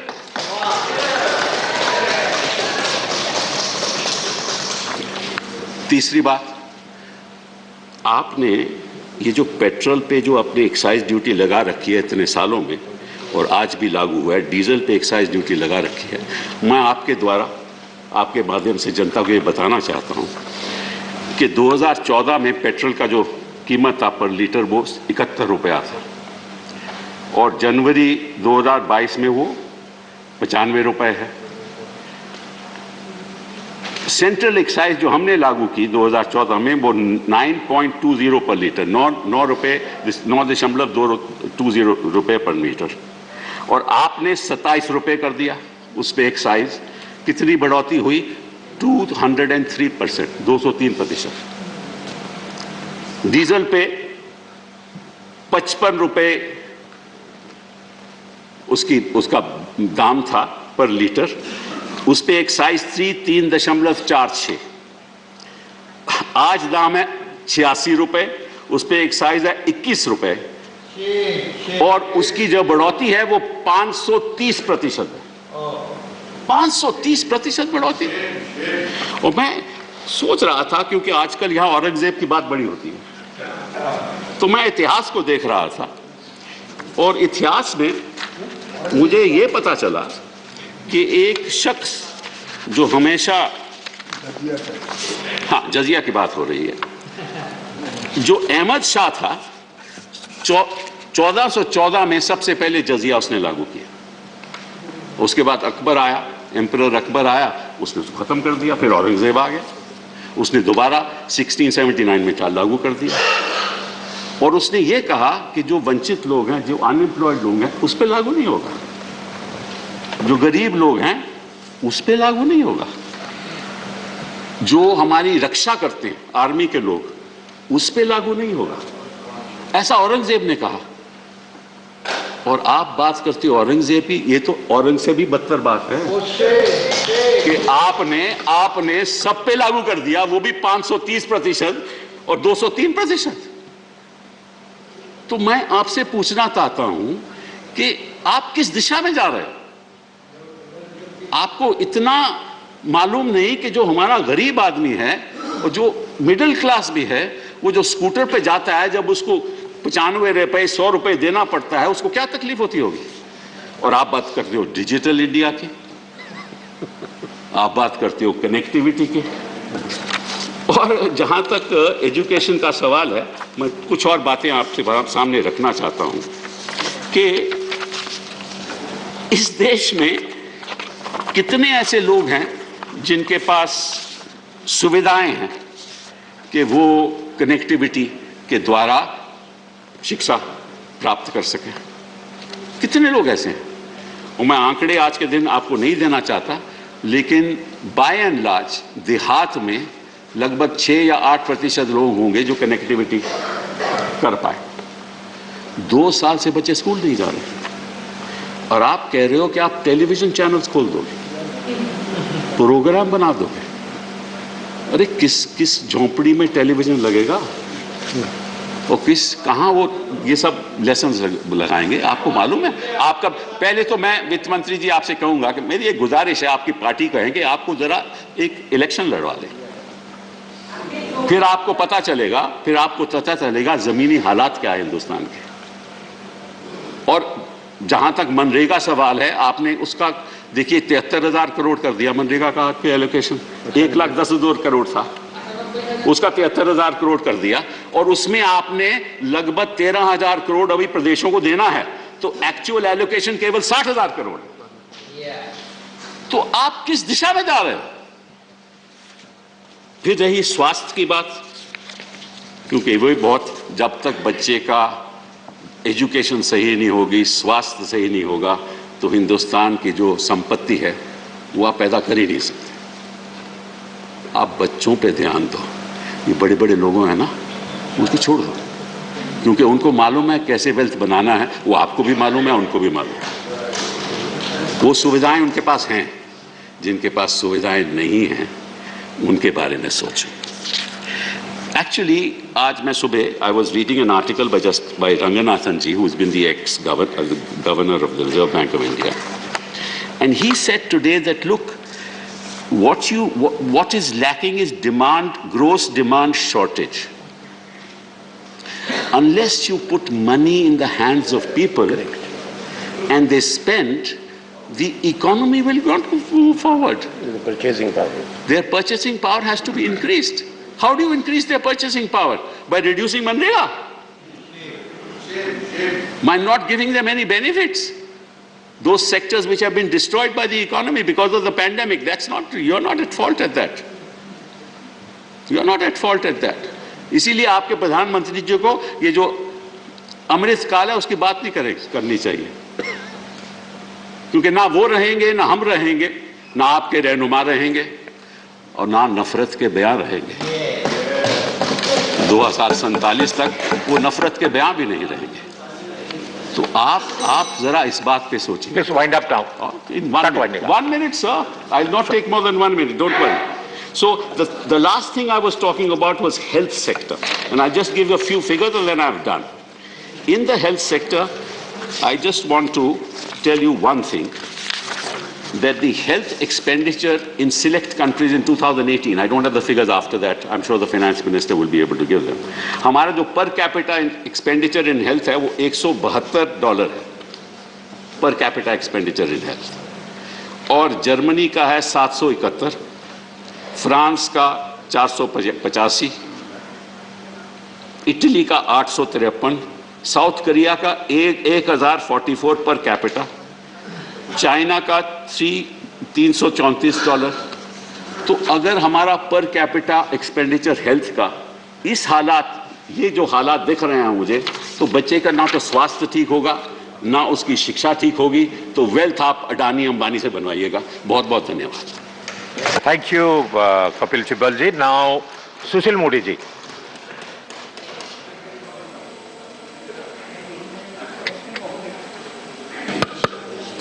माननीय उपसभापति महोदय, Shrimati Nirmala Sitharaman ji has passed from JNU.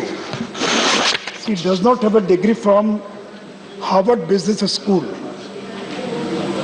जो डिग्री चिदम्बरम साहब के पास थी, लेकिन मैं कह सकता हूं कि निर्मला सीतारमण जी ने ग्लोबल फाइनेंशियल क्राइसिस के समय जो कांग्रेस ने बजट पेश किया था और टेपर टेंट्रम 2012-13 के समय में जो कांग्रेस ने बजट पेश किया था, she has presented 100 times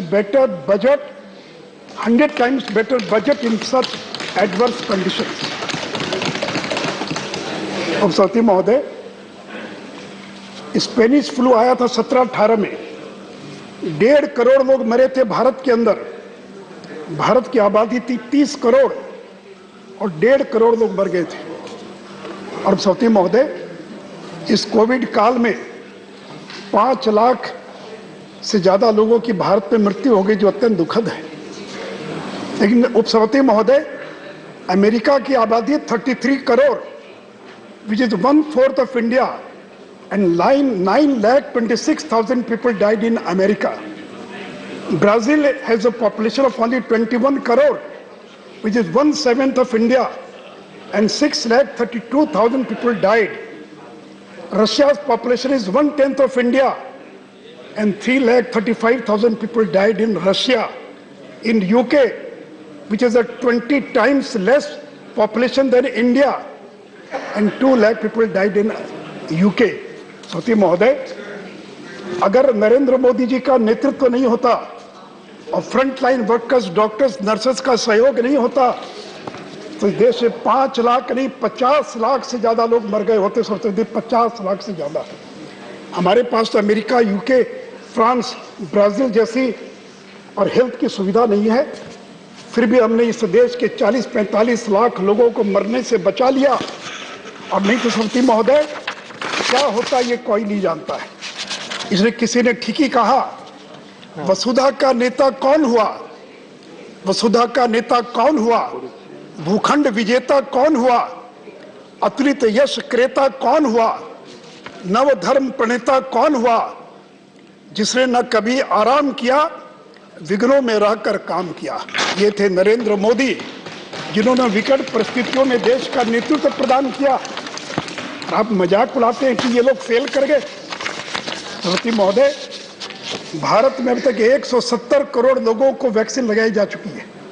170 crore, America में 53 करोड़, ब्राजील में 36, जर्मनी में 16, रशिया में 15, यूके में 13। और सती महोदय, ये जो vaccine made in India, made by India, और सती महोदय आप कल्पना कीजिए कि अगर भारत ने वैक्सीन भारत में अगर नहीं बनी होती तो 140 करोड़ लोगों को वैक्सीन लगाने के लिए हमको दुनिया के सामने जाकर भीख मांगनी पड़ती कि हमको वैक्सीन दीजिए, और वर्षों लग जाते तो भी हम देश के 140 करोड़ लोगों तक वैक्सीन नहीं पहुंचा पाते।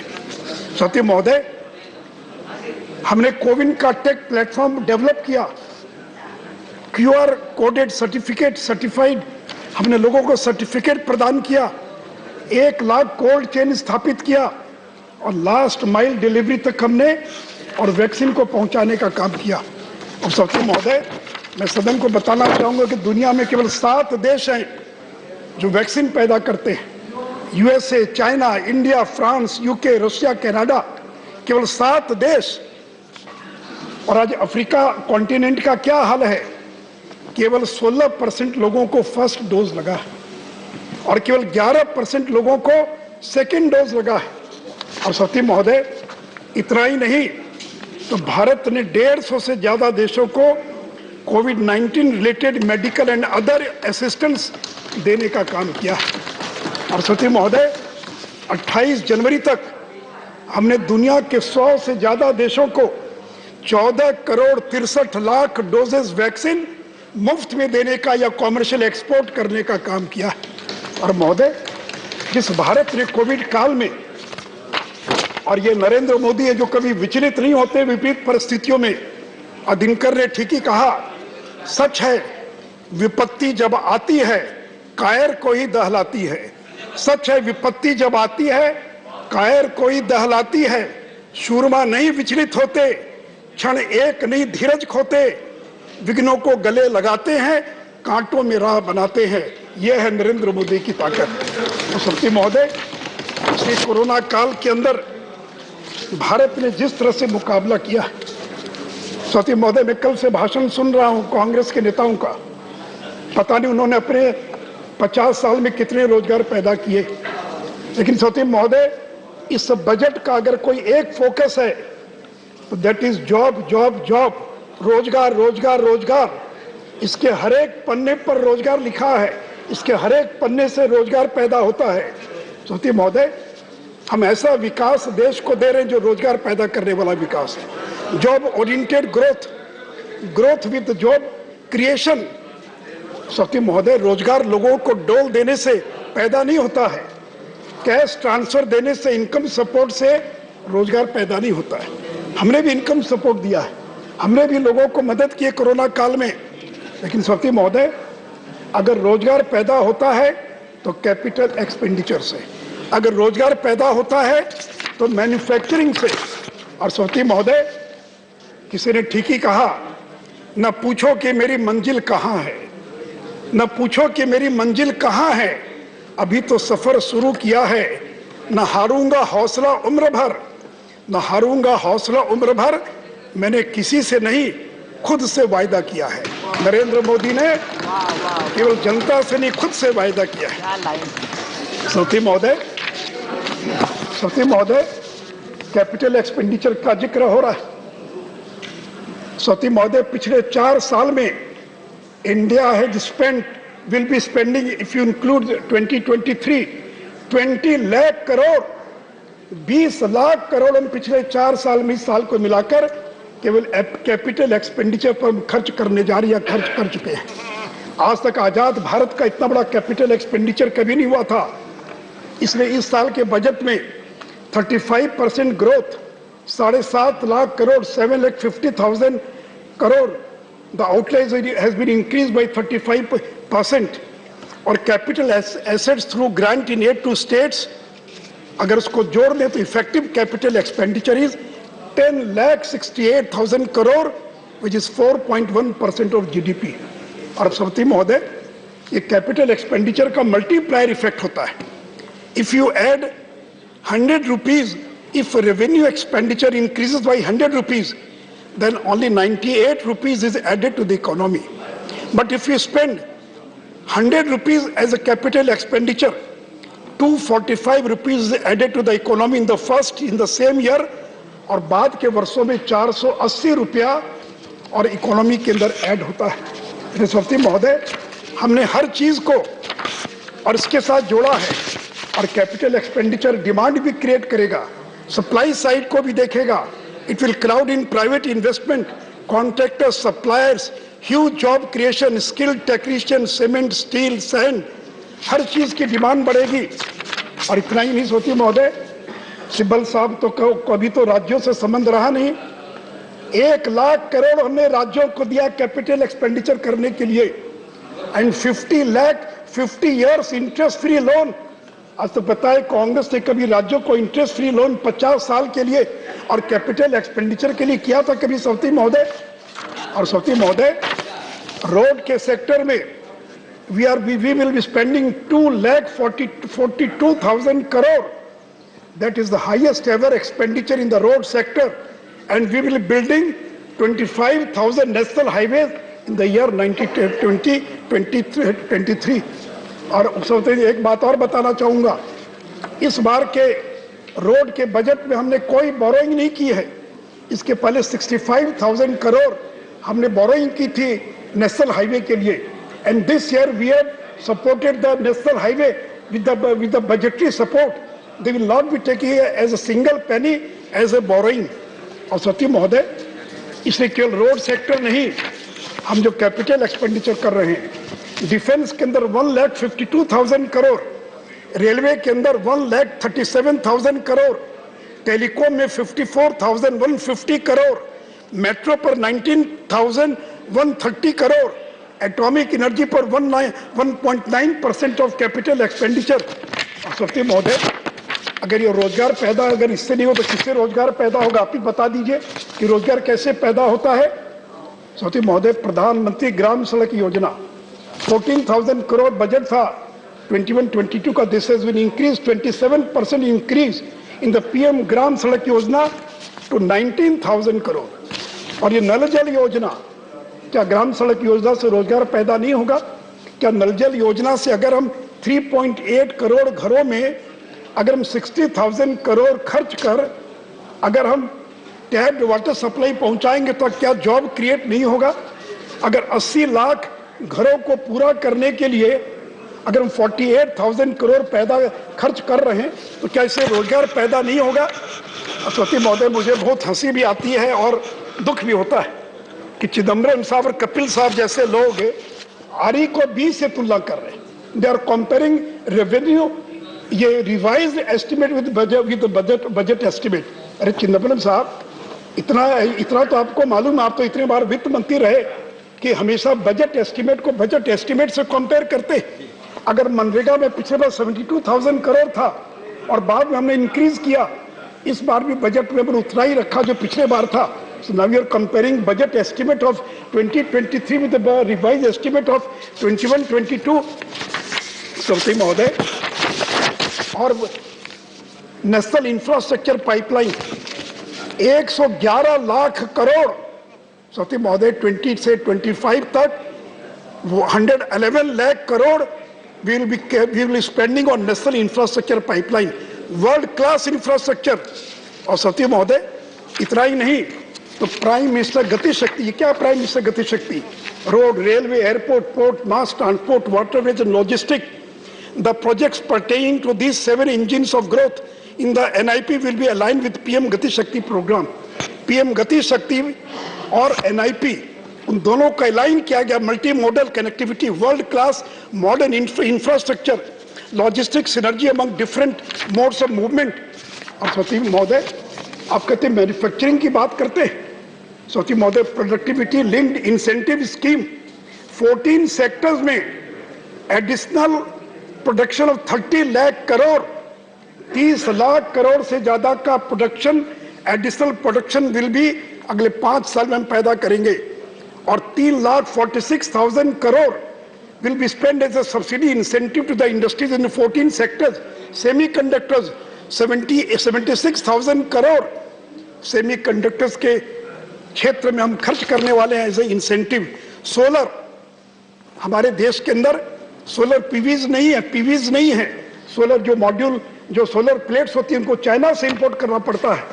मैं निर्मला जी और पीएम को धन्यवाद दूंगा। This year she has increased from 4,500 to 19,000, additional 19,500 crore for manufacturing of solar panels. और सरस्वती महोदय, 280 gigawatt of installed solar capacity by the year 2030. Solar capacity 280 megawatt नहीं, 280 gigawatt हम 2030 तक इस देश के अंदर और पैदा करेंगे। इसलिए सरस्वती महोदय, चाहे वो सेमी कंडक्टर्स हो, ऑटो कंपोनेंट्स हो, ऑटोमोबाइल्स हो, इलेक्ट्रॉनिक्स हो, केमिकल्स हो, फार्मा हो, मेडिकल डिवाइसेस हो, फूड प्रोसेसिंग हो, टेलीकॉम हो, टेक्सटाइल्स हो, व्हाइट गुड्स हो, ड्रोन्स हो, इस पर हम इतनी बड़ी राशि खर्चा करने जा रहे हैं। और अब कहते हैं कि रोजगार कहाँ से पैदा होगा? सरस्वती महोदय, नरेंद्र मोदी लंबे समय तक गुजरात के मुख्यमंत्री थे, उनको मालूम है। इसे किसी ने कहा, हम तो दरिया हैं, हमें अपना हुनर मालूम है। हम तो दरिया हैं, हमें अपना हुनर मालूम है। हम जहां से जाएंगे वो रास्ता बन जाएगा। हम जहां से जाएंगे वो रास्ता बन जाएगा। अगर देखना चाहते हो तुम मेरी उड़ान को, अगर नरेंद्र मोदी की उड़ान को देखना चाहते हो, अगर देखना चाहते हो तुम मेरी उड़ान को, तो जाओ ऊंचा करो आसमान को, जितना ऊंचा कर सकते हो आसमान को करो, आसमान को। हम अपना हुनर दिखाएंगे। सरस्वती महोदय, ये जमाना मेटावर्स का है, वेब 3 का जमाना, आर्टिफिशियल इंटेलिजेंस का जमाना है। और कहते हैं कि डिजिटल से क्या होगा? कपिल सिब्बल साहब, आप तो कम से कम इस तरह की बात मत बोलिए। डिजिटल करेंसी, दुनिया में अभी तक केवल 9 देश है जिन्होंने डिजिटल करेंसी लॉन्च की है। And all these countries our nation islands. Bahamas छोटे छोटे देश हैं जिनकी आबादी 4 लाख 5 लाख होगी, उन्होंने डिजिटल करेंसी लॉन्च की है। India will be the 10th country in this world which will be launching digital currency. इससे transparency in transaction, reducing use of black money, cheaper currency management, online payment more secure and risk-free, interbank settlement not required. और सरस्वती महोदय, handling, printing, logistic, management of cash, और आप इसका मजाक उड़ा रहे। सरस्वती महोदय, डिजिटाइजेशन, क्या बिना डिजिटल वर्ल्ड के क्या आप सरवाइव कर सकते हैं दुनिया की प्रगति की दौड़ के अंदर? बजट में घोषणा की गई है 75 जिलों के अंदर डिजिटल बैंकिंग यूनिट स्थापित किया जाएगा। Ayushman Bharat digital mission, digital university की स्थापना की जाएगी। हाई स्पीड ऑप्टिक फाइबर 2025 तक देश के सभी गांव तक पहुंचा दिया जाएगा।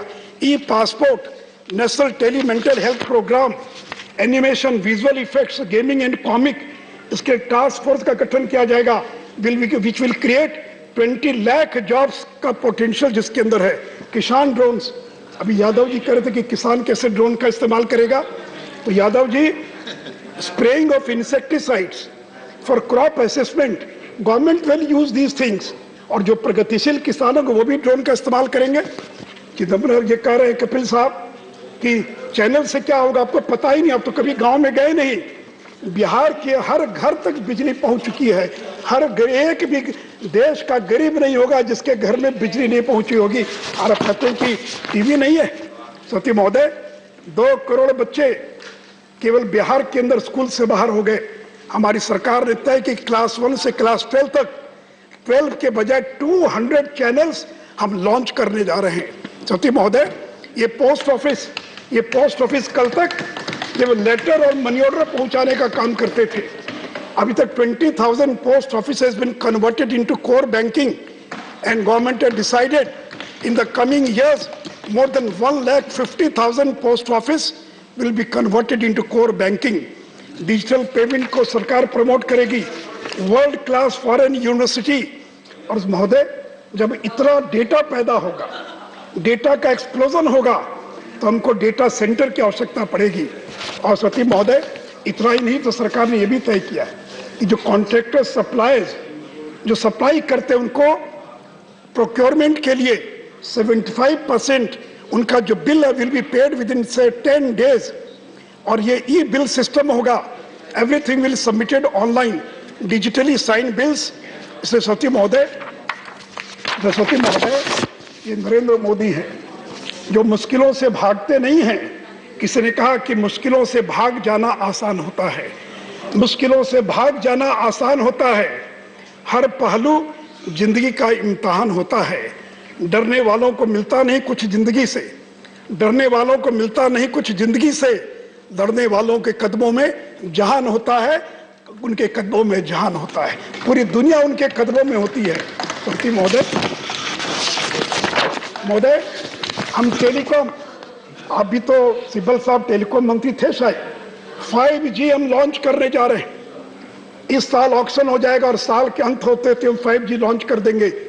एंड सरस्वती महोदय, you know the speed of 5G, it will be having a speed of 10,000 to 30,000 megabyte per second, 10,000 to 30,000 megabyte per second। और 4G की स्पीड कितनी है? 100 to 300 megabyte per second। और सरस्वती महोदय, इतना ही नहीं, 5G के ऑक्शन से 1 लाख करोड़ मिलेगा। और हम लोगों ने टेलीकॉम रिफॉर्म पैकेज घोषणा की थी सितंबर 21 में, जिससे 30,000 करोड़ फाइनेंशियल 2023 के अंदर इंडस्ट्री का जो रेवेन्यू उसको इंक्रीज होगा। सती महोदय, BSNL को हमने 2019 में पैकेज दिया था। BSNL को 45,000 करोड़ का कैपिटल हम लोगों ने आउटले प्रोवाइड किया है। और सती महोदय, हम BSNL को भी इस साल 4G में कन्वर्ट करेंगे। और सती महोदय, मैं एक बात और बताना चाहूंगा, हम केवल 5G नहीं ला रहे हैं, आज ही मीटिंग है कि 6G, यानी भारत अभी से 6G की तैयारी कर रहा है, तो 6G का स्टैंडर्ड क्या होगा। और सती महोदय, डायरेक्ट बेनिफिट ट्रांसफर, सती महोदय, क्यूमुलेटिव, अभी तक पिछले जब से ये लॉन्च हुआ है direct benefit transfer, 21 lakh crore, 21 lakh crore अभी तक हम डायरेक्ट बेनिफिट ट्रांसफर के द्वारा बेनिफिशियरीज के खाते में पहुंचा चुके हैं। और मालूम है सरकार सर कितना सेविंग हुआ है? 2,22,000 करोड़ सेविंग हुई है। 2,22,000 करोड़ कि बचत हुई है भारत सरकार को केवल डायरेक्ट बेनिफिट ट्रांसफर के द्वारा। 4 करोड़ डुप्लीकेट रेशन कार्ड रद्द कर दिए गए, 4 करोड़ से ज्यादा एलपीजी के फेक कनेक्शन खत्म कर दिए गए, 120 lakh metric tonne reduction of fertiliser sale में मदद मिली है। राष्ट्रपति महोदय, मोबाइल फोन 2014 में जब नरेंद्र मोदी जी प्रधानमंत्री बने तो केवल 2 इकाई थी, 2 यूनिट थी मोबाइल फोन की, और आज बताते हुए खुशी 2021 में 200 manufacturing units of mobile phones are in India.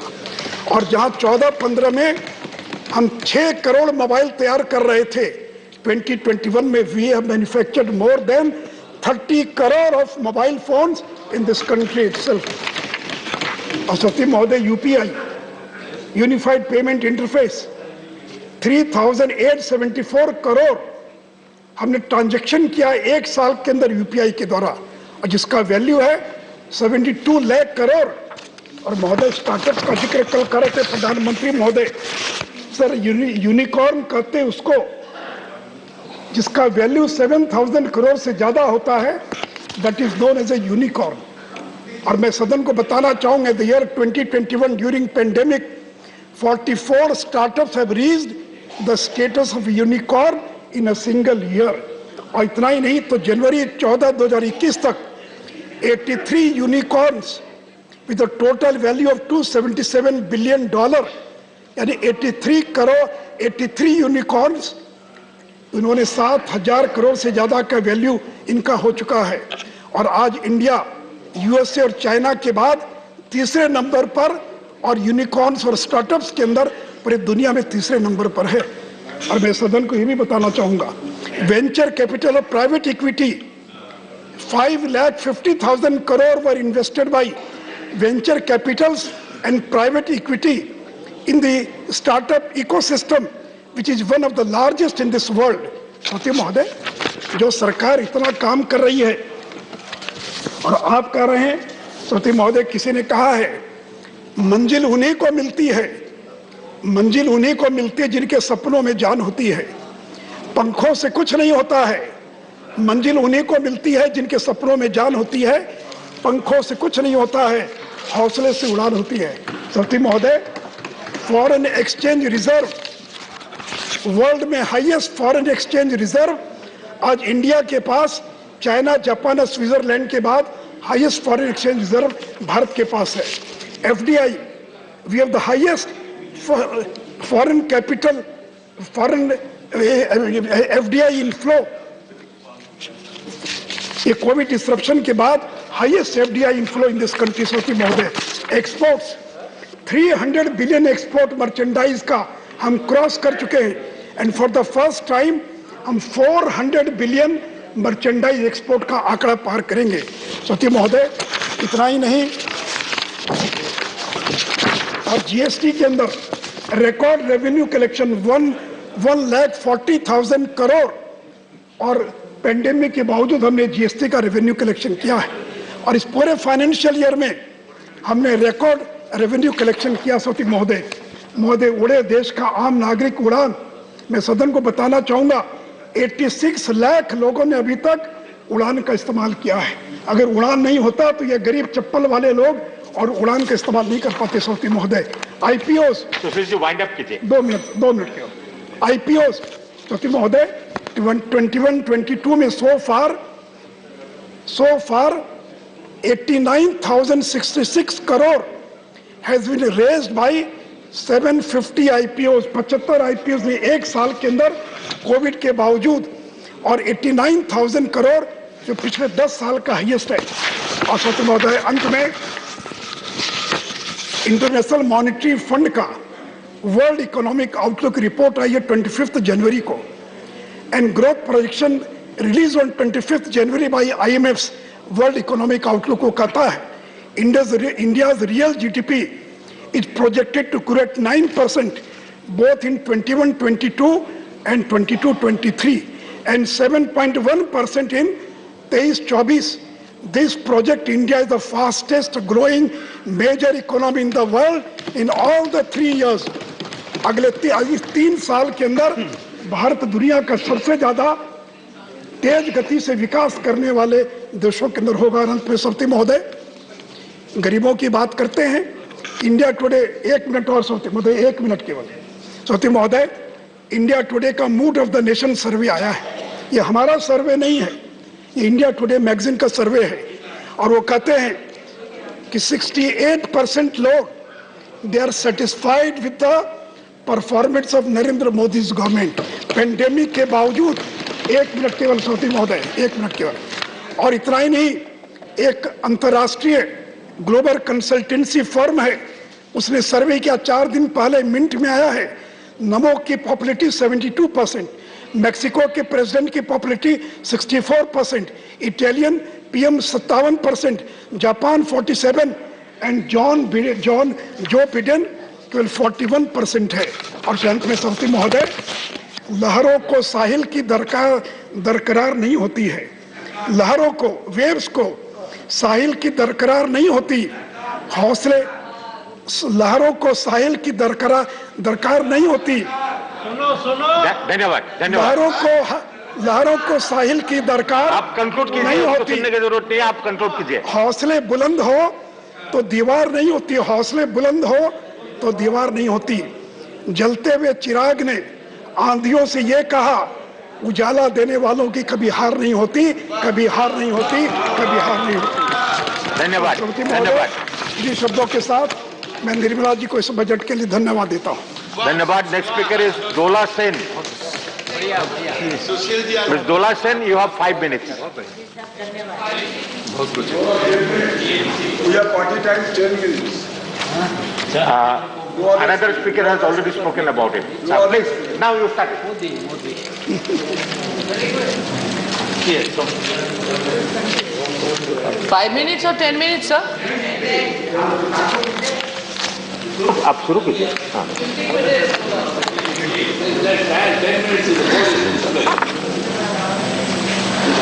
Modi है तो मुमकिन है, सब कुछ हो सकता है। Thank you, Chairman, sir, for giving me the chance to speak on budget 22-23. हम तहे दिल से शुक्रिया अदा करना चाहते हैं कि बहुत दिन बाद, एटलीस्ट 3-4 सेशन के बाद, हम सब राज्यसभा से ऑनरेबल प्राइम मिनिस्टर सर को आते हुए, बैठते हुए, बोलते हुए और भाषण देते हुए देखा भी, सुना भी। और अगर यूपी इलेक्शन ना होती, अगर पंजाब इलेक्शन ना होती, अगर गोवा इलेक्शन ना होती, ये संभव नहीं होता। So again, thanking the central government and the treasury bench from core of my heart. Now coming to my first point on budget, unemployment. In 2014, this Modi ji led BJP government claimed that it would create 2 crore jobs per year for we the people of India. And the Honorable Finance Minister in her budget speech this year said that the government would create 60 lakh jobs over the next 5 years for we the people of India. I want to ask, sir, who is telling the truth, by the way? Instead, in reality, what have we seen?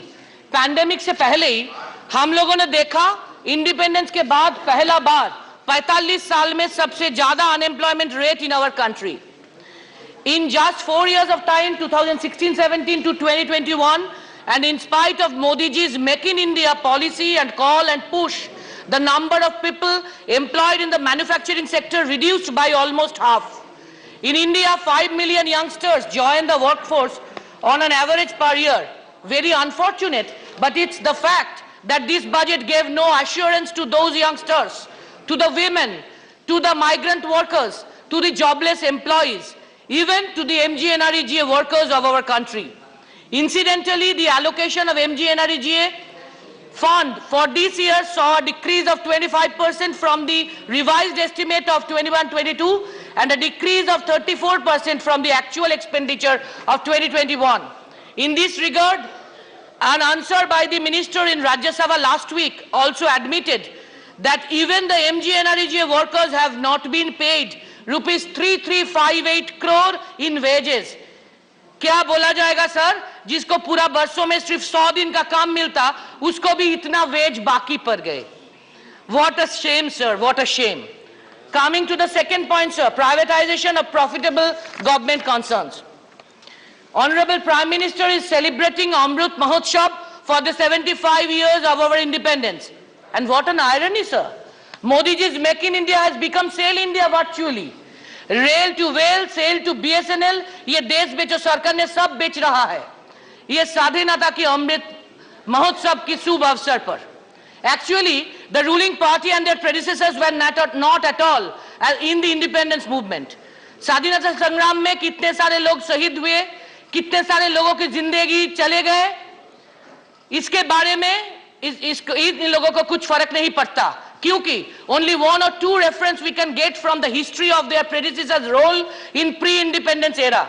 कोई cellular jail में गए और चार बार British से माफी मांग के बाहर आए, नहीं तो किसी और ने यूथ को इंस्पायर करने के लिए बोले कि ब्रिटिश आर्मी में ज्वाइन कर दिया जाए.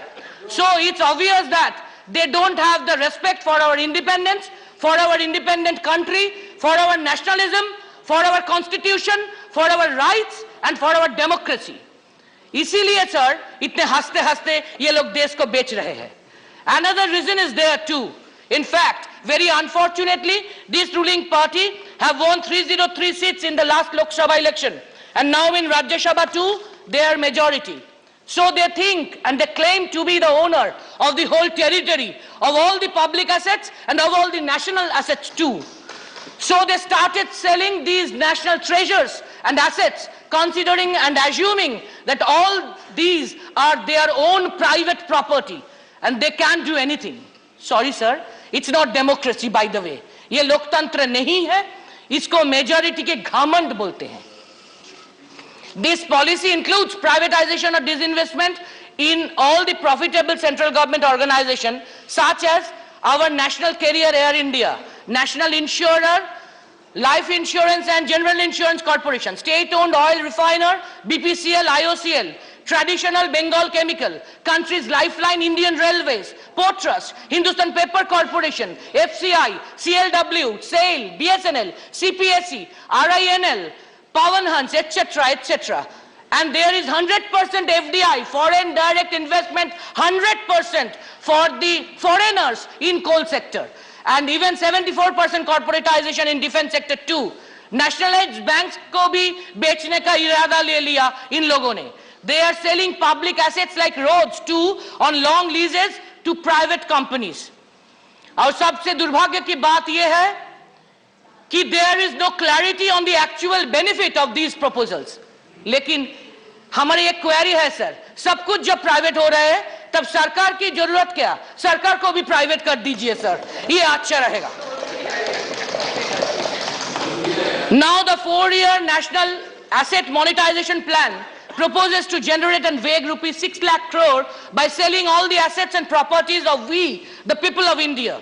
And what a democratic approach, sir. BJP never mentioned anything about this massive economic overhaul in their election manifesto of 2014 and 2019. If they would have done so and then won the election afterwards, we must think that it's people's mandate. तब ये लोग इस NMP के लिए people's mandate नहीं लिया और उन लोगों से हमको लोकतंत्र की भाषण सुनना पड़ता है. After independence in Congress regime, we have seen the nationalization of bank, coal, insurance, etc. And in BJP regime, specifically Modi ji regime is denationalizing them all. और हमको ये भी मानना पड़ेगा कि ट्रेजरी बेंच स्वदेशी भावना से जागरूक है. हम इकोनॉमिकली बहुत आगे बढ़ रहे हैं sir, in all respect, as announced by our honorable Prime Minister. कैसे sir? There are some examples. The Global Hunger Index put India at a dismal 101 out of 116 countries. Bhutan भी हमसे आगे है. 84% of households in the country saw a fall in income. 4.6 crore Indians fell into extreme poverty. Inequality and poverty leads to the death of 21,000 people each day, irrespective of COVID-19. The food subsidy bill has fallen, a 28% drop, which also includes the public distribution system. The fertilizer subsidy has been cut, a nearly 25% drop in the raised estimate for the financial year. And is this how, sir, the government aims to achieve its goal of doubling farmers' income?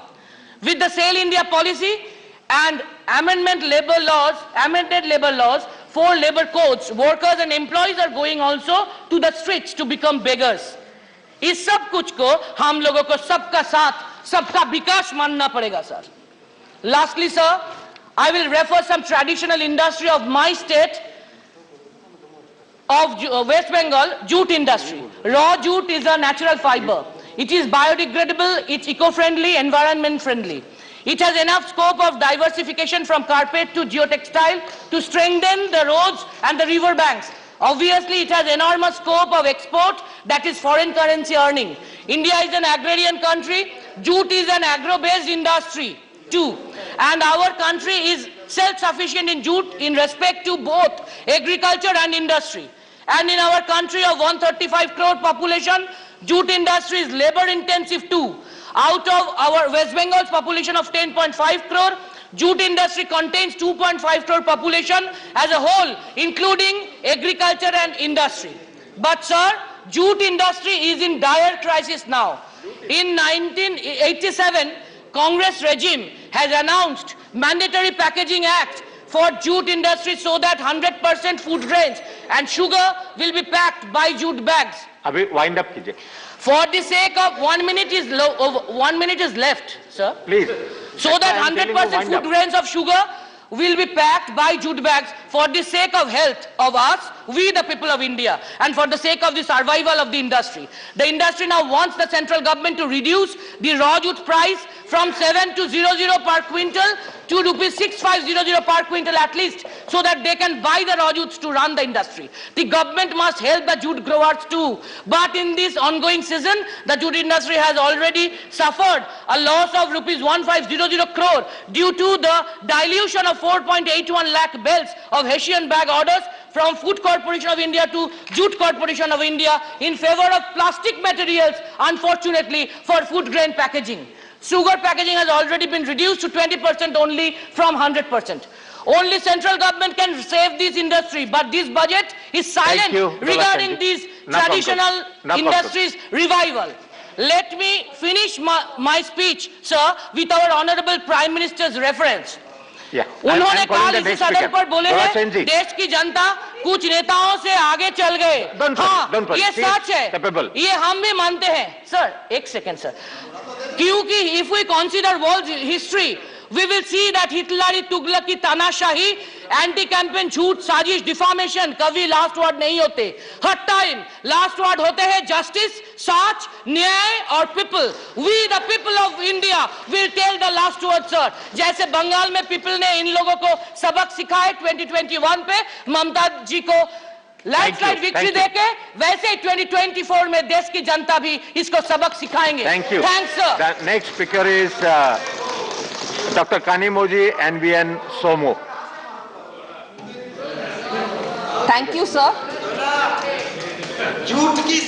I rise to address this august house for the first time with utmost humility. I would like to express my sincere gratitude and thanks to our beloved DMK President and the Chief Minister of Tamil Nadu, Thiru M.K. Stalin, for giving me an opportunity to become a member in this august house. With a pride, I wish to say that I belong to the Dravidian stock. I revere the legendary leaders Thandai Periyar, Peraringer Anna, Kalaignar M. Karunanidhi, with whom my grandfather N.V. Natarajan worked with.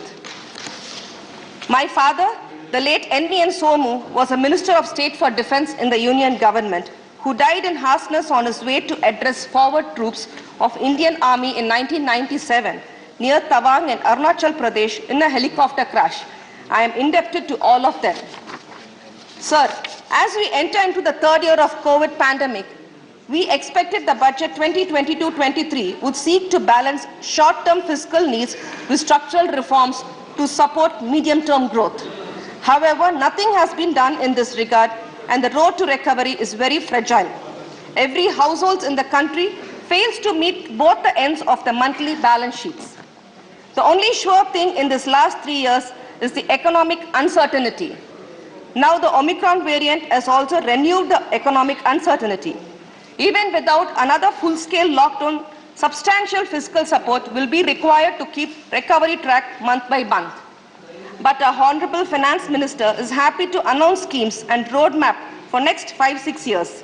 There is a saying in Tamil, "Iruppadai vittu parappadai pidipadu tagumo." The Finance Minister's action is akin to this. The COVID pandemic has added 20 crore new poor people into the system and robbed more than 20 crore people their jobs. Tourism and hospitality sector was hard hit and the road to recovery is still very bleak. But the finance minister is happy to announce scheme for the next decades. Kura eri kori pidikadavan vaana meri vaigundam ponana. I think the finance minister knows the meaning of this proverb. Sir, as a medical professional, I would like to emphasize that the COVID-related medical interventions will still remain a top priority for the foreseeable future. The development in medical infrastructure and public awareness by the state governments has reduced the death toll due to COVID-19 pandemic. Unfortunately, the patients with other ailments had to bear the heavy burden in the coming years. Than the estimated fund from last year, this year 500 crores of funds have been cut off in this pandemic budget for the health. Unless the budget allocation for medical care and infrastructure increase to 6% of country's GDP, the country may not be in a position to serve its 140 crore population. Though we are optimistic that COVID pandemic would end soon, the government has no clue how to tackle if there is any other virus outbreak in the future. Unless the government gets the right advices of the medical expertise, whatever planned by the government is like putting cart before the horses. Sir, last time there were many deaths due to the unavailability of the oxygen. I think the PM Care Fund can set up oxygen plants across the country in all the government hospitals. It is very important to protect the health of all citizens from the risk associated with any future pandemic. To mitigate these risks, the role of health insurance sector becomes more vital, necessitating a collaborating effort to improve health insurance penetration and the development of healthcare facilities across the country. One of the largest contributing factors to these high prices is the current 18% GST rate imposed on the health insurance premium. The sector has called for a GST rate cut on health insurance premium and granting infrastructure status to healthcare facilities to boost access to quality healthcare. But the government is turning a blind eye in this regard. In fact, there is a need for GST exemption for several life-saving medicines, equipments and services. As per industry reports, an estimated 56 crore individuals from lower middle class to upper middle class do not have any health insurance cover, and it represents about 40% of India's population. Apart from the lack of awareness about the importance of health insurance, the costs associated with even standard insurance products like Arogya Sanjeevani is a deterrent, with prices ranging between rupees 15,000 to rupees 18,000 per year for a family of 2 adults and 2 children, with the senior most member's age being 45. Sir, generally speaking about health is a state subject, but we are at present sitting on a health time bomb, and that healthcare should be accorded topmost priority. The budgetary allocation from the union government is absolutely inadequate to achieve quality healthcare for all.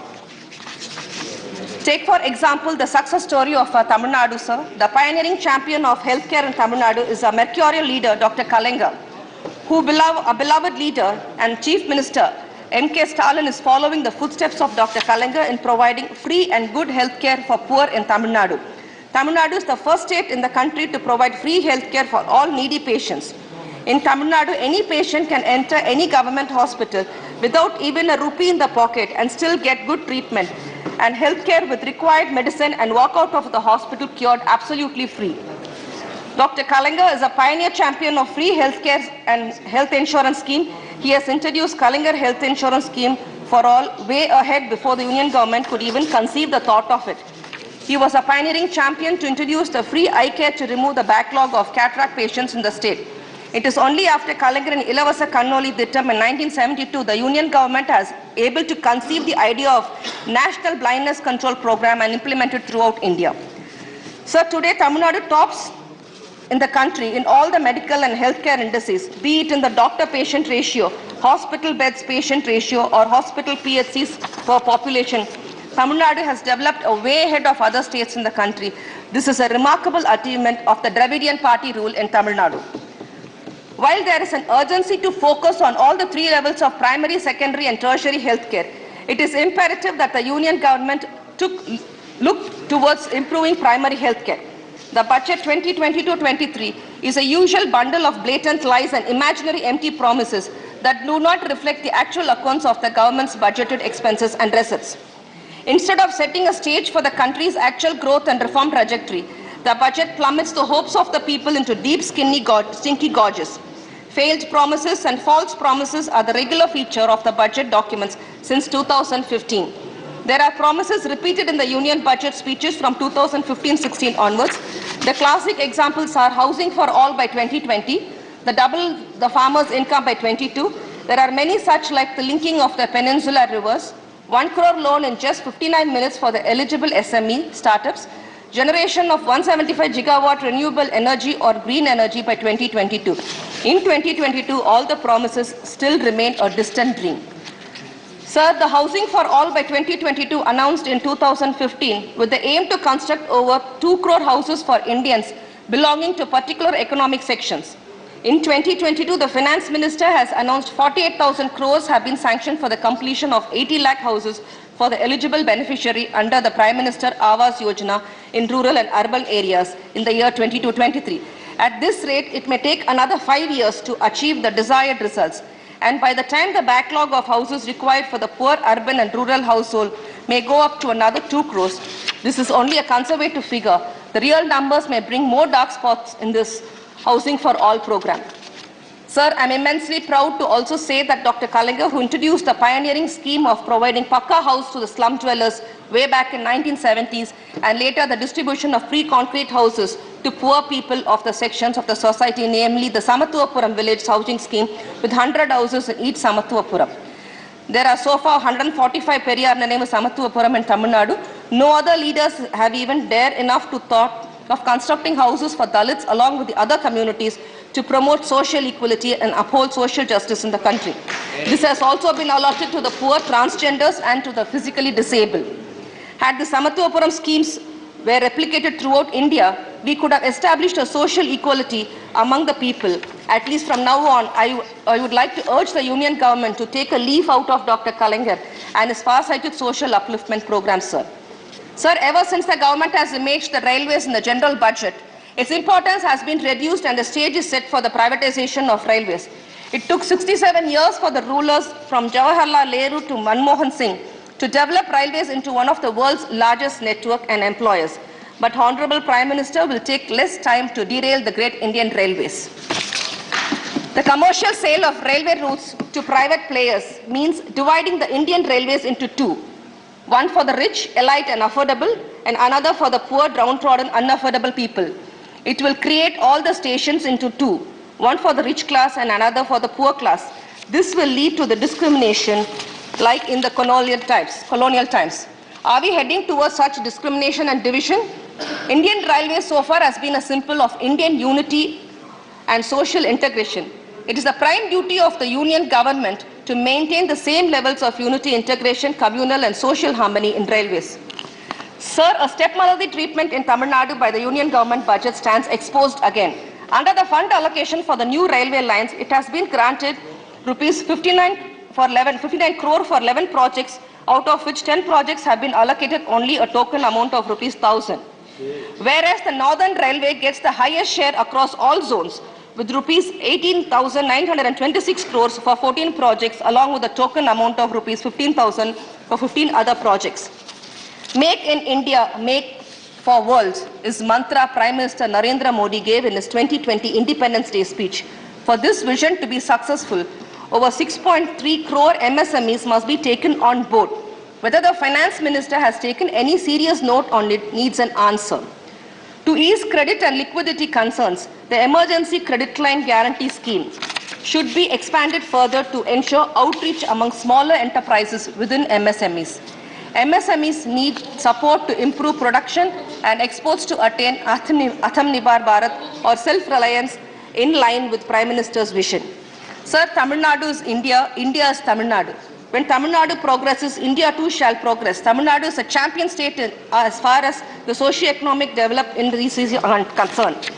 Whether it is education, employment and economic generation, income generation, infrastructure development, wealth creation, enterprises, health infrastructure, social justice and communal harmony, Tamil Nadu stands second to none other in the country. Unfortunately, the centre sometimes deny and jeopardize the rightful share to Tamil Nadu. Even in the 1960s, our great predecessors have said Vadakku vaalgirathu, Terkku theigirathu. I strongly believe that the same situation is still continuing. In spite of facing denials of various kinds, Tamil Nadu has remained a pioneering champion in the country. Thanks to the political renaissance created by our party, DMK, spearheaded by a genius leader, Peraringar Anna, sustained by one and only Dr. Kalaignar. Now the baton has been handed over to our beloved Chief Minister, M.K. Stalin.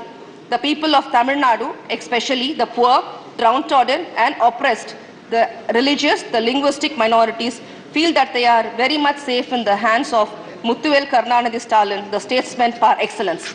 Thank you. Thank you, Dr. Kanemoji. Now,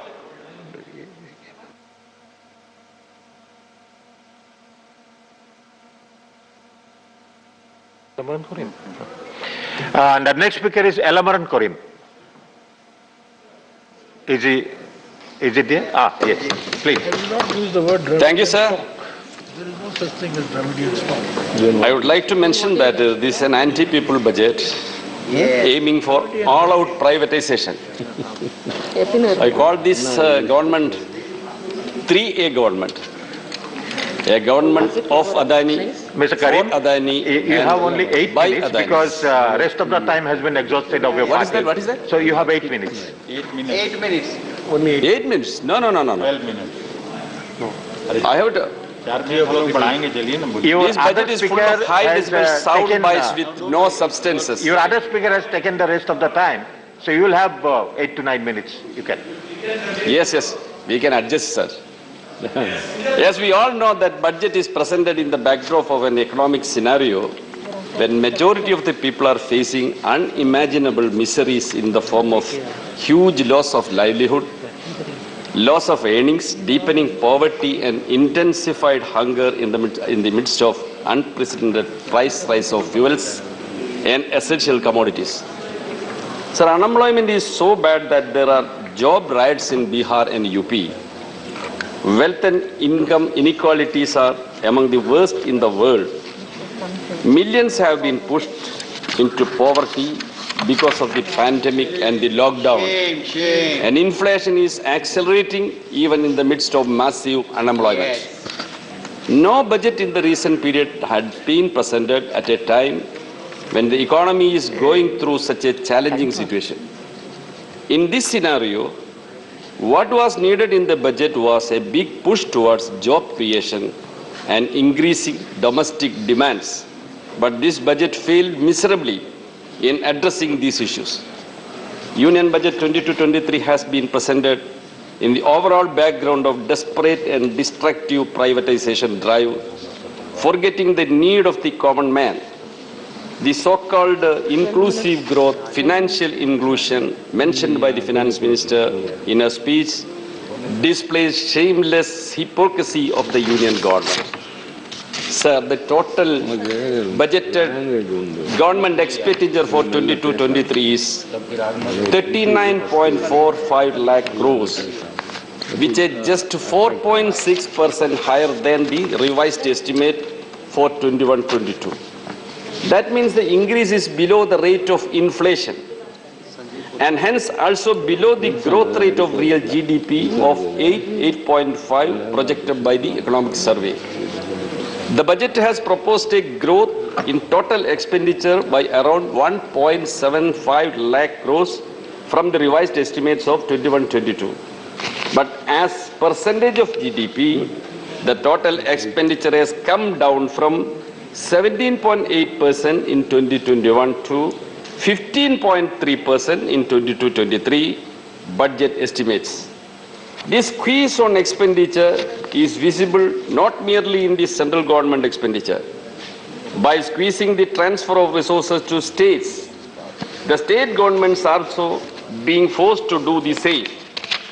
These transfers are to come down from 6.91% of GDP in revised estimate of 21-22 to 6.25% in 22-23.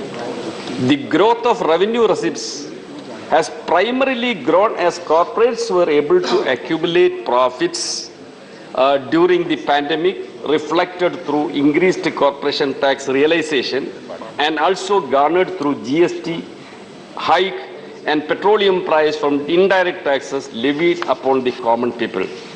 The revenue expenditure budgeted in 22-23 of Rs 3.19 lakh crores supposed to include the welfare schemes named after Prime Minister marks an increase by less than 1%.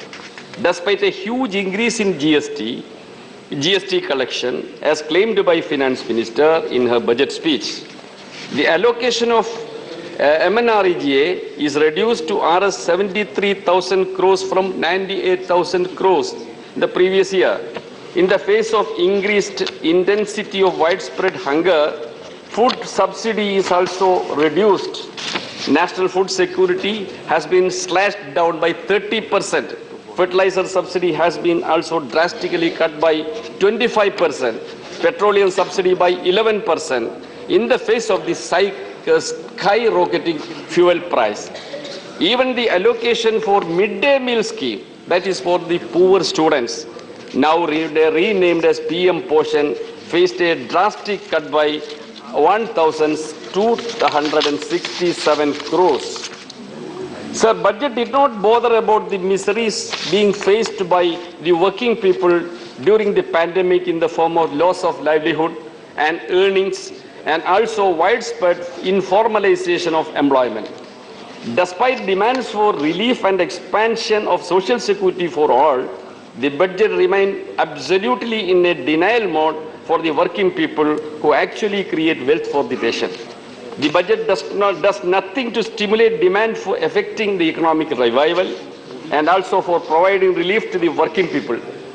The outlay for a whole range of programs that provide relief to the poor have actually been slashed compared to last year. Sir, what was required was introducing an urban employment guarantee scheme. On the contrary, it has cut down expenditure of MNREG. Sir, MNREG is a demand-driven program. Funds will be made available if the demand crisis for such funds, that is the claim of the government. But if the wages are delayed, the enrollment in the employment may get reduced. So, these lifeline projects introduced by the UPA government, now you are killing that project through these budgets. Sir, the privatization, the budget is presented in the overall background of desperate and destructive privatization drive, embracing the infrastructure, manufacturing and mineral sector, facilitating transfer of our resources from national exchequer to private hands. So, the corporates could double their wealth during this pandemic, COVID pandemic.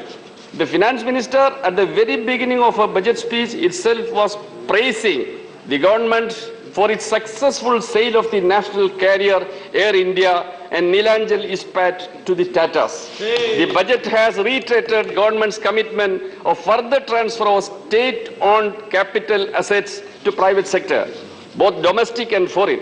In fact, under this regime, economic policy making is gradually moving towards purely anti-people destructive trend, much to the detriment of the national interest. Sir, on farmers, what was the promise in the budget of 2021? Point 22 in the budget 2021, it said, our government is committed to the goal of doubling the farmers' income by 2022, this year. Sir, a commission was appointed by the then government, Ashok Davle Commission. That commission gave the report, 14-volume report. It is still sleeping in the shelf of the government. Now, in this budget, there is a single word mentioning regarding the doubling the income of the farmers. In contrary, the revenge to the farmers, what you have done, the farmers' reliefs are cut short by drastically. Procurement remunerative price of non-waiver were not even addressed. We have two more speakers. Yes, I am concluding, sir. Total allocation was 4,74,750 crores in 21-22, which has now fallen to 3,70,303 crores. That is over a lakh crore reduction. That is a revenge on the farmers who were on the struggle against the controversial farm laws. The share of the rural development in the budget has also fallen from 5.59% to 5.23%. Allocations for all major schemes for farmers have also seen budget cut. The allocation for procurement of FCI and under decentralization procurement sum has been reduced by 28%. Allocation for funds for the fertilizer subsidy has been reduced by 25%. Under PM Kisan, 12.5 crore farmer households are supposed to be provided 6,000 rupees each, which requires an allocation of 75,000 crores, but only 68,000 crores are allocated. Thank you. You conclude. And finally, I'm one calling the minute, sir, next 1 minute, speaker. sir. Please. In the post-COVID period, we there is don't a have need much for time. provide more assistance to states, including Kerala, but the budget has been inconsiderate and silent on this. Should have liked to hear you more, but there is no time. I mean, Kerala has paucity always of time. raised so many demands. Again, I have to and request aims, a railway zone, and Mr. other Ajit Bhuya. important projects which were put Will to you the speak government today or tomorrow? is not considered. It is very sorry to We say. have- So I can't support this budget. Thank you, sir. So you speak tomorrow. Now, Mr. Sanjay Singh. आपने मुझे इस budget पे अपनी बात कहने का मौका दिया। सर, मैं इस बजट पे और इनके डिजिटल इंडिया पे राजीव जी की एक कविता है, वो एक बड़े अच्छे कवि हैं, उन्होंने लिखा है, वो सदन के सामने सुनाना चाहूंगा। खाओ डिजिटल, गाओ डिजिटल, देश का बैंड बजाओ डिजिटल, रुपया डिजिटल, बैंक भी डिजिटल और सेना का टैंक भी डिजिटल, बच्चे पाए डिजिटल शिक्षा और फिर मांगे डिजिटल भिक्षा। बच्चे पाए डिजिटल शिक्षा और फिर मांगे डिजिटल भिक्षा। डिजिटल डॉक्टर, डिजिटल गोली, डिजिटल ईद और डिजिटल होली, डिजिटल सड़क पर डिजिटल कार, डिजिटल संसद और सरकार, डिजिटल खेत में करो किसानी, डिजिटल खाद और डिजिटल पानी, डिजिटल दूध और डिजिटल गाय, डिजिटल चीनी, डिजिटल चाय, भर के खाओ डिजिटल रोटी और फिर कर दो डिजिटल पोटी। ये इस बजट के बारे में एक कवि की प्रतिक्रिया है मान्यवर। और जो इस सरकार के दावे हैं अब उस पर थोड़ी बात कर लेते हैं मान्यवर। इन्होंने कहा है कि 60 लाख नौकरियां देंगे। मैं पूछना चाहता हूं, आपने तो स्वयं स्वीकार कर लिया, पहले तो आप 2-2 करोड़ करके लोगों को मूर्ख बनाते रहे और अब आप खुद स्वीकार कर रहे हैं कि 2 करोड़ आपके बस की नहीं है। अब आप 60 लाख नौकरियां देने की बात कह रहे हैं। और आप नौकरियां कैसे दे रहे हैं नौजवानों को मान्यवर? 35,000 रेलवे भर्ती के लिए 1 करोड़ नौजवानों ने उसमें फॉर्म भरा और उसके बाद जब उसका परिणाम आता है उसमें घोटाला और गड़बड़ी की जाती है। जब वो नौजवान सड़क पर नौकरी मांगने के लिए निकलते हैं उनको लाठियों से पिटवाया जाता है प्रयागराज में, उनको पटना में लाठियों से पिटवाया जाता है, घर में घुस के लाठियों से पीट पीट के आप नौकरी दे रहे हैं, आंसू गैस के गोले छोड़ छोड़ के आप नौकरी दे रहे हैं। आप कर्मचारियों की बात इस बजट में कर लीजिए मान्यवर। जब कर्मचारियों की चर्चा होती है पूरे देश के कर्मचारियों की एक ही मांग है, पुरानी पेंशन की बहाली की जाए, पुरानी पेंशन की बहाली की जाए। 40 दिन कोई सांसद और विधायक रह लेता है, पूरे जीवन भर उसको पेंशन मिलती है। 40 साल कोई कर्मचारी नौकरी करता है, उसकी पेंशन आपने खत्म कर दी। पेंशन तो छोड़िए, टैक्स के राहत की उम्मीद थी कर्मचारियों को, आपने इस बजट में वो भी नहीं दिया। इसके साथ साथ मान्यवर आपने इस बजट में किया क्या है? 22 तक सबको घर देने की आपकी योजना थी, वो 22 तक घर देने की योजना भी पूरी तरीके से जमीन पर उतर के नहीं आई, वो भी फेल साबित हुई। जब आपसे पूछा जाता है सरकार की उपलब्धि क्या है, सरकार की आमदनी क्या है, आप सीना ठोक के कहते हैं अरे हमने तो आमदनी बढ़ा दी, देश का एयरपोर्ट बेच दिया। फिर आपसे पूछा जाता है कुछ आमदनी बढ़ी क्या सरकार की, कहते हैं हाँ बिल्कुल बढ़ा दी, steel authority of India limited बेच दिया, कोल इंडिया बेच दिया, बीपीसीएल बेच दिया, एलआईसी बेच दिया, बैंक बेच दिया, पोर्ट बेच दिया, सब कुछ बेचने का काम किया। ये आपका मेक इन इंडिया है, ये आपका डिजिटल इंडिया है। मानवर मैं खत्म कर रहा हूं, मानवर मैं मनरेगा की आप बड़ी पीठ थपथपाते हैं अपनी। मनरेगा की चर्चा बहुत होती है, मनरेगा का बजट आपने खत्म कर दिया, खाद की सब्सिडी आपने कम कर दी। इसका मतलब जो गरीबों को अन्न देने की योजना है वो भी योजना एकमात्र आपकी दिखावा है, और मार्च के बाद गरीबों को अनाज हिंदुस्तान में मिलना बंद हो जाएगा। और अंत में आपके माध्यम से एक ही इस सरकार से अनुरोध करना चाहूंगा कि अपना ध्यान देश की तरक्की पर लगाइए, देश को आगे बढ़ाने पर लगाइए। बेटी बेटी होती है, हिंदू की हो, मुसलमान की हो, सिख की हो, ईसाई की हो, उसकी इज्जत के साथ खिलवाड़ मत कीजिए, गुंडागर्दी मत कीजिए। आप तय करने वाले कोई नहीं होते कौन क्या पहनेगा, कौन क्या खाएगा, कौन क्या कैसे रहेगा, कौन। Zafar Islam, I'm sorry. Please. Thank you very much, sir. First of all, I would like to thank my party and my leaders for giving me this opportunity, and also thank you for giving me this opportunity, sir.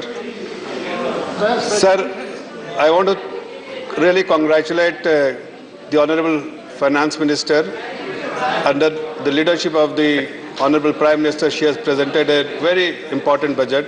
It is an all-encompassing budget where it has taken care of everyone.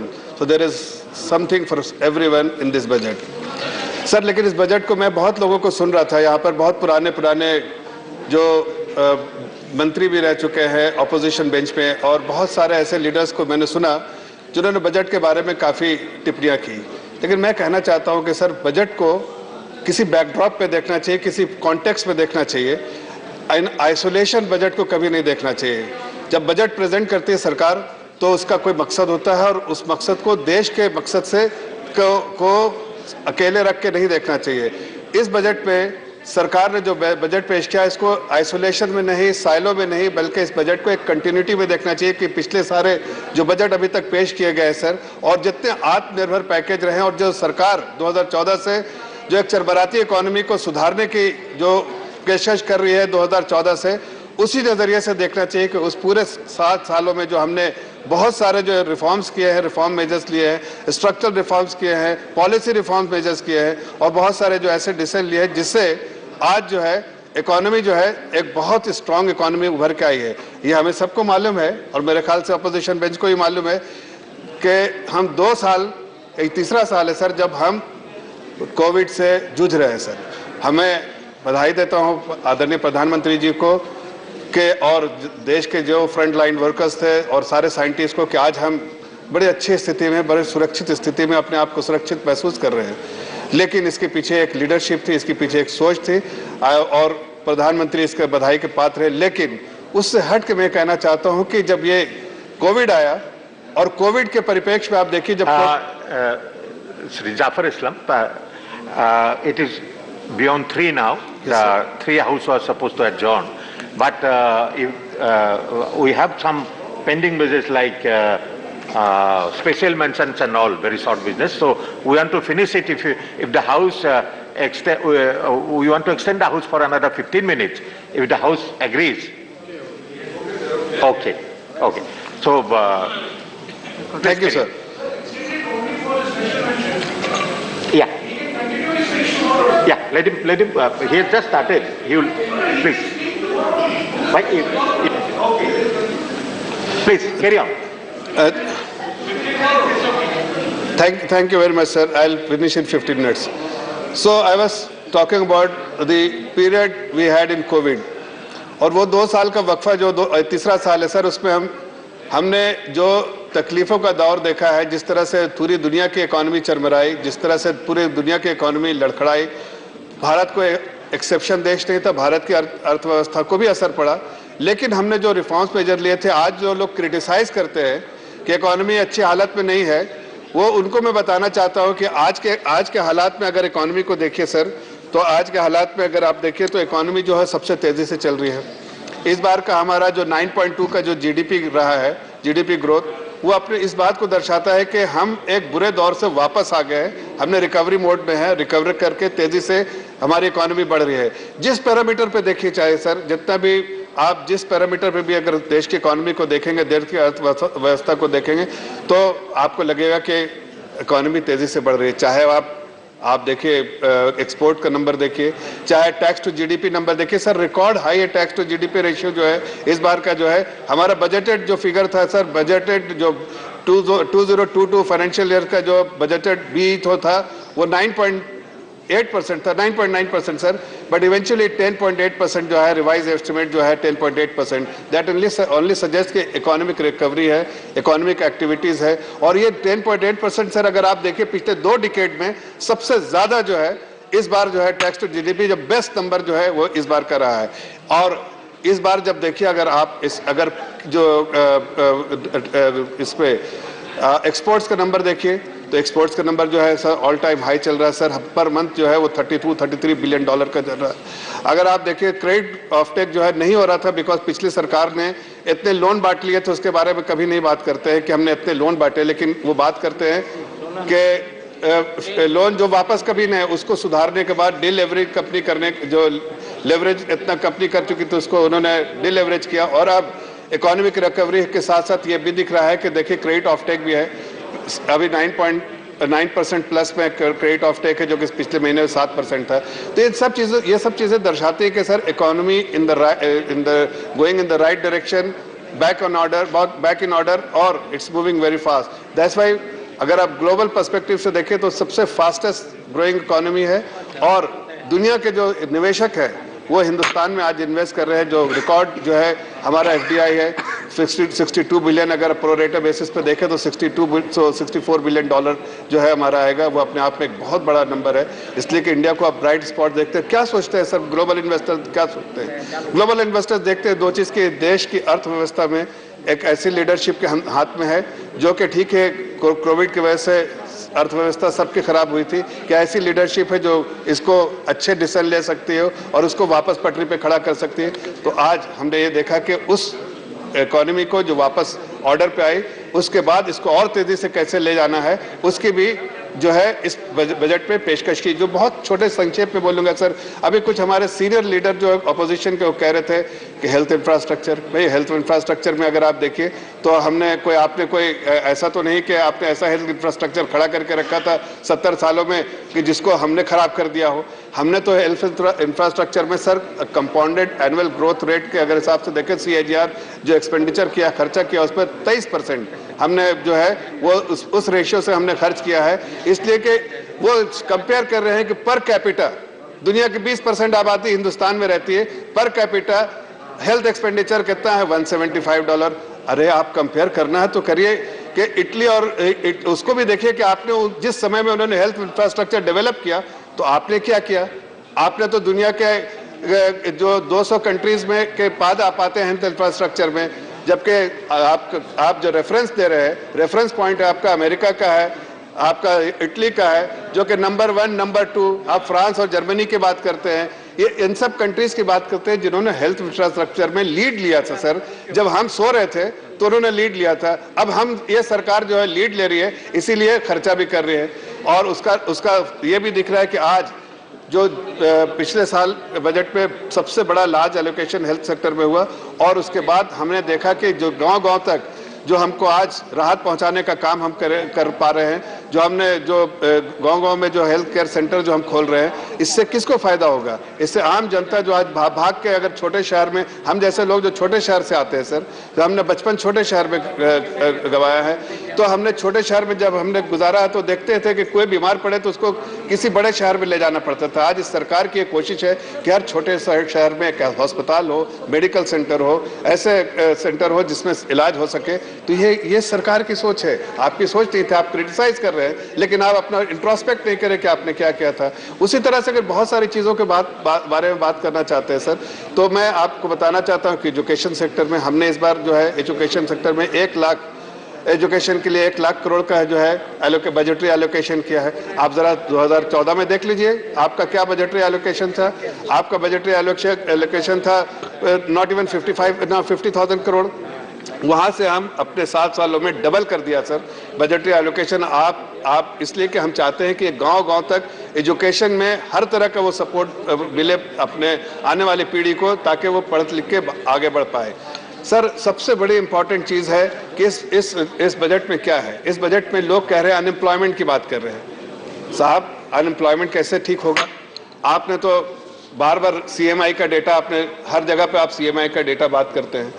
जब आप CMI का data ले लीजिए, पिछले जो pre Covid level और अभी ले लीजिए, तो आपको समझ में आएगा प्री कोविड लेवल में जो सिचुएशन थी उससे वापस आ गए। कोविड लेवल में जितने 24% जो अनएम्प्लॉयमेंट रेट था वापस आ गए, हम ठीक से आ गए हैं। और जब तेजी से इकोनॉमी बढ़ रही है और जब इस तरह का कैपिटल एक्सपेंडिचर जब हमने कमिट किया है कि हमारा फोकस क्या है सर, कि हम कैपिटल एक्सपेंडिचर करेंगे।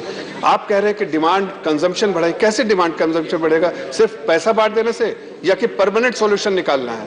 परमानेंट सॉल्यूशन कैसे निकलता है सर? जब आप इन्वेस्ट करेंगे, जब इंफ्रास्ट्रक्चर में फोकस करेंगे, इसलिए कि मल्टीप्लायर इफेक्ट है इसका जीडीपी पे।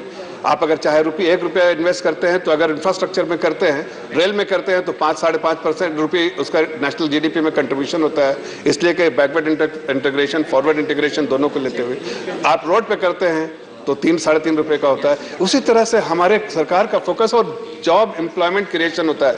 एग्रीगेट डिमांड जो बढ़ेगा, जब जैसे ही हम कैपेक्स जो अपना जिस तरह से शुरू होगा, तो जाहिर है एग्रीगेट डिमांड बढ़ेगा, डिमांड बढ़ेगा तो कंजम्पशन बढ़ेगा, कंजम्पशन बढ़ेगा तो प्राइवेट कैपेक्स शुरू होगा, प्राइवेट कैपेक्स शुरू होगा तो नौकरी और बढ़ेंगी। तो ये तो बिल्कुल वर्चुअस साइकिल है सर।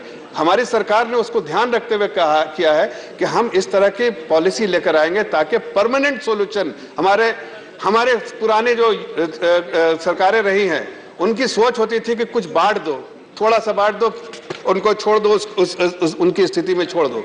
लेकिन हमारी सरकार, हमारे आदरणीय प्रधानमंत्री जी की सोच है कि हम मजबूत बनाएंगे, हम एम्पावर करेंगे, हम हाथ थामेंगे, हम ऐसे सिचुएशन बनाएंगे, हम क्रिटिसिज्म से कतराएंगे नहीं, बल्कि हम उनको मजबूत करेंगे। अपोजिशन क्रिटिसाइज कर सकता है, लेकिन अपोजिशन को मालूम है कि पटरी पे चल रही है सरकार, इकोनॉमी और तेजी से चल रही है। जॉब एम्प्लॉयमेंट जो है क्रिएशन की बात कर रहे हैं हम, जॉब क्रिएशन होगा, इसलिए कि इंफ्रास्ट्रक्चर डेवलपमेंट में सबसे ज्यादा जॉब क्रिएशन होता है सर। सबसे ज्यादा डिमांड, एग्रीगेट डिमांड की जो बात करते हैं, वो सबसे ज्यादा इसी वक्त ये इन्वेस्टमेंट जो है बढ़ेगा। हमने 7.5 लाख करोड़ किया है सर। 7.5 लाख कोई छोटा अमाउंट नहीं है। आप जरा सा 2014 में देख लीजिए, आपको अपना बजट भी देखना चाहिए, इंट्रोस्पेक्ट कीजिए कि 2014 में आपके बजट में 2 लाख करोड़ के लिए आपने पूरा कैपेक्स के लिए डाला था, कैपिटल एक्सपेंडिचर के लिए। अभी 7.5 लाख करोड़ है। और उस वक्त के साथ देखिए सर, बजट जो जीडीपी का साइज आप 2014 में छोड़ा था जीडीपी का साइज 112 लाख करोड़ का। आज हमारी जीडीपी का साइज जो है, जीडीपी का साइज है 258 लाख करोड़ का। जो FY 23 का जो बजट खत्म हो रहा है, वाइंड अप कीजिए सर। 5 मिनट, 3:15 है सर, 3:15, 15 मिनट जो आपने दिया तो उसी में बोलूंगा। इसके बाद और एजेंडा है सर। बस 5 मिनट, मैं बस 5 मिनट मैं अपनी बात संक्षेप में खत्म कर रहा हूं सर। मैं सिर्फ ये कहना चाह रहा हूं कि देखिए सर, इस बजट का जो either you will have to wind up now or you will speak tomorrow. नहीं सर, मैं वाइंड अप कर रहा हूं, 2 मिनट में वाइंड अप कर। तो in 1 minute you wind up. Because I have another business. No, don't you address to the chair and listen to the chair. Sir, you have sir, 1 minute sir, to finish. Sir, I will conclude. I will conclude, in 1 sir. minute, I will go to the another agenda. I'll conclude in 2 minutes, sir. Sir, my final. I'm just concluding, sir. Sir, the focus of this budget is growth oriented. The government has very clearly committed large allocation, budgetary allocation for capex. That will ensure that there is enough job creation, there is enough demand, there is enough consumption, and obviously there will be a virtuous cycle for private investment as well. Sir, इस दूसरी चीज़ें जो बहुत important इसमें focus रहा है sir, कि हमारे जो चाहे वो रूरल सेक्टर हो, अगर रूरल डेवलपमेंट में देखें तो इस बार हमने I'm going to the other agenda now because the house has other business also. If you have not finished, you can finish it tomorrow. Well, I have not finished, sir. I've just started, but anyways. You can continue tomorrow. You can continue tomorrow. Will you? You can continue tomorrow. Sir, there is time constraint. Okay, so either you finish it now. Sir, if you give me 2-3 minutes, I'll finish it. Already there is no time. I cannot make another extension of the house. I'll have to take sense of the house. So please, you'll speak tomorrow. So I'm going to the sir, I'm just concluding it, sir. I'm concluding it, sir. No, sir. No, not now. Now you'll speak tomorrow. Now, now special mention. Professor Manoj Kumar Jha. Don't have to read. Thank you, Honorable Vice Chairman, sir. It is with regard to demand to contain damage by arsenic contamination as a priority. The government must take action on it, ensure a speedy delivery of purified water under Jal Jeevan Mission, and rehabilitate the people affected by poisonous contamination. Table of the House, my special mention to address the anomaly in defense disability pensions. Thank you. Sri GVL Nasimara. Mention is about Lepakshi monuments to give World Heritage status to the Lepakshi monuments. Thank you. And the allocation of funds for conservation and promotion. Only you have to है कि देश का नाम केवल भारत हो, एक दास, एक देश, एक नाम. दुनिया में शायद भारत ही सा देश है जिसको आप लेकर दीजिए बस. जी धन्यवाद. श्री केसी Ramamurthy. The concern over wastage of food in the country, need for sensitizing people about the importance of food. Thank you. The House stands adjourned to meet at 11 hours. Tomorrow. So to meet at 10 hours on Thursday, the 10th February 2022. Thank you.